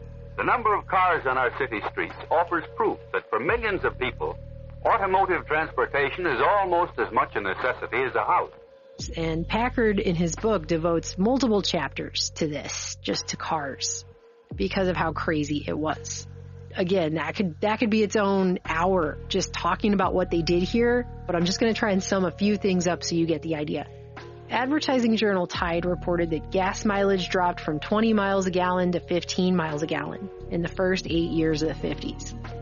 Popular Science concluded that gas mileage had sagged down 14% below the 20-year average by 1958.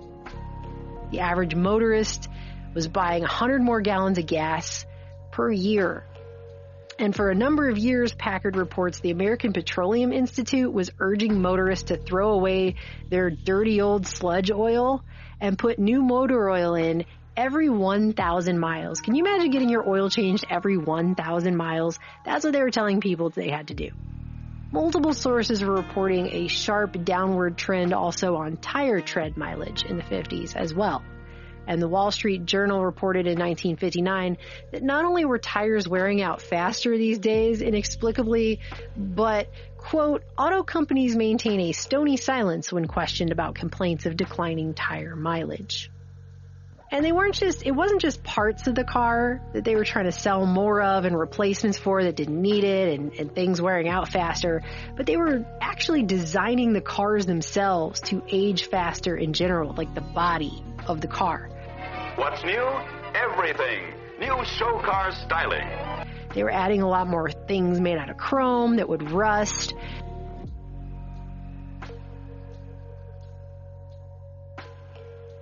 They were adding stylistic choices that would start to look out of date quicker. Each bright new model features show car styling all its own with a whole new design. And by 1960, they had the average American trading in their old car just over every 2 years. A Consumer Bulletin concluded there seems to be no doubt that bodies of present-day cars would be made to last much longer than they do now, but manufacturers are fully aware that if they make their cars too durable, future sales will suffer. Hip to this game coming out of Detroit, foreign car makers started promoting their cars by saying they don't change the car's style, just make it work better. A Volkswagen is never changed to make it look different, only to make it work better. Economists were also scaring Americans that if they bought the cheaper foreign compact cars instead of these massive boats coming out of Detroit in the 50s, the nation's roads might suffer because better gas mileage would mean less overall revenues on taxes. And they were also expressing concern for the steel industry. If compact cars took over, they took half a ton less steel to build per car, and it might hurt the steel industry. This is the way they were doing it. The average American remained vaguely discontent. There was something missing. John? Yes, Mary? John, what's happening to us? I think we both know, Mary. It's just that we seem to be drifting apart. I've tried. Oh, I don't blame you, John. It's just that... It's not your fault either, of course. It's just that we don't have... Exactly. There's this awful gap in our lives. It's just that... With all our technology and industrial know-how, we still don't have the one thing that could give us a better way of life. They say it can't be done, that it's just an impossible dream. But in the laboratories of Your Name Here, dedicated scientists face the challenge. The fourth tenet of obsolescence is making stuff that seems like it sucks. So surely you've heard the idiom keeping up with the Joneses. Well, by 1956, Forbes was reporting this kind of rivalry would be exploited. Obviously, psychologically, there's no other way to do that. Oh, no, I couldn't. I'd have to make things easy for them. It might do him a world of good to be left all alone with Jimmy for 2 or 3 days. In your kitchen. In your kitchen.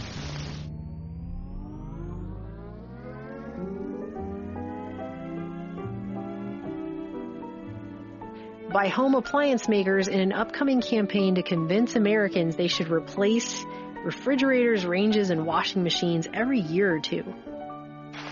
By the way, did you know that this kitchen won an award from the Woman's Home Companion? Huh? And Frigidaire, which at the time was a division of General Motors, just by the way, openly announced its new sales campaign with the slogan, Planned Product Obsolescence.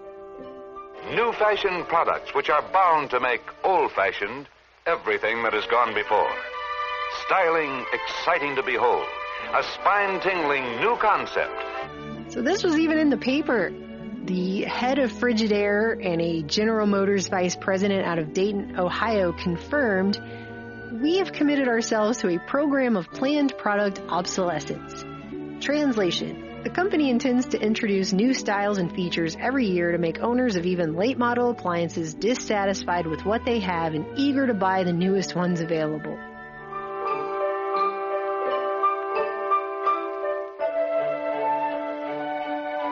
By the way things look, as well as the way they perform, our homes acquire new grace, new glamour, new accommodations, expressing not only the American love of beauty, but also the basic freedom of the American people, which is the freedom of individual choice. So the plan was to once again make housewives feel like crap and think their kitchen sucked after just a year or two, and that they needed all new appliances, all new stuff.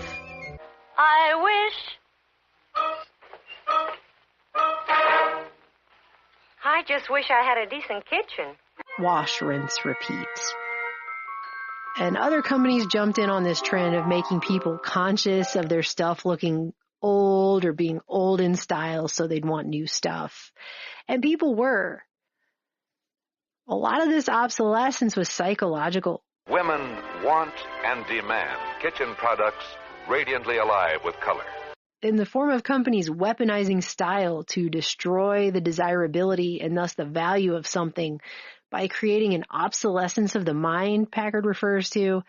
In other places, it's referred to as psychological obsolescence. In Bernaysian-like fashion, they worked really hard to make last year's style seem really uncool on purpose, so you'd want to buy the new thing. But I'm sure they're talking about a favorite subject, fashions, and the newest creations they are wearing from right here in California. Our designers have developed a sophisticated flavor to this black and white check pinafore. The neckline and the back treatment are appealing and fashionable. The bouffant puff sleeves are lined to retain their shape. And look at the pattern of racing colors in this shaggy dog cotton twill clam digger. Ruffles are a sure sign of this summer's fashion. They're everywhere. I mean, if you've ever wondered why each successive decade of the 20th century has a very distinct look, yeah, pretty sure this is a massive part of it. Market researcher Louis Cheskin is quoted in here as saying, most design changes are made not for improving the product, either aesthetically or functionally, but for making it obsolete. Leading dress designers think the bigger, the bolder, the wilder the print, the more artistic the dress. Or is it just another fashion fad? This is not just the fashion industry, either, but all industries trying to emulate the fashion industry doing this. Everything was about being judged on appearances, too. This is an ad I just randomly came across for Suits in a 1954 newspaper, and it says, your station in life is judged not only by your home, but also by your appearance. Judy, isn't it about time you got dressed, dear? I'm dressed. Well, that's a matter of opinion. Go put on a dress before they get here. Ask for him? Okay. Just in case the denizens of the 50s weren't entirely sure, it was spelled out for them right in the ad, okay? And people not only really believe this corpo creation, linking self-esteem to products, but they still do even today. People still believe this. People are paying $300 for these weird-ass Yeezy shoes that look like Crocs on crack. I mean, somebody I assume is. I don't know. I mean, Kanye was selling a $120 plain white t-shirt, too. And that sold out. People were like, I'm going to give me a $120 white t-shirt. Anyway, I guess that's really cool. I don't know. A new neighbor. He looks promising. Nice car. But here's where her good neighbor policy ends. Poor guy. So people are still believing this, though. That's the point. I got judged. I got judged a few weeks ago by an elderly real estate agent on the fact that I have a ripped up couch in my living room that a cat destroyed a couple years ago that I haven't replaced because it's still mostly functional. And I just don't have money to throw at things like furniture right now. The cost of which I feel at this point is incredibly inflated and ridiculous. So I started sewing patches on it. Guess how much I care. So the 50s was a time of there being only 3 television stations, and I would say a lot more trust in what was being shown on those stations then than now, but people still believe a lot of what they're told now, so. Your product here. Live in a more comfortable home. Take off ugly fat. Keep romance from fading away. Your product here. But there are a lot of commercials from that time period that are just straight preying on people's fear and insecurity, and that was just a norm. cheaper selling things. The following demonstration shows how important this is to you. Coffee companies, for example, were making wives feel like their husbands would cheat on them with the secretary if the coffee didn't taste good enough. Your coffee, sir. Thanks, beautiful. You're welcome. How can such a pretty wife make such bad coffee? I heard that. Must have been such a nice vacation. Did you ever see Larry looking so happy? Oh, honey, happiness is a vacation. Away from your coffee. Oh, no. What's wrong? Oh, it's your coffee again. Well, it's your coffee. Oh, this coffee is criminal. Honey, you killed the petunias. Then you admit it. Your coffee really is murder. Want anything special for your birthday? Just a decent cup of coffee. You're kidding. I'm serious, honey. Your coffee's undrinkable. It's pretty harsh. Well, so's your coffee. You know, the girls down at the office make better coffee on their hot plates. Well, see you later. And he didn't even kiss me goodbye. Hey, great coffee. It's instant Folgers. Doesn't it taste good as Fresh Perks? Better. Better than those girls make at the office. Honey, their coffee can't hold a candle to yours. What does coffee have to do with not getting cheated on? I'm not really sure. But that's the way it was portrayed. Did it sell coffee? I bet it did. I found a Goodyear tire commercial that I want to play this for you. Hold on. This flat tire needs a man, but when there's no man around,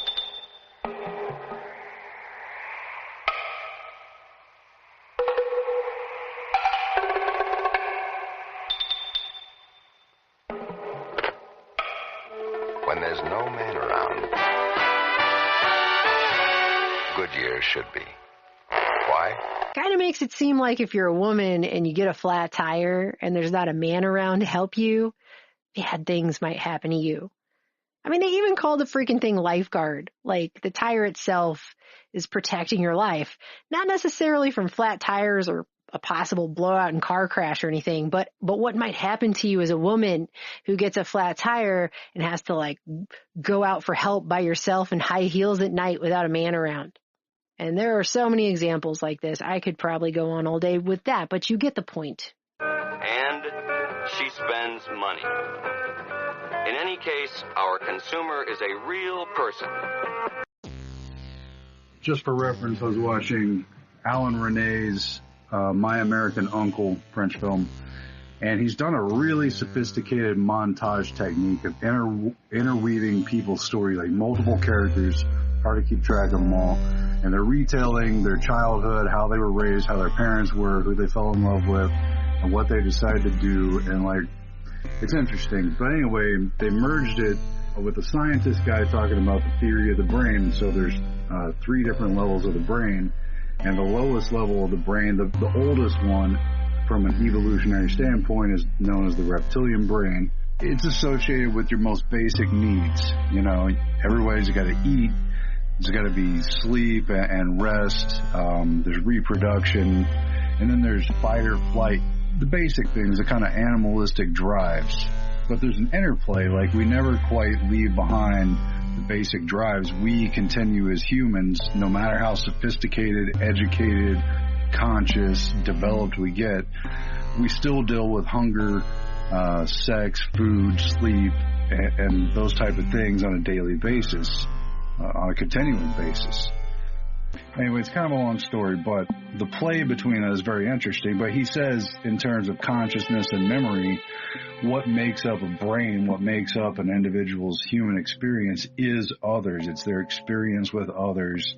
The traumatic moments, yes, but also all the little subtle details of falling in love and filling your memory banks with the first time, you know, you had that magical kiss and that sort of thing. Alan Rene, as a director, I think is speaking to what cinema can do and that sort of thing. But meanwhile, we're dealing with television, consumer goods, post-war industries. And what they've really done is tied the most basic reptilian brain that Rene's character calls consumption. The consumption is all your basic needs. They've tied that to the higher levels of consciousness, the aspiration towards dreams and what-if scenarios and appreciation for the higher, and they've merged them so that whereas a dream might drive your behavior, inspire you to do things to accomplish goals, they've tied them to the most basic needs, even though they're easily accomplished, so you can never have enough of the most basic needs. This episode is about Freud's American nephew, Edward Bernays. He showed American corporations for the first time how they could make people want things they didn't need by linking mass-produced goods to their unconscious desires. I wish I had a castle in the sky. They've caused people to feel like they never quite have enough and they always need more, and they've tied their dreams. You've got women in the 50s dancing around washing machines and in their finest dress in a dream state in that car with the person they might love driving on that hilltop. And sure, those are nice moments in reality when they happen. I wish my living room were all redone. New drapes, new rugs, oh, this is fun. You know, dancing around your washing machine. They settled the land. And they built great cities, monuments to their progress. Yet, for all their vast achievements, something of their dreams still eluded them. But really, the dream represents something you can never quite fulfill. Even if you get that model, even if you get that washing machine, that car, that dress, even that man, this form of consumption tied to the dreams, exploited in advertising, makes people always feel like they have to have more. Consumption, a lacking sense of consumption, even when the basic needs are met. There's nothing inherently exciting about washing clothes. For about 6,000 years now, give or take a couple, we've faced the problem of covering our bodies with clothing. Even with the newest and most sophisticated, latest washing machine model. And yet,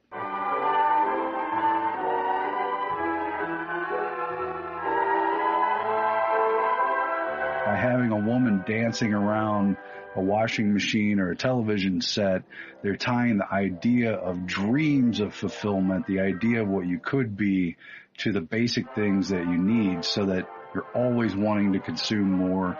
The old one is never good enough for very long. Earlier in the show, you saw the beginning of a trial of free center post agitator automatic washers and the new Westinghouse revolving agitator washer. We're not talking about just replacing broken and worn out things. We're talking about replacing them on the basis of desire. And Edward Bernays and his counterparts in the 20th century did this very consciously. They played upon Freud. Edward Bernays is a nephew of Freud. And they played upon the emerging psychology and exploited it. They exploited the inherent needs of humans and tied them to their dreams to sell an infinite number of goods, and meanwhile leave the bulk of the population continually, perpetually, forever feeling unfulfilled, never having enough, and always being a ready customer for whatever market is next. Always a better model, right? It's not about literally filling your belly or literally having a place to sleep. It's about keeping up with the standard of that.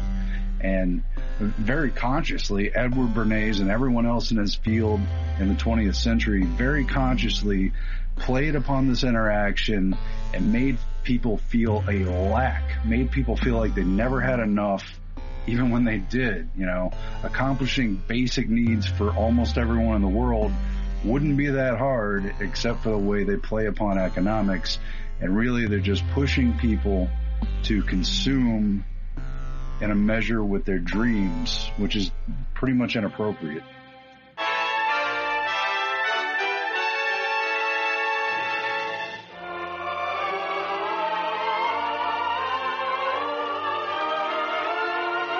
Improved styling constantly adds to the ease and grace and gaiety of American living.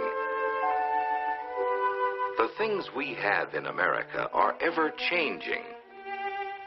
The studios and workshops of our stylists pour forth a never-ending flow of service and of artistry. Now let's see if our mystery ghost diver is really weaponizing style to make things suck so you'll buy more. Well, they sure had everything figured out. It's one thing for engineers and corporations to give products death dates, to purposefully time things to last for only a short time, to break, to need more frequent maintenance and replacement. You bastards.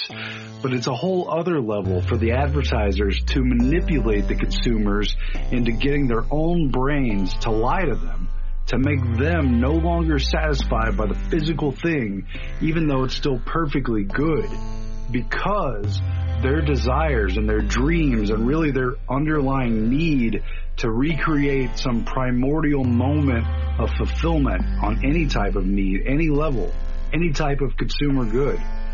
They're getting people's brains to tell them to no longer be satisfied or fulfilled by things that are perfectly good physically, so that when the next style comes around, they will, only semi-consciously, mostly subconsciously, they will want to buy it. Ladies and gentlemen, this commercial is going to use subliminal advertising. And in some cases, they'll do whatever it takes at almost any cost to get the next best sneakers or get the thing that will please their wife and maybe patch up a bad marriage. If Bob truly loved me, he'd give me gas for Christmas.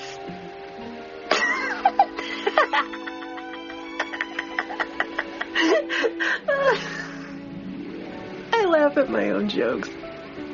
It's so lame. And so forth and so on.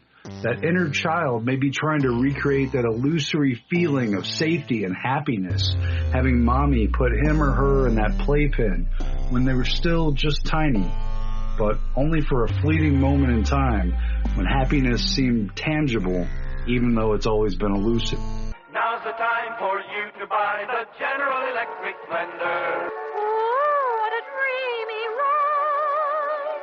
ride. The whole thing is sophisticated by playing upon what is primordial and basic. And in that sense, it's psychology that is weaponized against us to turn us into consumers, repeating base consumers who can never quite get out of the pit, out of the lower level of trying just to fulfill their basic needs, so they can never really focus on where we are, or what we're trying to do, or what our purpose is.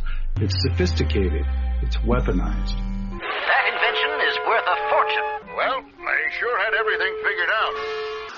If we're trapped, as it were, in the consumer mode, always needing the next thing to achieve basic fulfillments of inherent needs, pleasure, escaping pain, maybe not even an actual reality, but just as a psychological suggestion that's been placed there. Now, where does that leave our potential to reach the higher states of human consciousness?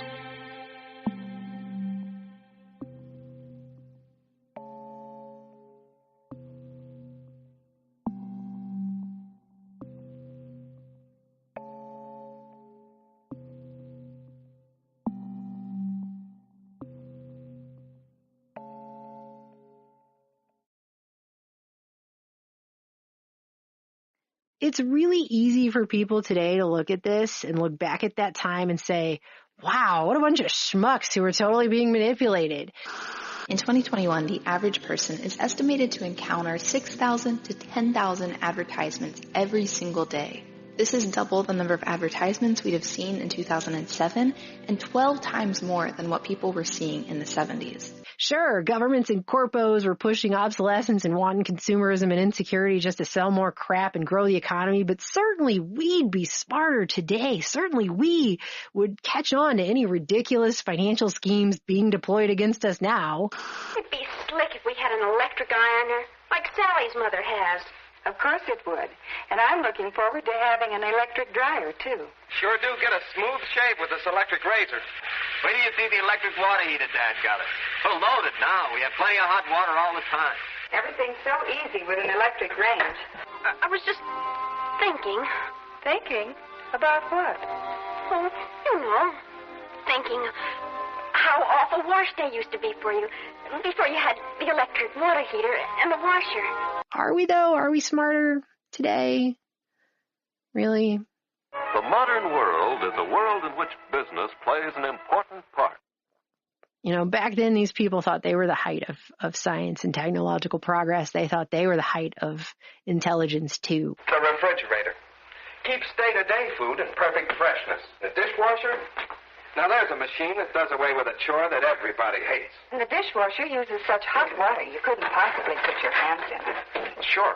That makes the dishes hygienically clean. My, you certainly know all about dishwashers. Why don't you let me fix you some of this new Mococo drink? All natural cocoa beans from the upper slopes of Mountain Nicaragua, no artificial sweeteners. What the hell are you talking about?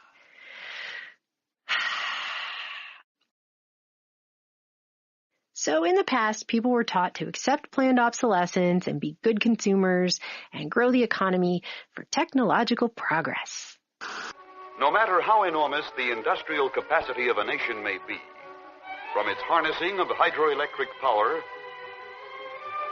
its steel production, its number of machine tools, the size of its labor forces, on into the skill of its scientific research, only if the greatest part of this industrial output is in consumer goods designed for, priced for, and made available to all the people of every community does it contribute anything to a higher standard of living.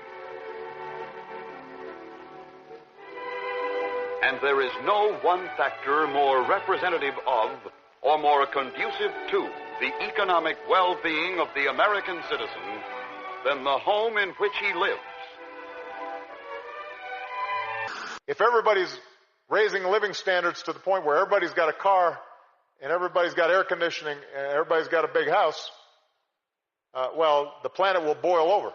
Today, we're living in a world where we're being told significant behavioral changes must once again happen in regard to the things we eat, the things we buy, our travel, how we spend our time, coming from all over the corporate, political, and NGO world.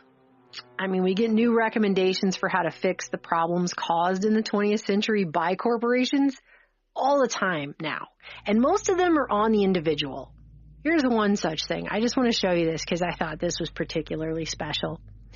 This is called C40, which describes itself as a climate leadership group of 96 cities around the world, representing a 12th of the world's population and a quarter of the global economy, and describes itself as a global network of mayors of the world's leading cities that are united in action to confront the climate crisis.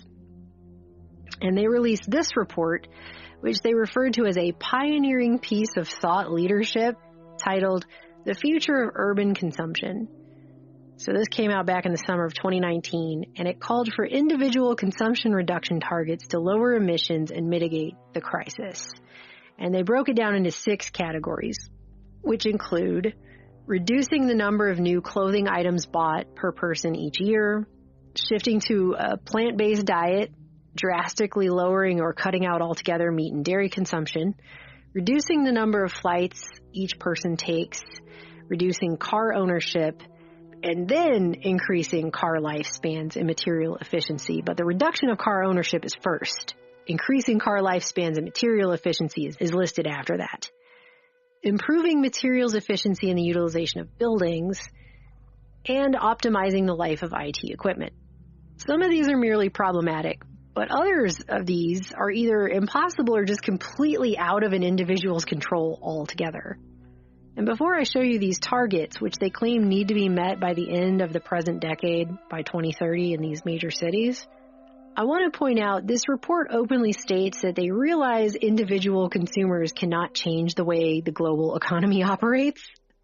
So at least they pretend to know that, right?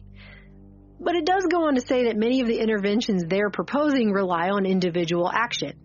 Why? Why is that? Why is it individual action and not corporate action?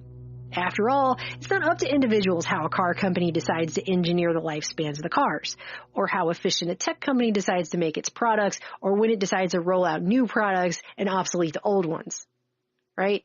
Those processes are all completely out of customer hands altogether. And just like everything, I think it's very interesting when you look at the C40, where's this at? C40, influencing the global agenda. I think it's interesting when you look at these kinds of things and you look at who's funding it. Because yes, it's things like Bloomberg and things like the German government and the UK government and Denmark and stuff like that. But you get down in here and you got lots of corporations that are on board with this and foundations that are part of corporations, and the Open Society Foundation, IKEA, L'Oreal, the Hewlett Foundation, FedEx and Google, and partnerships with the Clinton Foundation. It's all the same. It's always all the same, right? So you have companies getting on board with this. And they're going to tell you it's not their problem, it's yours. You individually need to fix some things. You need to make all these adjustments in your own life. Isn't it funny how when corporations get together, they decide it's all on us to change and fix everything? Not them. Not the way they do business, not what they're doing at all. So that's cool, I guess. And this report shows that there are 2 levels to these targets for consumption by 2030. They've got progressive targets and ambitious targets. It says the specific consumption interventions and targets have been developed through a dual process of desk research and engagement with subject matter specialists to validate assumptions. Isn't that nice? They got the subject matter specialists just hanging out, just ready to validate assumptions. Good. Beautiful. The ambitious targets for 2030 are no meat or dairy consumed by anyone. Then another steak that's certainly nice for family meals or when you're entertaining because it's a nice, large size steak is this one, a flat bone sirloin. Now another steak that's delicious for broiling or for cooking outdoors is a beef ribeye steak. Now for economy, you might like to try a blade chuck steak. Earlier this year, the United Nations held a global conference on the benefits of eating insects, even suggesting it might be a good solution to world hunger. Here's a booklet entitled How to Buy Beef Steaks. I don't know why the United States doesn't eat insects when they're actually very healthy for you. Only 3 new clothing items per person per year. Down through the ages, women have paid meticulous attention to the matter of dressing. 1 short-haul return flight every 3 years per person. Jet speeds will help to accomplish one of man's long-sought goals, an easy interchange of peoples throughout the world. Transoceanic flights now become short hops, 6.5 magic hours to Europe. And nobody owns a personal vehicle at all. Even just the progressive target on cars would have less than 20% of the population owning a personal vehicle. Let me get that down. Which I live in Texas, and I just think is so weird, okay? Because Austin, Texas is one of these C40 cities that's on this list. And I'm telling you, the public transportation in Austin is like a weird afterthought they just slapped in at some point because they had to. And we're just trying to get across town today here in Austin, Texas. And we've probably been in the car for, what, an hour? Yep.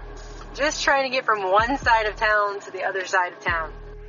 Just building everything up and up and up and condensing everything in and in and in so that people will stay where they're at and just walk around their general small area. They just put more and more stuff everywhere, more and more stores, more and more restaurants, more and more businesses. There's just all this stuff everywhere so that you'll just stay up in your giant tower there and hardly ever leave to go anywhere. And if you do, you'll be walking or riding a bike. You definitely won't be driving. They're completely dissuading people from having cars at all. They're trying to push new initiatives here in town where they're dissuading people from even parking downtown at all and just trying to get people to not even have a car, basically. I don't think it's going to be completely phased out, but they're going to make it very expensive so only rich people can do it.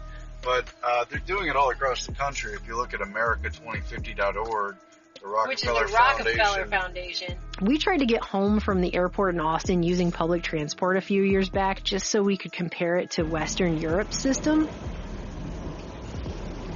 And it took us 4 hours walking around with our luggage, hopping on multiple different bus lines, just so that we could get stranded in the middle of town because the train stopped running at like 7:30 p.m. on a weekday. The bus didn't go north far enough to help us. So it's kind of a joke to put this off on the average person who really doesn't have any choice in the matter if they need to get around for work and to live. All the major cities and metropolitan zones are putting twice as many people in all of them by that target year 2050, and so they're moving everyone in from suburban and rural areas. I don't think we're going to ever make it across town today. I don't even know why we tried to go anywhere. And that's the whole point. I don't think they want anybody to really go anywhere. But they are. To the point that it looks like the same graphic design artists who came up with the XR color scheme and design schema have come up with what is being called the Take the Jump Pledge, where they're trying to get people to pledge to do the things that were listed here. And they even promoted it in the mainstream media as well as 6 promises you can make to help reduce carbon emissions.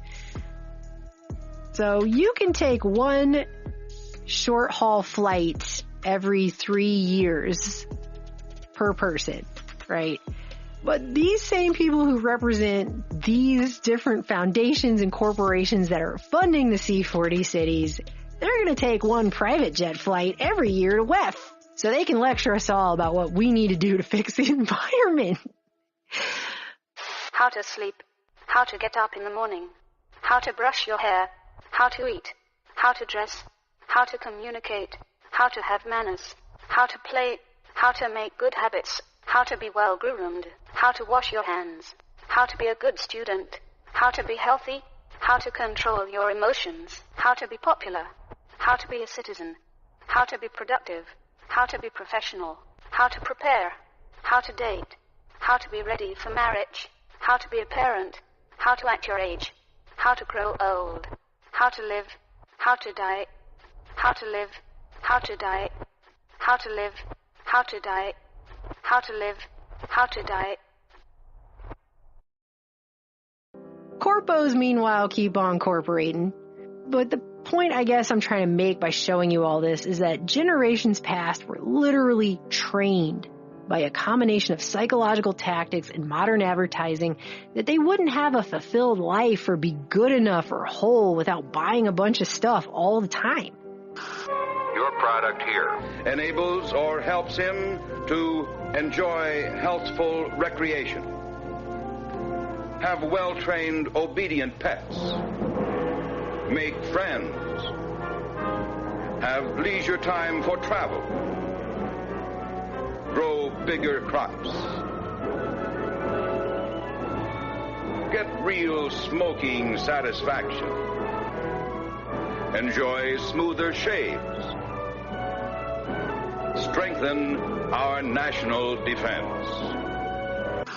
Modern humans trained for generations to look at what they have but only see what they lack.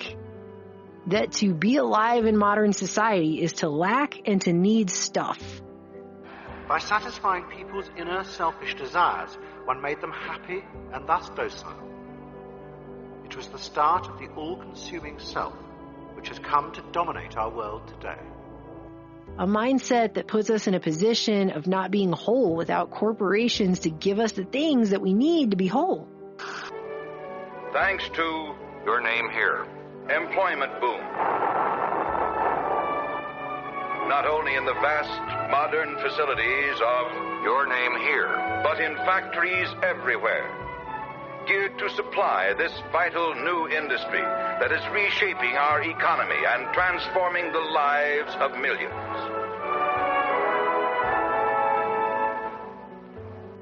People did as they were told. So many that we're now living in the actual fallout of that. With new, your product here, available to all, man is working modern miracles, breaking the boundaries of time, nearing the conquest of space itself. In countless ways, directly and indirectly, your product here serves the nation and its citizens, plays a vital role in helping every American to achieve a better way of life. Where fulfillment was once driven into physical consumption, now companies are driving into digital consumption, but it's not much different. Today, the same system that baked obsolescence into our lives back then is telling us that we are now going obsolete. There's too many of us, we're a drag on resources. At the same moment they claim to be cracking the code to immortality, they're saying the average person should only live to the age of 75, while we have billionaires openly bragging that they'll be living more than twice as long. Like Sean Parker over here. But here's what Parker said. Quote, "Because I'm a billionaire, I'm going to have access to better health care, so I'm going to be like 160, and I'm going to be part of this, like, class of immortal overlords."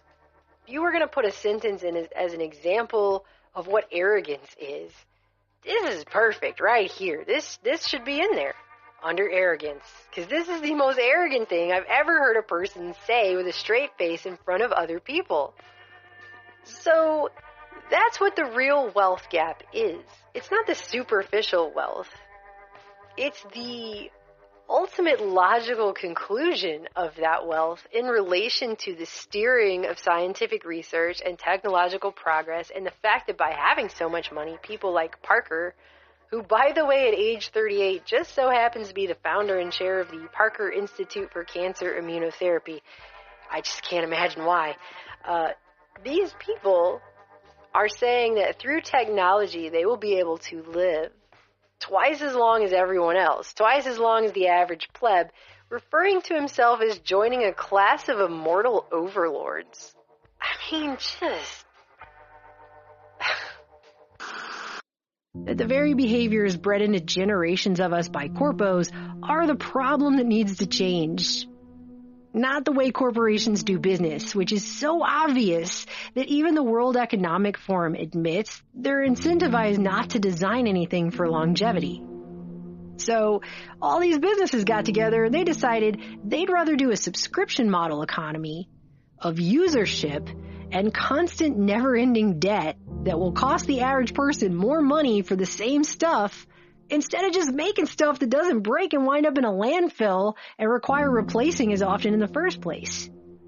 And they've shifted a lot of the blame and a lot of the burden for change on the individual, which is, at the same time, handily shifting it away from the corporations. Could it be because they, I don't know, represent corporations, these people that go to this? I mean, ding, ding, ding. It's a shocking concept, I know. Presenting King Ding, mighty ruler of the Ding-a-ling world. What's this little guy doing? He's in King Ding's elevator and is riding up through the inner power plant. Now he's getting close to the head. He's there. He becomes King Ding's actual brain. And the $3 million TV campaign will introduce the world of the Ding-a-lings for what it is.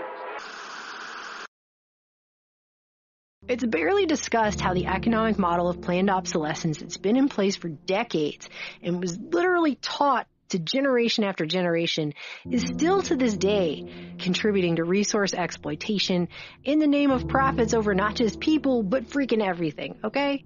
No, it's blamed on individuals, though. It's just individuals and population. It's anywhere but corporations. Just don't look there, all right? Sure, walk into any Walmart and right up front, you're instantly going to be looking at so much cheap, non-biodegradable, earth-hating plastic, your head will spin. But hey, they have sustainability summits and stuff, okay? So, you know. Who is that? This is the end of the mystery. Well, if it isn't our old friend... Before I get too far off on a side tangent, this green future, I mean, let's go ahead for the sake of a fun party game, and we'll just assume that everything we're being told can be taken at face value. Well, the purpose of a party is to have fun together. Which is a big if. Like the hugest if, probably, that's possible. Right now about the transition that we're being told has to happen to save the planet, okay? The World Bank is claiming that the mining of minerals, something which has traditionally been a nightmare for the environment and all the living things in it, is going to have to increase by a whopping 500% by 2050 just to meet the growing demand for clean energy technologies. So, in other words, in the most basic of senses, we have to trust the same corpos whose prime directive is to make money for their shareholders first and foremost. The same corpos being fined millions of dollars even now for what could essentially be called obsolescence practices or straight up lying about greenwashing, which they've been caught doing.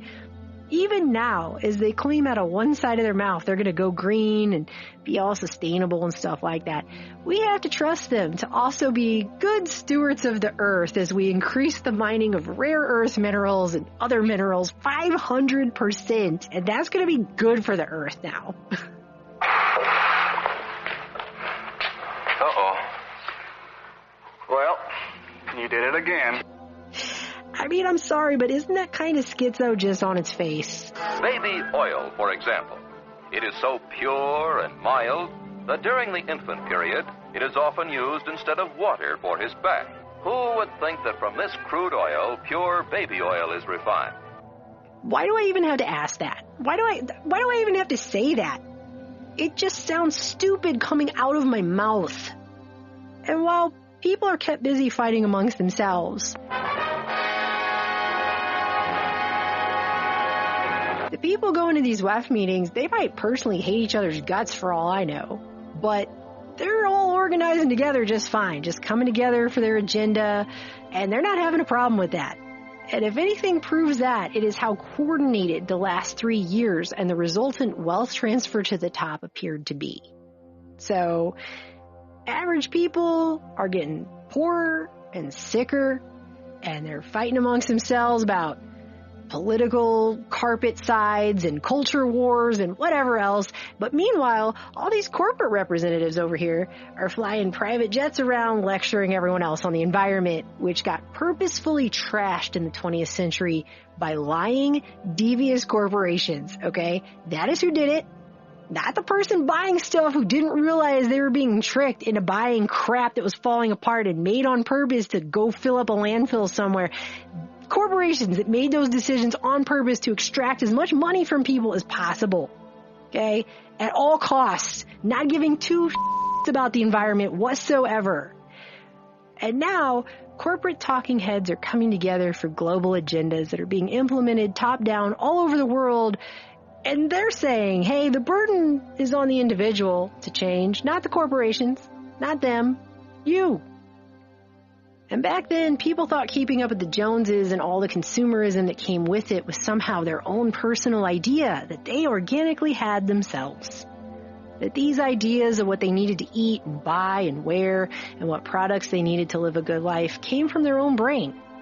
And certainly weren't being put there by aggressive marketing campaigns drenched in weaponized psychology to get desired behavioral and financial results, right? No. But certainly today, the people that are walking around parroting these talking points about how many people there are and how overpopulated everything is, and here's what we need to eat and buy and wear and what products we need to live a good life and do better. That's their own personal ideas, right? That they're organically having themselves right now, because those are entirely good for society and progress, and totally aren't being put there once again by the very entities that stand to benefit from them. Just like people in the 50s were made to believe that obsolescence was not only acceptable, but entirely good for society and progress too, by the very entities that stood to benefit from them. Gee, if only hypocrisy balanced the equation. The living symbol of our national heritage. A story in the great tradition of George Washington, Abraham Lincoln, Franklin D. Roosevelt, and the other heroic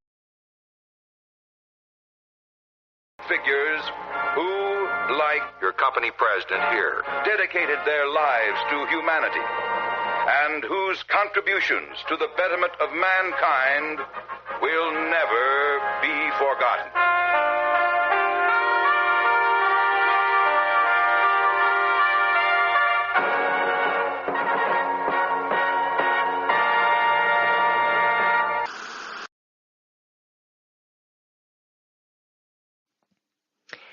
I truly am starting to think that people just have no idea where they are right now.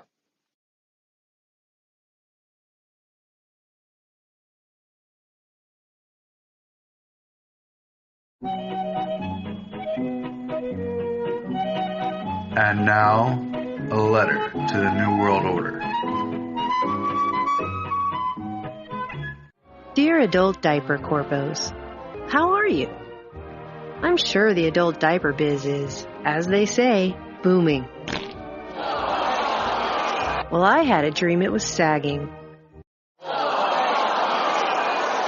So your new team of TikTok-literate, cool-adjacent adults from the Gen Below Mine concocted a brilliant plan that is so... Gen Z, phrase, here. It might even wake Sigmund Freud's nephew Edward Bernays' long-ago rotting corpse from the dead, just to get paid a few more sweet, sweet consultant dollars to approve it.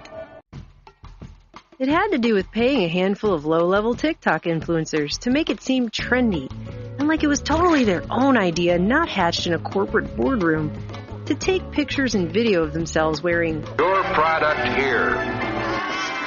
Adult diapers to a Taylor Swift concert and posting them on TikTok with lines like, "It's the most durable, the most absorbent," said the shameless groupie with a giggle, describing the top quality of her adult diapers, which are typically reserved for folks living with incontinence, immobility, dementia, or severe diarrhea. I know it was just a dream, but your company here. And its new generation of PR minions concocting ways to spend marketing dollars to get younger and younger gens to wear diapers until everyone at every age has a reason to buy diapers and wear diapers cradle to grave still really freaks me right the hell out. Sincerely, me.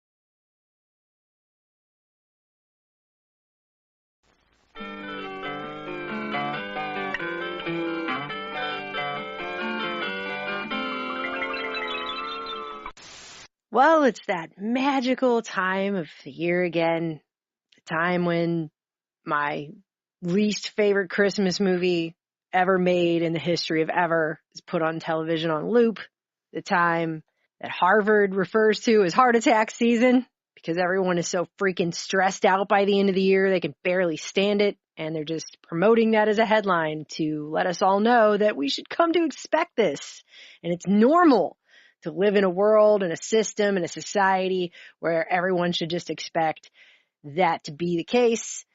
And Congress once again tries to murder an entire forest worth of trees to print off 1,500 plus page continuing resolution bills to shove through who knows even what to fund the government for just a couple more, 3 more months, basically. Just 3 more months of funding for that government. Watch as hog carcasses are broken down into primal cuts. And Speaker Johnson, a man who was sadly born without a spine, apparently, very sad for him, had just got on saying back in September that there wouldn't be a Christmas omnibus bill. We have broken the Christmas omni. And I have no intention of going back to that terrible tradition. So there won't be a Christmas omnibus. As somebody asked me in the hallway a little while ago, will there be many buses? We don't want any buses. We're not going to do any buses, okay? And here it is. And by the way, it included adjustments to congressional salaries to reflect the cost of living changes, increasing their annual salaries from $174,000 to $243,300, giving themselves a $69,000 raise. What a tough vote when you could just pack everything else into that bill and also a raise on top of it. You're not allowed to just vote for your own raise. Got to vote for it all. So isn't that cool how that works? That's so amazing how awesome that is for them. I am so glad that the American people voted for them to represent the American people, and then they got in there and voted for themselves for a nearly $70,000 annual raise. Let's watch the development of the ham, one of the first meat cuts to receive attention. So glad, because they're doing such an awesome job. They really should be just giving themselves a raise equivalent to a whole salary for other people in this country. That's amazing. Who the hell even knows what's in there? They just try to shove that right through because they know everybody just wants to go home for Christmas. They know that's how it works. And they've been doing that now for over 100 freaking years. Okay? Just want to remind everybody, this is how we got the Federal Reserve. They just waited till it was right at the end there and shoved that thing right through. And the Nation actually wrote about this on New Year's Day, 1914. And this really sums up what they do every year. But this is how we got the Federal Reserve, and this is what they've been doing since. When the historian who leaves nothing out comes to write the full account of the passage of the currency bill, that's the Federal Reserve Act, he will not omit reference to the influence of the Christmas spirit. Congress was as eager as a small boy to get off for the holidays, and there stood the cruel resolution of the Democratic majority not to adjourn unless the bill was passed. This undoubtedly had the effect of hastening final action. The drawing near of the gracious Christmas tide seemed to calm the savage beast of the filibuster and to still the passions of the makers of long speeches. It was rumored that Senator La Follette would insist upon speaking for 2 or 3 days. So they were threatening to talk for 2 or 3 days, keeping people there. And one can imagine the apprehensive looks that were cast in his direction. But he let his music die within him. Even he could hardly have faced the universal rage that would have fallen upon him if he had ruined the congressional vacation over the holidays. The whole thing was a wonderful demonstration of what Christmas can do in the sphere of legislation. It was the old miracle over again. No voice or hideous hum runs through the arched roof. Puke. I mean, this is so obvious that it's just beating a dead horse, but obviously government is meant to be out in the open, examined. Things are to be debated, the pros and cons weighed, and no is to be voted if things are unconstitutional, not good for the